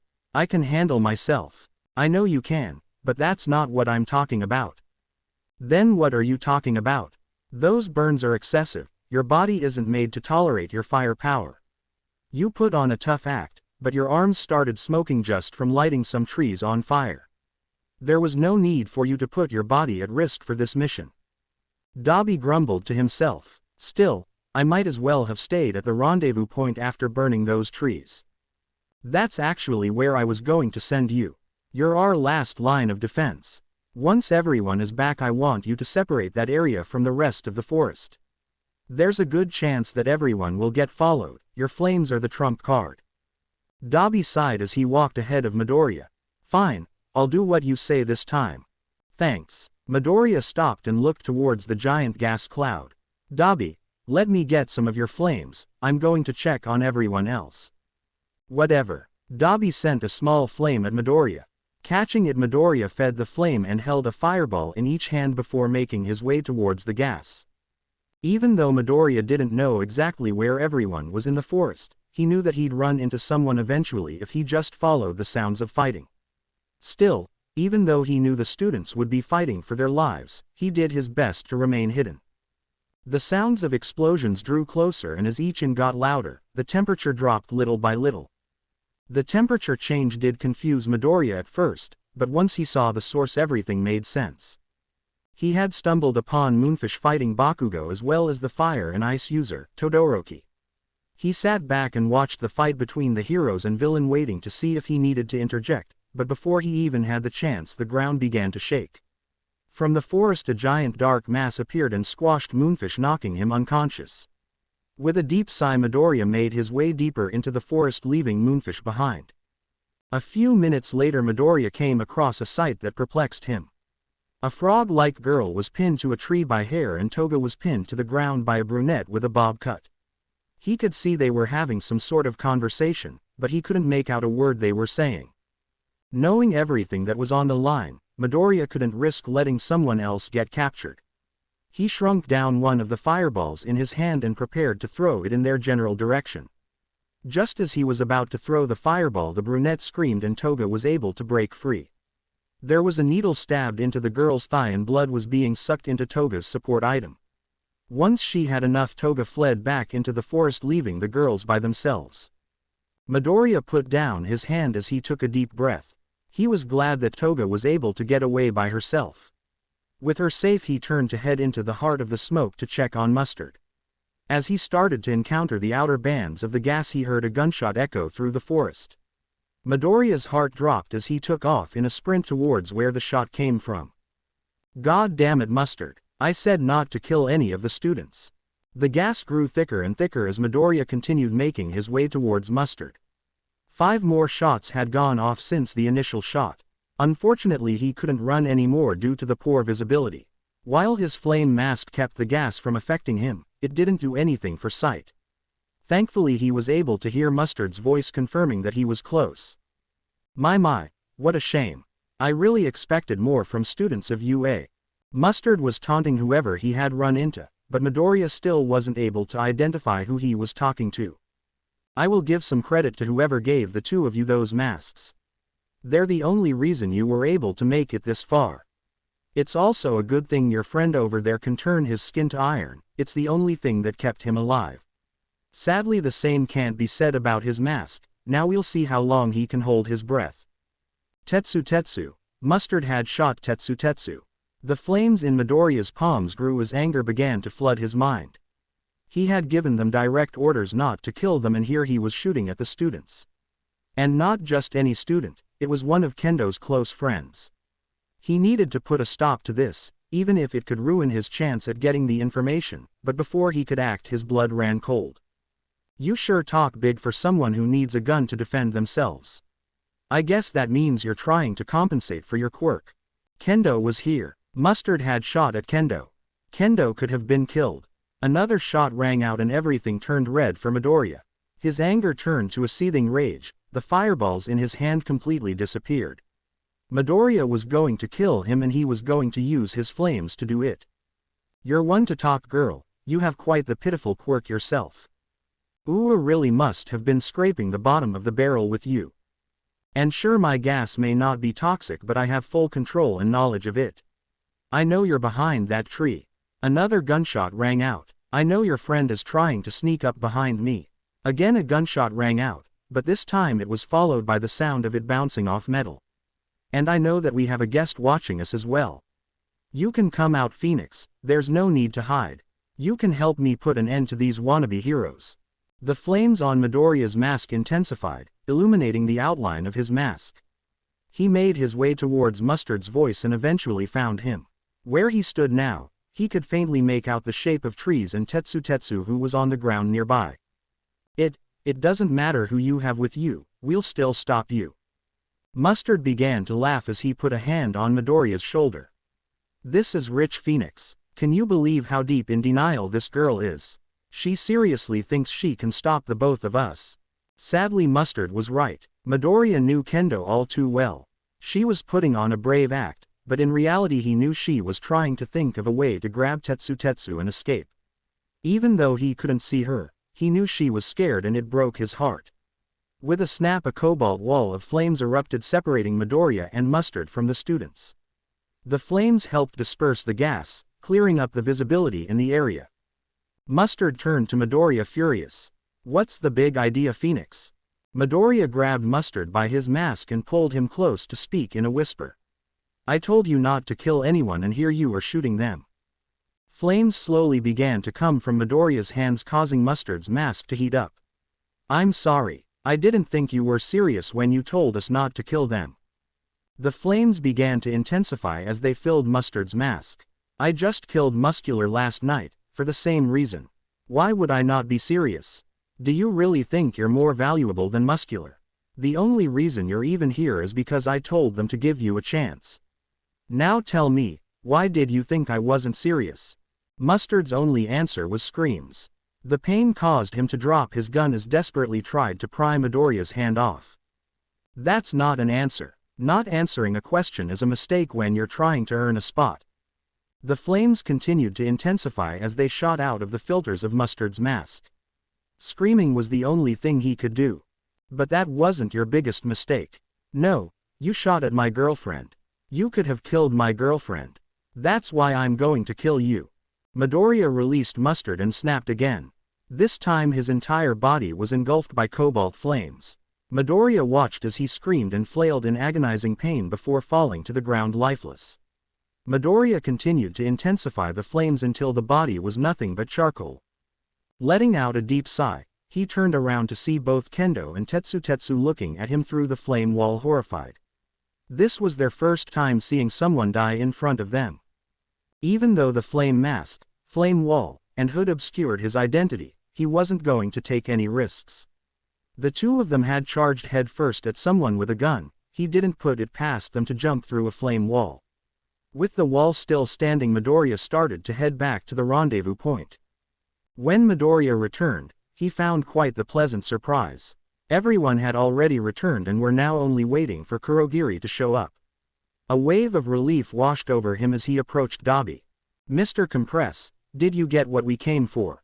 Of course. Mr. Compress tilted his mask to the side, revealing a small marble in between his teeth. Midoriya nodded. Good. Dabi, go ahead and put a barrier between us and the rest of the forest. I don't want to take any risks. What about Moonfish and Mustard? Mustard's dead. Moonfish was taken out by some giant dark thing. It knocked him out in one hit. Ah well, that's a shame. A flame ignited in Dabi's hand as he walked into the forest. Slowly flames began to rise from the top of the trees as blue flames raged. Having captured one target, Midoriya needed to confirm the second. He found Nomu standing in the tree line with his arms wrapped around something. Green hair and yellow cloth became clearer as he got closer. There also seemed to be a weird mark on its back that he didn't recall seeing before, but his curiosity quickly replaced. A second wave of relief hit him as he looked upon the face of the pro-hero Ragdoll. While she was unconscious and beaten, she was still very much alive. Joy, pure joy, was the only thing he felt as he looked at her. He has completed everything all for one asked for. All he had left to do was walk through the portal and get the information he had been searching for. Everything would be coming to an end soon. Laughter echoed through the forest, drawing everyone's attention. A confused look was on everyone's faces as they saw Midoriya on his hands and knees laughing hysterically. A few stray tears fell from his eyes, but the flames of his mask kept them from even reaching the ground. The singular moment of pure joy had faded as everything he had done finally hit him at once. He had killed countless people over the years, even tortured people for any information. He had endangered so many innocent people, including his girlfriend and childhood friend. He had his girlfriend and her friend watch as he killed someone just a few feet away. He traumatized and scared all these students. He sold out one of the friends of the woman he loves to get what he always wanted. There was nothing else he could do but laugh. He had given up his entire future to reclaim something from the past. There was no way for him to get out of all of this. Even if by some miracle he could, the guilt would haunt him the rest of his life. When his laughing finally ceased, Midoriya wiped away the last stray tear. His path had been set in stone, and he knew exactly how it was going to end. No one said a word to or about Midoriya as they waited for Kurogiri. The sight they saw had sent a chill down each of their spines.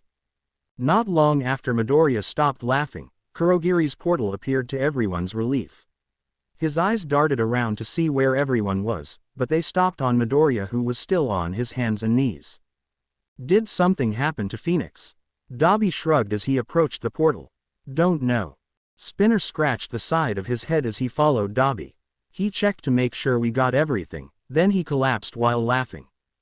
Toga skipped happily to the portal, never taking her eyes off Midoriya. It was kind of scary seeing him like that. Scary is an understatement. It was hysterical. Big Sis Mag pushed twice through the portal. Hush now, I'm sure he was stressing over this mission for a while. Mr. Compress nodded as he followed them. It can be quite overwhelming when everything hits you at once. I too collapsed after I performed my first show. Ah, the memories. The portal closed and Kurogiri approached Midoriya, who had yet to move. Kurogiri tried to break his almost trance-like disposition with a gentle shove. Phoenix, it's time to go. The sudden contact caused Midoriya to return to his senses as he looked around confused. Oh, Kurogiri, when did you get here? Did everyone else leave already? Kurogiri nodded. Everyone except you, Nomu, Moonfish, Mustard have left. I take it that you and Nomu are the last ones and that the others won't be returning. Midoriya dusted himself off as he stood back up. Yeah, they didn't make it. Remind me to bring Shigaraki some money for Mustard. Kurogiri sighed. Very well. I've been instructed to send you directly to All for One. He wants a full report on everything from you. Midoriya sighed as he grabbed the remote for Nomu. All right. He pressed the button to give it a command. Nomu, follow me. The two of them crossed through the portal and found themselves back in a familiar warehouse. After his realization of everything he had done, Midoriya was mentally drained. He didn't let the imposing feeling of uncertainty hinder him. He wanted to get this over with quickly so he could get some rest and check on Kendo. Deep in the warehouse, Midoriya found One for All sitting in his usual chair with the doctor standing next to him. A smile spread across his face as he patiently waited for Midoriya to finish his approach. Welcome back. I see you brought me my present. I thought you said I could go right away and that we'd talk later. I changed my mind. Now tell me, did you get everything? Yeah, and she's alive just like you asked. Good. Now if you'd be so kind as to give the doctor the remote for Nomu. I would like him to start his work immediately. Midoriya looked at the unconscious Pro one last time before he tossed the remote to the doctor. The man caught it and happily commanded it to follow him. The two of them went over to the vats, leaving Midoriya and All for One with some privacy. I saw two of the recruits didn't return. What happened? Something massive attacked Moonfish. It may have been a student's quirk, but nothing in our reports said anything about someone having something that powerful. If it was able to defeat him in one hit, then rescuing him would have been suicide. All for One nodded along as he took everything in. I see, I'll have the boy look into it.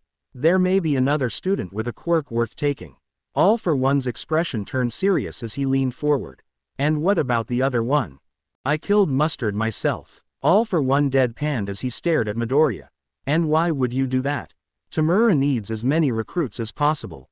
Killing one may have cost you your chances of getting that information you so longed for. Midoriya narrowed his eyes on the man. He was a risk. I gave them one rule and that was not to kill any students. All for One cocked an eye in surprise. Did he kill someone?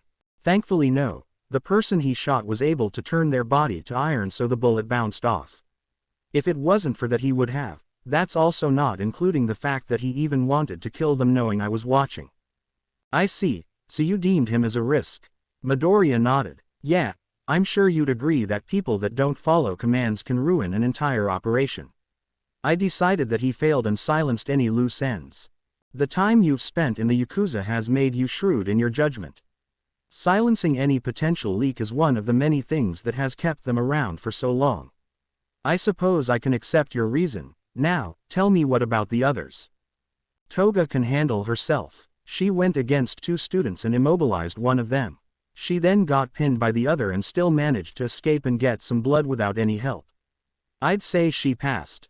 Dabi was able to follow my orders and was able to play a supportive role instead of an offensive role. Because of that, he's still an unknown factor to heroes that can be used to turn the tides. I also took the chance to introduce him to that rat of yours. He'll fit in fine here. As for the rest, I didn't get a chance to see what they did, but they all accomplished their jobs.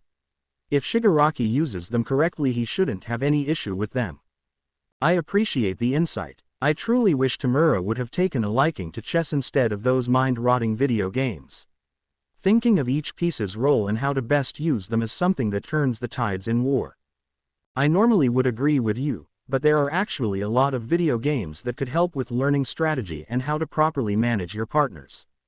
If he played those, it could help. All for One tapped the arm of his chair. Interesting, I'll look into that and see if any of them will suffice.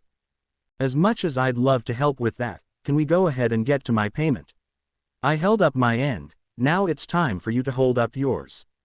All for One smiled as he leaned into his chair. Of course. Midoriya sighed in relief. Thank you, is what I'd like to say. Midoriya's eyes widened as he stared down All for One. What? Calm down boy, you'll get it.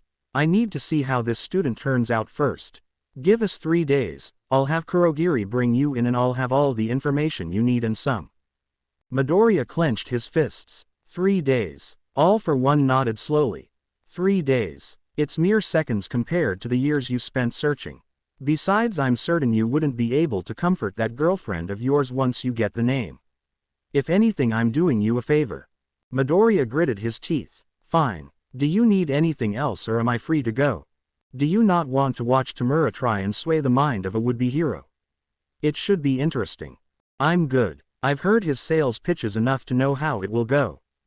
He'll try to entice them with offering and dreams of grandeur. The person he's trying to convince will make some smart remarks. Shigaraki will get pissed and try to kill them. Kurogiri will stop him. Then he'll either fail or you'll step in and do what he couldn't. Honestly, using you would be the best chance given how strangely similar your quirks are. You could say you're his grandfather and the quirk mutated to be less potent. All for One tapped his armrest slightly annoyed. As much as I hate to admit it, you're not completely wrong. I hate how his quirk is a vastly inferior version of my own. His quirk gets under my skin. I'm supposed to be one of a kind and now there's some rip-off trying to be me. I can't stand the idea. Midoriya sucked his teeth as he started to back away. Oh, looks like I may have struck a nerve. Well, I should get going. I'll see you in 3 days. All for One shook his head, ending his rant. Ah, of course. Sorry about that. I don't know why, but I've felt strangely irritable the past couple days. Go talk to the doctor. He can send you back since Kurogiri is preoccupied. Midoriya sighed as he turned to see the doctor, having Nomu put Ragdoll in one of his test tubes. The sight alone was enough to annoy him as they had completely stripped her of any clothes. For the love of God, you're taking her quirk and her livelihood. The least you could do is let her keep her dignity. The doctor looked over furiously at Midoriya. How dare you speak to me as if I'm doing this just to look at her? The boy's right, doctor. We may be villains, but we still have standards. Do find something to keep her modest. The doctor begrudgingly went to find some clothes for Ragdoll, and once he had finished covering her he used one of his Nomus to open a portal for Midoriya. Back in his apartment, Midoriya made his way to his room. He tossed off all his combat gear as he turned on the TV. News of the attack at the training camp was spreading like the fires that roared in the forest it was held at. With a deep breath he grabbed his phone off the nightstand. He had decided to leave it behind. Though the chances were slim, the last thing he needed was for it to fall out and be found by the students or pros. Much to his surprise, he hadn't received any messages from Kendo. Panic started to set in. Had something happened to her after he left? Did the extreme concentration of mustard's gas overpower the filters on her mask, leaving her unconscious? Had the sight of watching someone die mentally break her and now she was too scared to do anything? Without wasting any time he called her phone to try and get an answer, but there was no answer. He left a message asking her to call him as soon as he could. He even sent a few texts for good measure, but none of them got a response. All he could do was wait and pray that she was all right. 2 days had passed since the attack at the training camp and Midoriya had yet to see Kendo. After the attack, all the students were sent to the hospital to be checked out. While not all were caught in mustard's gas, those that were kept at the hospital for further testing and monitoring for any side effects. It wasn't until the morning after that Midoriya heard back from Kendo. He immediately dropped everything so that he could go check on her, but she was quick to stop him. The hospital had given the students restricted visitation for the first day, only immediate family and teachers could visit. While Midoriya was upset he couldn't go check on her, he was glad to know that she was alive. The rest of that day she kept him updated as to what was going on and what she was being told.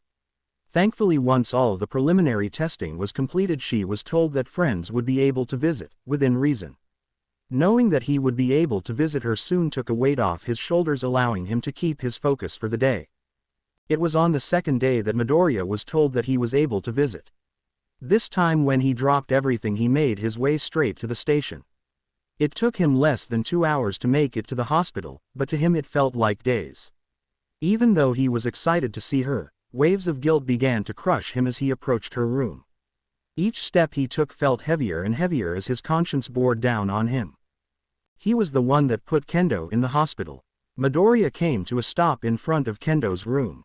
His hand had reached out for the door, but it refused to open in.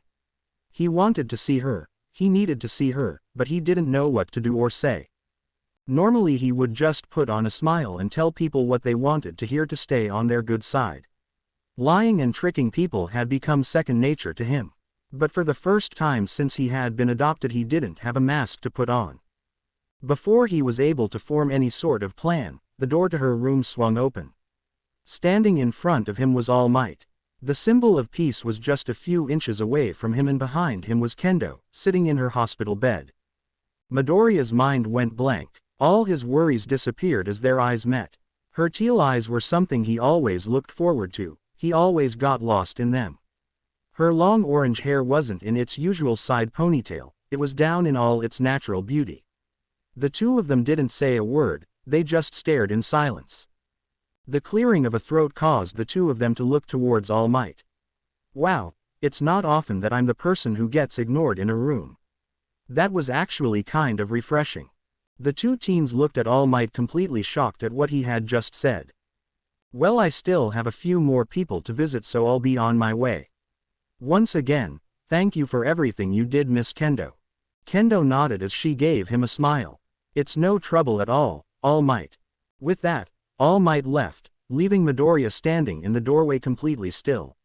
His eyes refused to come off of Kendo. As he stood there silently he heard a soft laugh come from her. Yes, I'm really here, Izuku, now come on in. Midoriya made his way next to her bed and sat in the chair that had been pulled up. His eyes were still locked on her, but he couldn't find the words to say. After All Might left, all the weight of his actions came back, and this time they came with a vengeance. His eyes fell to the floor as only a few words were able to escape. I'm so sorry, Itsuka. He felt her hand gently rest on top of his. It was subtle, but he could feel it gently trembling. Why are you apologizing, Izuku? If anything, I should apologize for worrying you. As much as she wanted to sound as cool, calm, and collected as usual, she couldn't. The slight tremble in her hand sold her out. You shouldn't have had to go through all that. Kendo gripped his hand tightly. Izuku, look at me. Slowly he raised his head to see that determined look on her face. Her eyes seemed to sparkle as she stared into his. I'm going to be a hero. This may be the first time I'm in a hospital, but I promise you it won't be the last. I'm going to be put in dangerous situations, and this is just part of the job. That being said, I don't plan on making this a regular occurrence. Midoriya laughed a little as he gave her hand a gentle squeeze.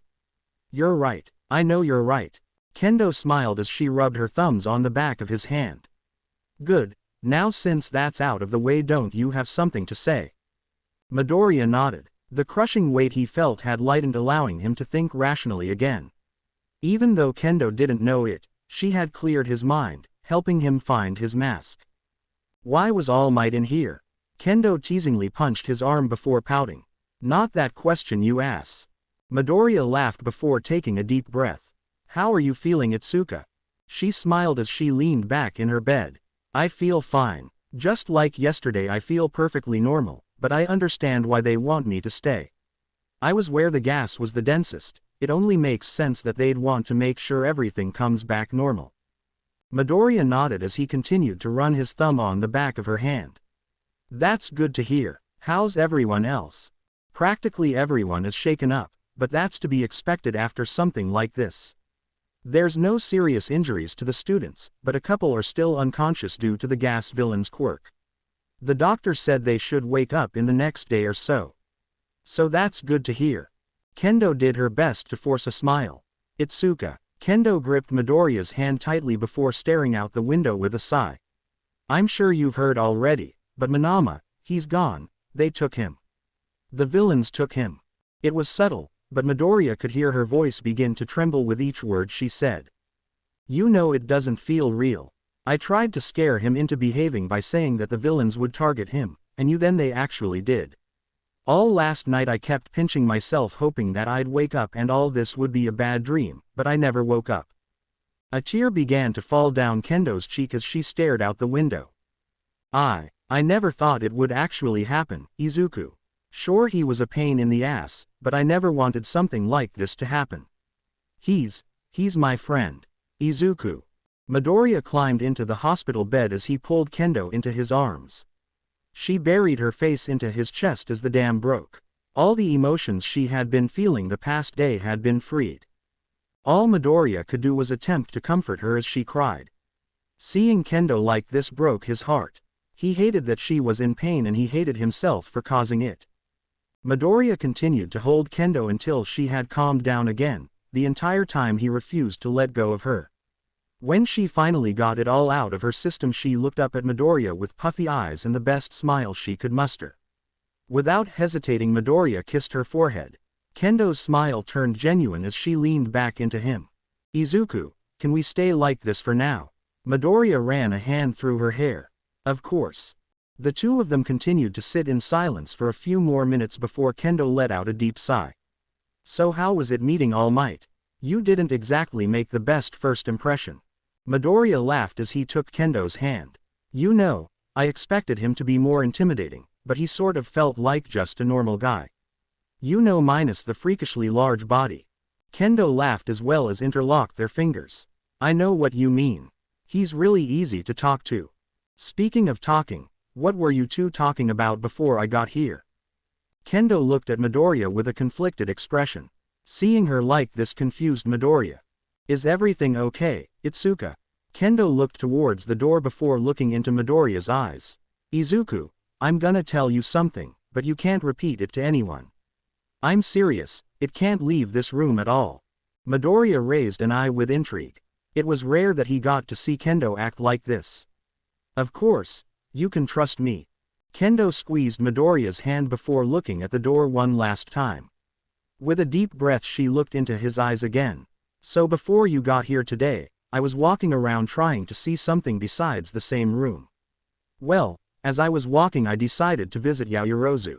When I got to her room she was talking with All Might and someone with the police.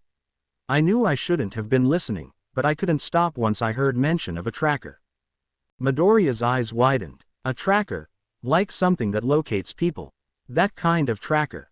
Kendo nodded. Yeah, I wanted to hear what all they had to say, but a nurse came by and asked me why I was out of my room. This happened to draw all the attention in the room to me, which was extremely embarrassing. All Might then walked me back to my room to make sure I made it safely. And once we got back he asked what all I had heard and I told him everything. I don't know why, but he then told me everything that Yaoyorozu had done. Her and Awase had welded a tracker to the Nomu that took Ragdoll. Everything stopped for Midoriya as he heard that. The night of the attack replayed through his head rapidly as he tried to recall seeing anything resembling a tracker. Nomu's back. After Midoriya had reunited with everyone he had seen something weird on Nomu's back. Panic began to sink in as the idea of a fight between All Might and All for One played in his head. While the confrontation would be welcomed by Midoriya, it couldn't have come at a worse time. Midoriya had one more day until he got the information he needed. He needed to let All for One know. Nomu was already a lost cause with the tracker, but he needed All for One to get away. Midoriya tried to get up but Kendo held onto his arm keeping him in place. Midoriya looked at her confused, but her gaze didn't falter. She was not letting him get up. Izuku, I need you here right now. There's a lot going on and a lot I want to talk to you about. Please will you just stay with me for the day? No one else, just me and you. Midoriya let out a deep breath as he relaxed back into the bed. As much as wanted to pass on the word, he couldn't tell her he needed to make a call. If he had said that right after everything she had told him, he'd look extremely suspicious. Even with his doubts, he pushed the idea of the tracker out of his head. It was one day, and there was no way the heroes would be able to put everything together in under a day. All Midoriya needed to do was make sure he got the information and then to get away from them as fast as he could. The two of them sat in silence. Kendo had latched herself to Midoriya's arm. Her hand had a death grip on his. All he could do for her was be her support.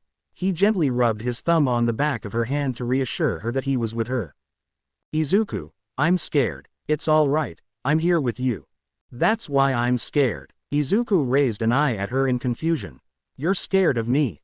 Kendo tightened her grip. I'm not scared of you, it's more of what you do. Ever since the beach I've found myself second-guessing myself about you. I actually talked to Ms. Midnight before the training camp about it. She said I needed to tell you about how I was feeling. Midoriya's hand tensed up. The reaction didn't go unnoticed by Kendo. She gently squeezed his hand back as she leaned into him more. I understand if you're mad or upset, but will you please at least hear me out first? Midoriya let out a deep sigh before nodding. Of course. Kendo took a deep breath before moving to sit in front of Midoriya. She took his hands into hers and stared into his eyes. Izuku, you terrify me. I don't mean that I find you scary or anything, but what you're a part of makes me worried and that terrifies me. When we were at the beach I found out a whole different side of you and I didn't know how to process it at that moment. But then as time went on more and more questions came up and I had less and less answers. This person I knew, this person I loved had a darkness that completely blindsided me. Kendo's grip on his hands tightened as she did her best to keep her composure. I've had so many questions running through my head the past couple of weeks and I didn't know what to do. I wanted answers, but I didn't know how to ask them. Hell, I didn't even know if I could ask them. Kendo took another deep breath before staring into his eyes. That's what I mean when I say I'm scared of you. I'm scared of the unknown. I'm scared of one day waking up and seeing you on the news. I'm scared of waking up and one day you're gone forever. Midoriya couldn't bring himself to look Kendo in the eyes. Everything she had said was completely rational and he understood why she felt this way, but he didn't know what he could do. He had a goal that was within reach and he wasn't going to let it go at this point. Would it be better if he just broke up? Kendo's eyes widened as her jaw dropped. Are you serious? Midoriya kept his eyes down. I am. I'm certain at some point my past will get out there at some point. Just think what could happen to your career if they find out you're with an ex-Yakuza member. People will lose their faith in you. You're not wrong, that could happen. Midoriya closed his eyes as he sighed. So I guess this is it then. No. Midoriya's eyes opened, but they refused to look up. What? I said no, but you agreed with me. You're right I do, but I knew that was a possibility back at the beach. Midoriya gritted his teeth. Then why are you saying no? Kendo sighed as she squeezed his hands. Izuku, if you want to break up, that's your decision and I can't stop it. But if that's what you really want I'm gonna need you to look me in the eyes and tell me that's what you want to do. Kendo let go of his hands and cupped his cheeks to raise his head. Their eyes met and Midoriya found himself unable to answer. Those determined pools of teal drew him in. He loved them, they brought him a sense of peace that he had long since forgotten. Every time he saw their shine it made him want to be the person she said he was. I want you to be happy and safe. Kendo smiled as she wiped a stray tear away from his cheek. And I want the same thing for you. Midoriya wrapped his arms around Kendo pulling her into his chest and she happily returned the hug. When the two separated she moved back to his side to rest her head on his shoulder. Izuku, can I ask you some questions? If you can't answer them I'll understand. Go ahead. How long do you think it will take till you can get out? 2 months tops. Kendo's eyes widened as she turned to him. Wait really? Midoriya nodded. Last week I found a lead and everything looks promising. Now it's just the waiting game. Kendo smiled uneasily before leaning her head back on his shoulder. What do you think you'll do once you get out? I'll work full time at the shop. I'm taking it over so there shouldn't be any issue there. What about Eri? Midoriya froze for a moment. I don't know. I guess I won't see her anymore. Kendo raised an eye. Is that by choice or is it because you're leaving? Eri is Gramps' granddaughter. There's no rule saying I can't see her, but it's unlikely I'll be allowed to while he's in a coma.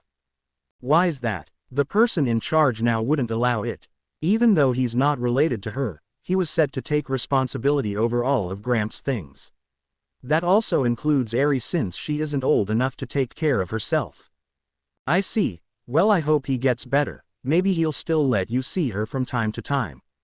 Midoriya nodded. Yeah, me too. Kendo squeezed Midoriya's hand. Izuku, can you tell me about your parents and what happened? Midoriya glanced over at her. Why the sudden interest? I just want to understand you better.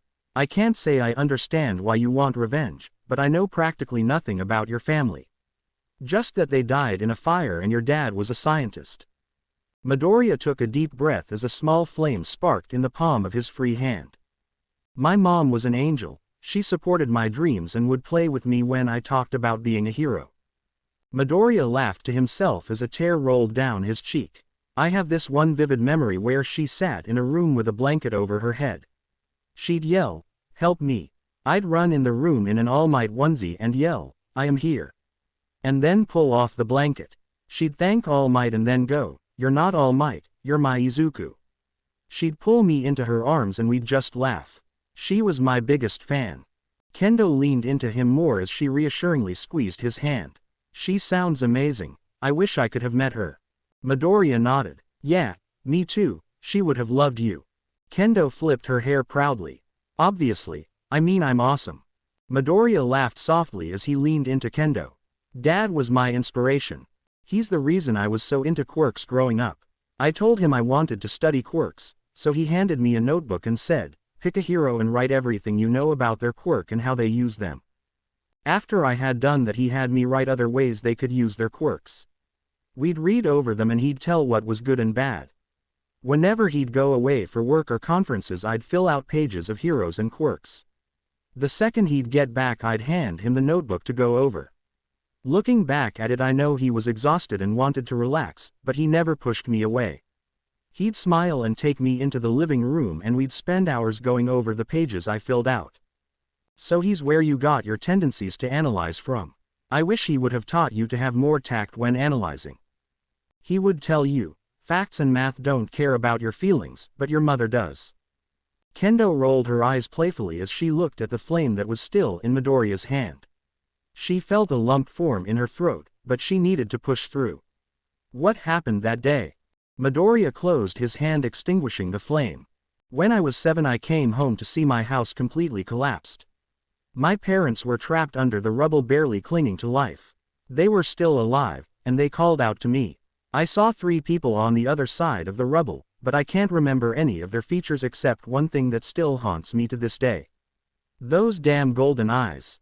Kendo wrapped her arms around Midoriya as he let out a sigh. After that, 2 of the guys came after me.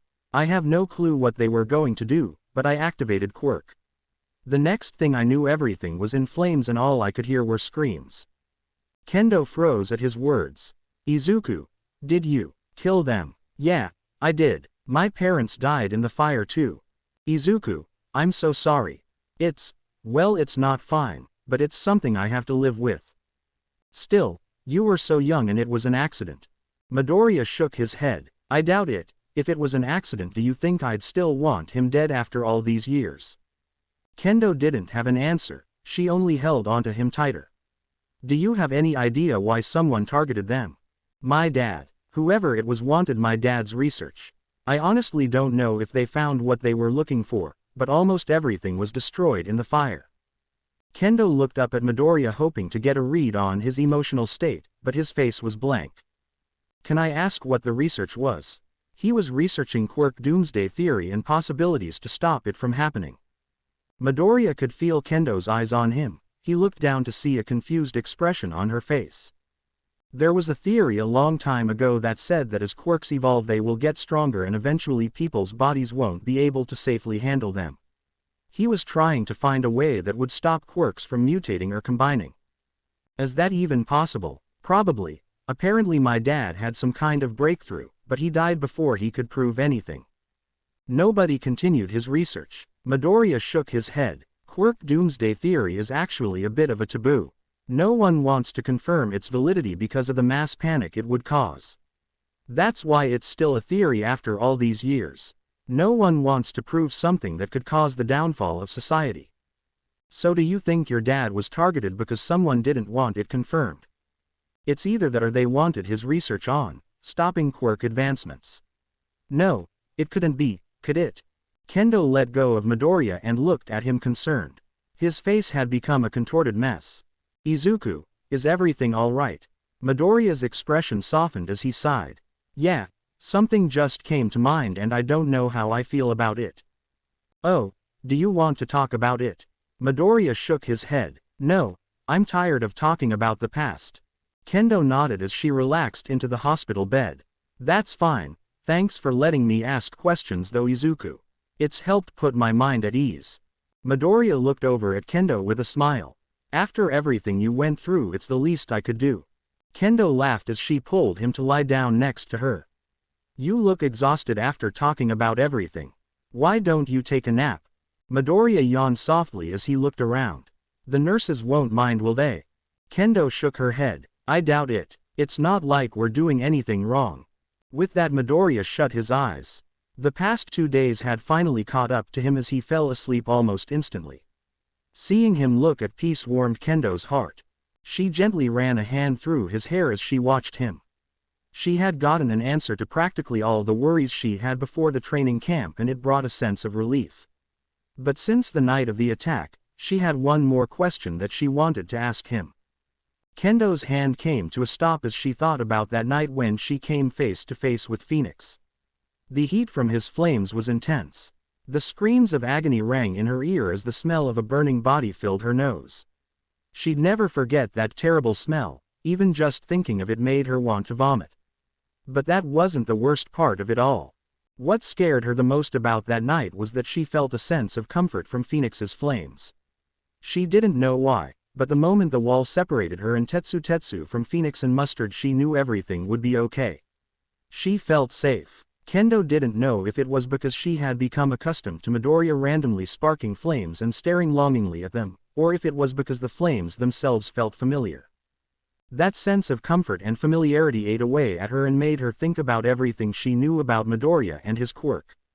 The first thing she thought about was the similarities between their quirks. They both could control fire at will.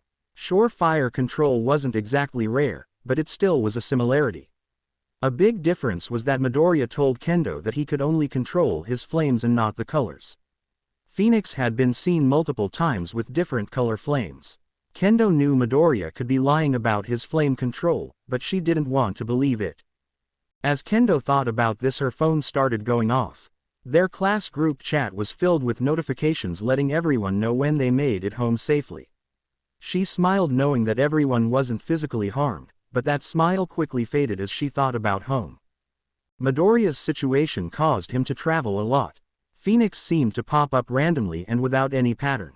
She knew she might be reaching, but she remembered when he first started looking after Eri. Phoenix appeared in Osaka around that time as well, and Midoriya was confident that he would be okay.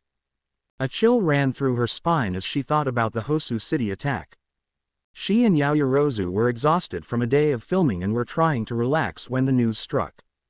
Yaoyorozu quickly took out her phone to try and get in contact with her class since Iida was doing his internship in Hosu. Kendo could still see the shock on her face when Yaoyorozu saw 2 of her contact locations showing in Hosu. While Kendo knew none of her classmates were there, she still couldn't help but check just to be safe. When she looked at her phone, she froze. Midoriya's location registered in Hosu, but quickly changed back to Tokyo. She wrote it off at the time as a glitch, but now she wasn't sure.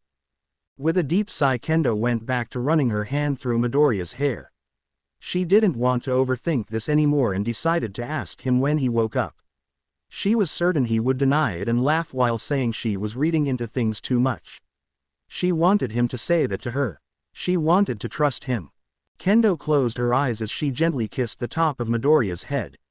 You are a good person, Izuku. I know you are. Midoriya paced around the living room of his apartment in Osaka. The TV was on and every channel was covering the disaster that had happened the night before. A city left in ruin as heroes scurried about trying to rescue any survivors from the aftermath of cataclysmic fight. During the rescue of Manama, from the League of Villains, a battle broke out. All Might and All for One had fought and destroyed Kamino Ward. The fight ended with All Might leaving One for All unconscious and then shipped off to Tartarus.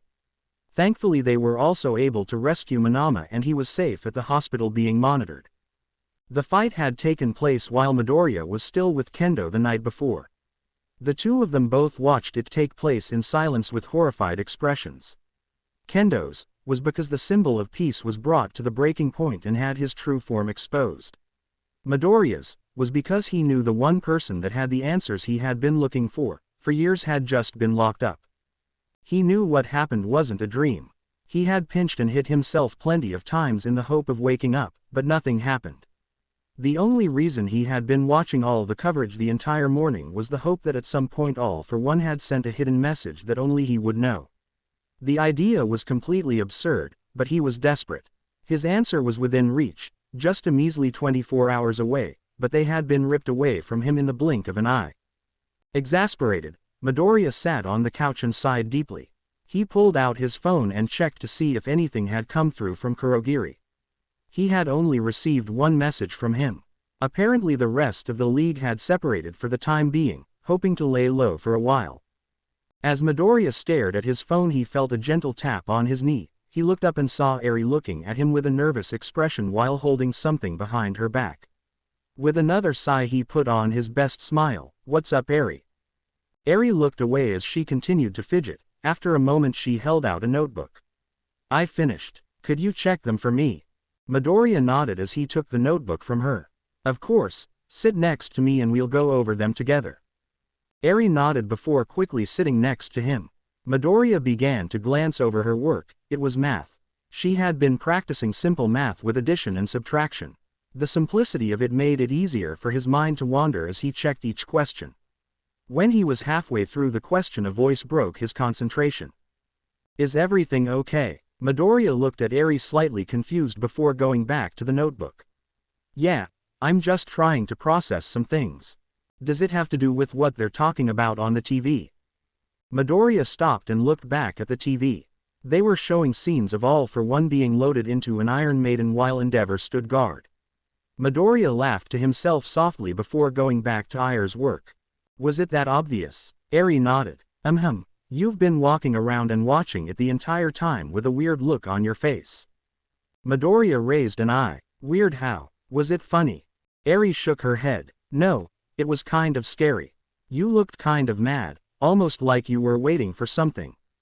Did something bad happen?" Midoriya set down the notebook and looked at Eri. "I'm sorry about that, Eri. I didn't mean to scare you. But yeah, something bad did happen. There was a big fight last night and a lot of people got hurt." Hearing that, Eri's eyes widened. "Oh, are they gonna be okay?" Midoriya looked back at the TV. Now it was showing All Might standing with his fist raised in the air in victory. "I don't know, Eri, I don't know." Eri sat up straight as clenched her small fists. "Someday I'll help people too, just like you helped me." Midoriya smiled as he picked back up her notebook. Seeing the determination in her eyes made him proud. "If that's the case, you're going to need to improve your handwriting and math a lot more." Eri flinched slightly as she glanced at the notebook that had quite a few questions circled. "Maybe not just like you." Midoriya laughed softly to himself. "You'll still need to improve either way, but we still have plenty of time for you to get the hang of it." Eri nodded with a hint of determination. "Okay, would you like me to see if Itsuka wants to help you study as well?" Eri's eyes lit up as she nodded. "I want to see Big Sis again so she can see how good I've gotten." "Alright, Eri, I'll see what I can do, but I can't make any promises. She has school starting up again soon so she won't have a lot of free time, but for now let's go over the questions you missed." Eri nodded confidently before scooting even closer to Midoriya to get a better view of the questions. The two of them spent the rest of their morning going over Eri's studies to help catch her up to her age group. The entire time Midoriya kept glancing at his phone, hoping for a message, but nothing came. Later that night, while dropping Eri off, Midoriya found himself wandering the halls aimlessly of the hideout. Even though he knew where everything was, he had no destination in mind. His footsteps echoed throughout the empty halls, leaving him alone with his thoughts. The words of All for One ate at him from within. I would, however, recommend you think about groups and people that are interested in quirks. 3 groups came to his mind right away when he recalled those words. The first was painfully obvious, All for One himself. Based on the stories and what he had witnessed from the doctor, they loved experimenting with quirks. However, the motives didn't match up. The two of them wouldn't have cared if quirks continued to evolve or not. There was no reason for them to target him, and they'd gain nothing with his research. The second was a long shot, the Meta Liberation Army. They were a group that was even more in the shadows than All for One. You would only hear whispers of them when diving through the depths of the underworld, but apparently they heard everything. From what Midoriya had heard, they strived for free use of quirks, or meta abilities, as they referred to them. While his dad's research would have enforced new regulations, changing the natural order, he didn't think that would be enough to cause them to kill him. That being said, he didn't know the people in charge, so he had no clue how they would react to a change like that. The third one hit close to home. Kai was the someone who happened to check every single box. Interested in quirks and how to alter them. Check. Golden eyes. Check. A complete douche that Midoriya wanted to beat the shit out of? Check. As much as Midoriya hated to think about it, he had a sinking feeling that his adoption into the Yakuza was too coincidental. Kai had been with them 2 years longer than Midoriya. That would mean he was a member before his parents were killed. Kai was already researching quirks when Midoriya had started, so it was safe to assume that he knew who his dad was. Even though they didn't have the best relationship, Kai still had waited for Midoriya to warm up to him before asking questions about his dad and any of his research. Still, given all this, Midoriya didn't know what to believe. He had asked Kai many times if he had killed his parents, and each time answered no. Hell, Midoriya had even broken into Kia's apartment and lab multiple times trying to find any traces of his father's research, but he never found anything. The only thing that kept Midoriya from completely writing off Kai for so long was his damn eyes. While all these thoughts ran through Midoriya's head, he eventually found himself standing in front of a door. He had been to this room a few times over the past few months, but never before had he wandered there without a reason. With a deep sigh, he reached for the door. What are you still doing here, Phoenix? I figured you'd have gone back home by now. Midoriya closed his eyes momentarily before turning to face the voice. Am I not allowed to visit Gramps now, Kai? Kai pinched the bridge of his plague doctor's mask. How many times do I have to tell you it's overhaul? And how many times do I have to tell you I don't care? Kai let out an exasperated sigh. I'm not dealing with this today. I have enough on my plate anyways. Midoriya raised an eye, intrigued. Is the testing not going well? Kai narrowed his eyes. Testing is ahead of schedule, and we should have a finished product soon. Midoriya looked at Kai confused. Then what's keeping you so busy? You do realize producing and testing this product takes an insane amount of time, right? That's also not including the fact that our biggest backer is now behind bars, or did the league mean that little to you? I didn't realize you were still in contact with them. He sighed as he leaned against the wall. While nothing was set in stone yet, we were about to seal the deal. Now with him gone, all that's out the window and we're at square one. Can't you pick up where you left off with the doctor? Kai scoffed. As if that fossil was against everything from the start. Anytime I'd make a demand, he'd object and say that his research was far superior to mine. That being said, I can't blame him too much, as scientists have major egos when it comes to our work. You can say that again. Kai narrowed his eyes on Midoriya before starting to walk away. If their new leader wants to discuss partnering up, let me know. I will. Midoriya watched as Kai started to walk off. He clenched his fist as he felt the words force their way out of his mouth. Hey, wait up, I have another question. Kai stopped and turned around. Make it quick, I'm busy. Midoriya took a deep breath as he looked into Kai's eyes. Did you kill my parents, Kai? Kai kept his eyes locked on Midoriya for a moment before sighing. Geez, Phoenix, you really have been bringing up the past a lot recently. But to answer your question, it's still a no. I, Kai, didn't kill your parents. Now if that's all, I have some tests to perform. With that, Midoriya was left alone again. Without saying a word, he opened the door in front of him and made his way to the bed. The faint buzz of hospital monitors filled the room with white noise, and laying in a bed, Hooked up to the monitors was the true head of the Hasaikai. Seeing the old man laying there peacefully calmed Midoriya more than he expected.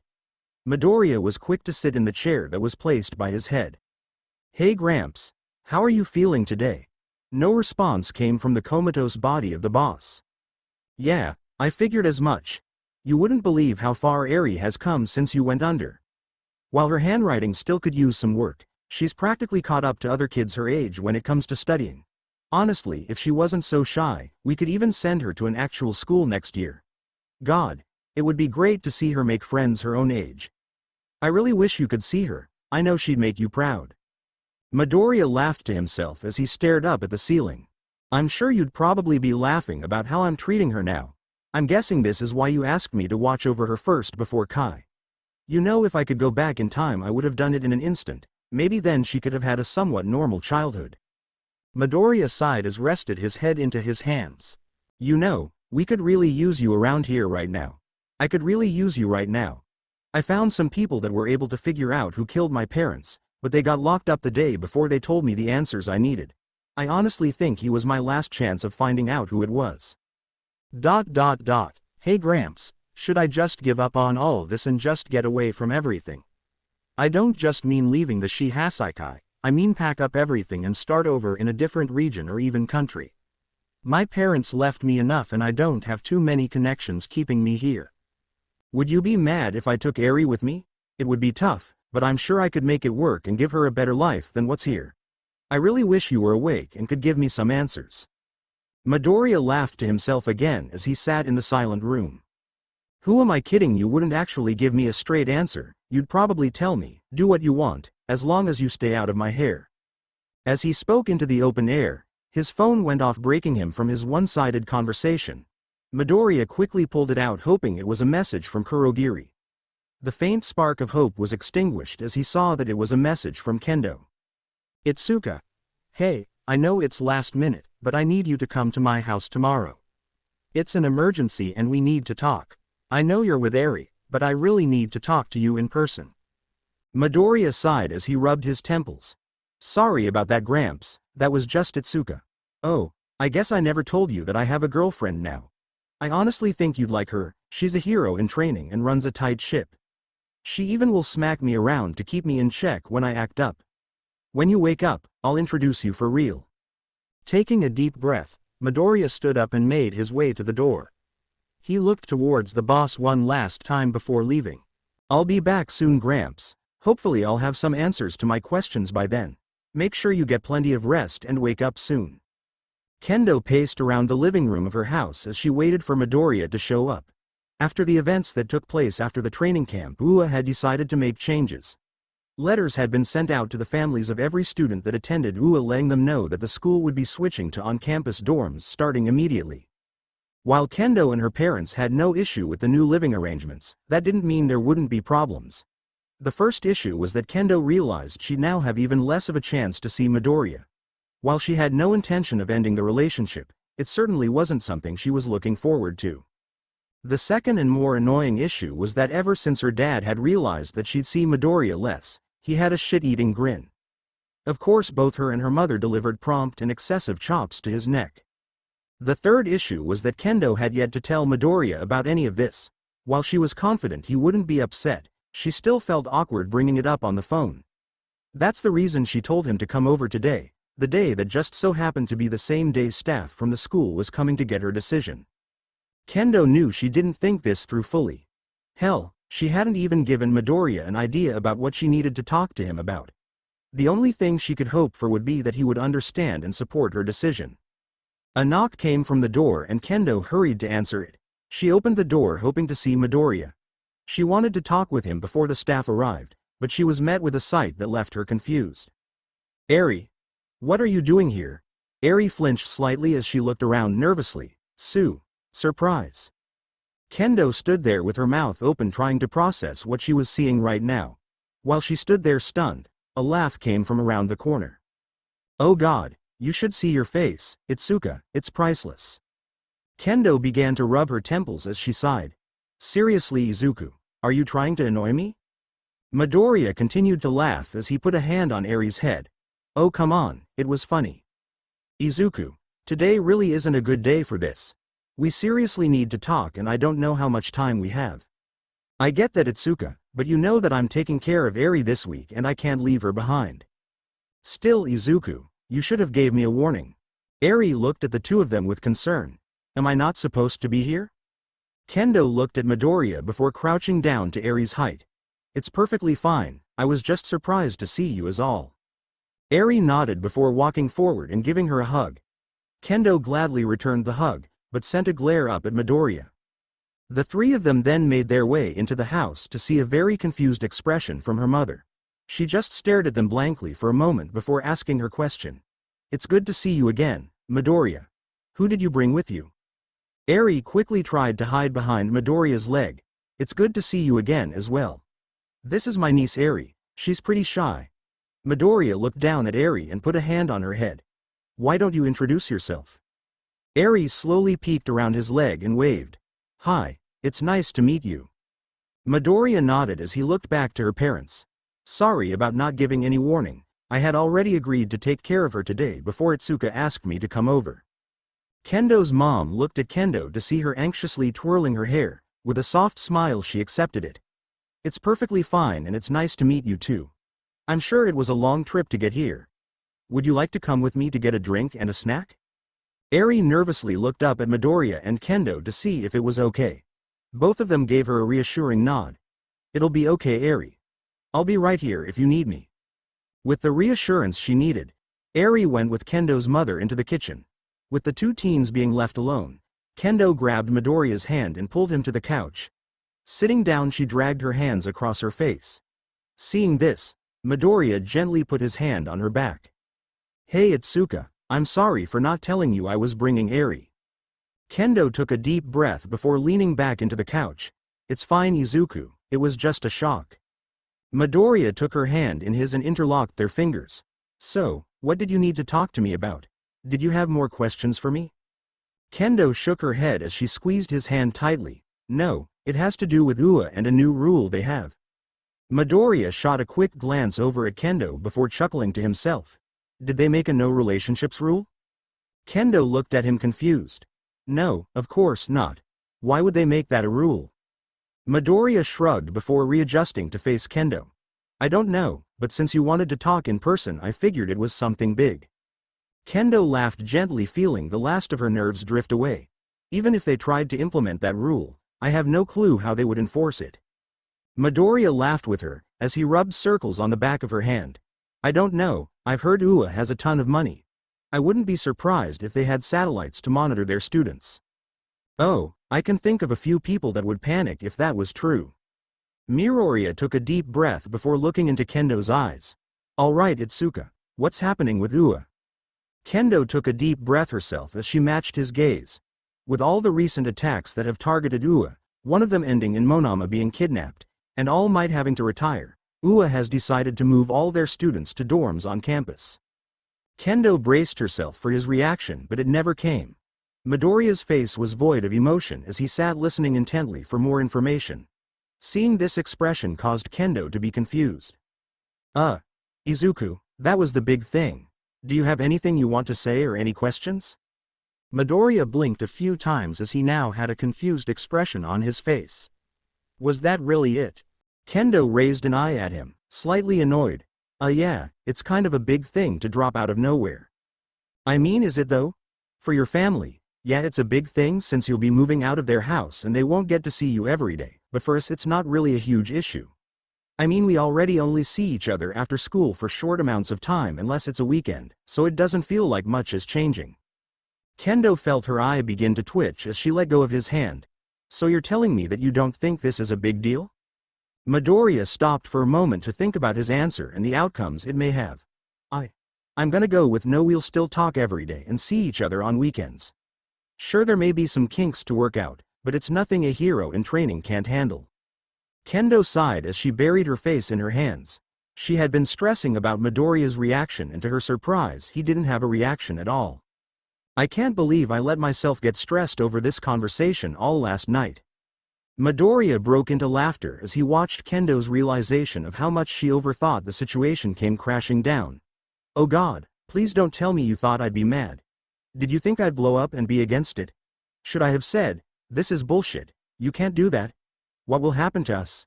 Is that what you were expecting? As Midoriya continued to laugh at Kendo's expense, a vein on her forehead began to pulsate. Her cheeks turned a deep scarlet red as embarrassment and anger welled up inside her. In a momentary lapse of judgment, Kendo activated her quirk and sent a powerful chop to Midoriya's neck, knocking him out instantly. The moment Midoriya fell back onto the couch motionless, Kendo covered her mouth in horror. Holy shit, I'm sorry Izuku. I didn't mean to hit you that hard. As Kendo tried to wake him up, a knock came from the door, sending her into a full-blown panic. Oh no. Why did the teachers have to show up now? How am I going to explain this to them? Kendo quickly glanced between Midoriya and the door as knocks continued to persist. After a minute her mom came back into the room to see why no one had answered the door. Itsuka, why haven't you? Itsuka, why is Midoriya unconscious? Kendo nervously began to tail her hair as she tried to not make eye contact. I may have lost control and hit him a tiny bit too hard. Kendo's mother sighed and shook her head. Open the door, we can't leave your teachers outside. I'll wake Midoriya up. Kendo watched her mother walk back into the kitchen before rushing to open the door. Standing on the other side was a face she wasn't expecting. Kendo had expected it to be her homeroom teacher, but standing in front of her was Ms. Midnight with a slightly annoyed look. Sorry about that, something came up right as you got here and it delayed me, please come in. Midnight nodded as she entered inside and took a round. Everything looked normal, except for a boy lying unconscious on the couch. Seeing this, Midnight smirked and looked back at Kendo. I'm guessing that's the incident? Were the two of you perhaps partaking in a little afternoon delight? No, they weren't. My daughter overreacted and hit him a little too hard. Kendo's mother walked back into the living room with a glass of water and a towel as Eri followed behind her with a plate of apple slices in hand. Seeing this sight caused both Kendo and Midnight to look surprised. Kendo's mother stopped in front of Midoriya and looked back towards Midnight. I'm sorry, I'm Ruka Kendo, Itsuka's mother. With that, Kendo's mom threw the cup of water into Midoriya, causing him to sit up instantly. I'm awake. The towel was thrown into Midoriya's face and Kendo's mom walked over towards Midnight. Dry yourself on the couch quickly, Itsuka's teacher is here. Yes ma'am. Midoriya quickly got to work drying himself on the couch, hoping to not incur the wrath of the one who originated the neck chop technique. Well, that sure was a sight to see. This by far has been the most interesting house so far. Kendo blushed in embarrassment before bowing. I'm so sorry, Ms. Midnight. Midnight put a hand in Kendo's head. It's okay, there's no need to apologize. Why don't we sit down and discuss the matter at hand? Midoriya had finished drying himself on the couch as Kendo and Midnight made their way over. I should take Eri and go into another room. I don't want to intrude on family matters. Itsuka, is it okay if we go to your room? That's fine, thanks Izuku. Midoriya nodded to the three of them before grabbing Eri and taking her up to Kendo's rooms. While Midoriya had a feeling that his presence wouldn't be an issue, he still found it better to excuse himself. Once in Kendo's room, Midoriya sat on the bed and watched as Eri looked around with wide eyes. While Kendo's decor wasn't typical for girls, he still thought it was a good thing for Eri to see. As Eri continued to take in the new sights, Midoriya's phone began to ring. Seeing a familiar name caused his heart rate to pick up. Hey, is everything okay? Everything is fine, Phoenix. Everyone is still split up, but they have been given assignments to seek out potential new members. Midoriya sighed on hearing that. Oh, I see. I'm guessing that's why you called me as well. If that's the case, can we make it quick? I'm not exactly in the best place to talk right now. I'm sorry for the bad time, but I'm actually calling for a different reason. It's one I think you would very much like to hear. Midoriya raised an eye as his interest had piqued. Go on. The doctor would like to see you tomorrow. He said that he had to discuss some things with you. Are you serious? Midoriya quickly covered his mouth. His outburst had been much louder than expected. He shot his eyes to the door, watching it intently to hear if anyone was coming to see what happened. Once he was certain no one was coming, he went back to the call. Are you serious? I am. Unfortunately, that's all he told me. I'll be picking you up at noon tomorrow. Please send me the location before then. Will do, and thank you. The phone went silent. Midoriya let out a deep sigh as fell back onto Kendo's bed. While Midoriya had no idea what it could be that the doctor wanted, he certainly knew what he wanted it to be. Before long Midoriya found himself starting to drift off, but he was brought back to the sound of the door opening. He smiled as he expected to see Kendo walking in, but much to his surprise she was accompanied by Midnight.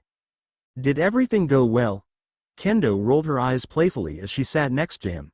Of course it did, but Ms. Midnight wanted to talk to the two of us. Midoriya looked to Midnight, who had a smirk adorned on her face. Oh. Midnight walked in front of the two of them and gently leaned on Kendo's desk. Yes, and if I'm being frank, this probably isn't the best conversation to have in front of a child. Right, hey Eri. Eri looked over to Midoriya, who proceeded to cover his ears, eyes, and mouth. Seeing this, Eri put her hands over her ears and shut her eyes as hard as she could. Midoriya laughed softly as he looked back to Midnight. I taught her that myself, isn't she adorable?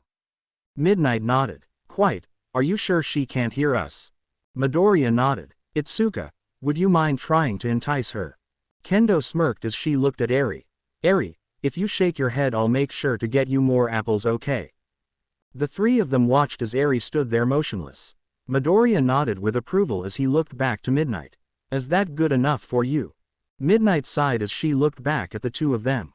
Fair enough. Now, do you have any idea why I wanted to speak with you two? Kendo raised an eyebrow. Because we're dating. Midnight nodded. Exactly. Now while I and Ua both have no issue with that, there are some things we need to cover. The first is that since Kendo is going to be living on campus now, she can't see you all the time. I'm sure you can understand that with all the attacks we are cracking down on our students' safety. Sadly, this also means that they can't go off campus without permission from a teacher. Kendo's eyes widened. Wait, are you serious? I am. I don't like the rule, but there was a vote and the majority ruled in favor of this rule. Thankfully we voted against permission that had to be given by the homeroom teacher. Kendo sighed in relief as leaned on Midoriya. That's a relief. I doubt Mr. Vlad would approve of me leaving campus for a date. Midnight nodded in agreement. He definitely will be one of the harder teachers to persuade. The next issue at hand is that Midoriya is not allowed on campus. This time Midoriya's eyes widened.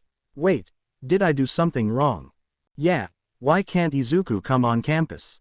Midnight shot glances between the two of them before placing her finger on her temple. I told you UA was increasing our students' safety. That also means increasing campus security. Even before the attacks, visitors needed a special pass to enter campus. Now it's almost impossible. There is a 100-page application and an interview with the principal and 2 other staff members who are chosen at random each time. So even if the application is filled out and the interview goes well, you would still only get a single day's access from 9 a.m. to 5 p.m. It's not worth the trouble. Midoriya nodded in agreement. Yeah, I don't have time for that.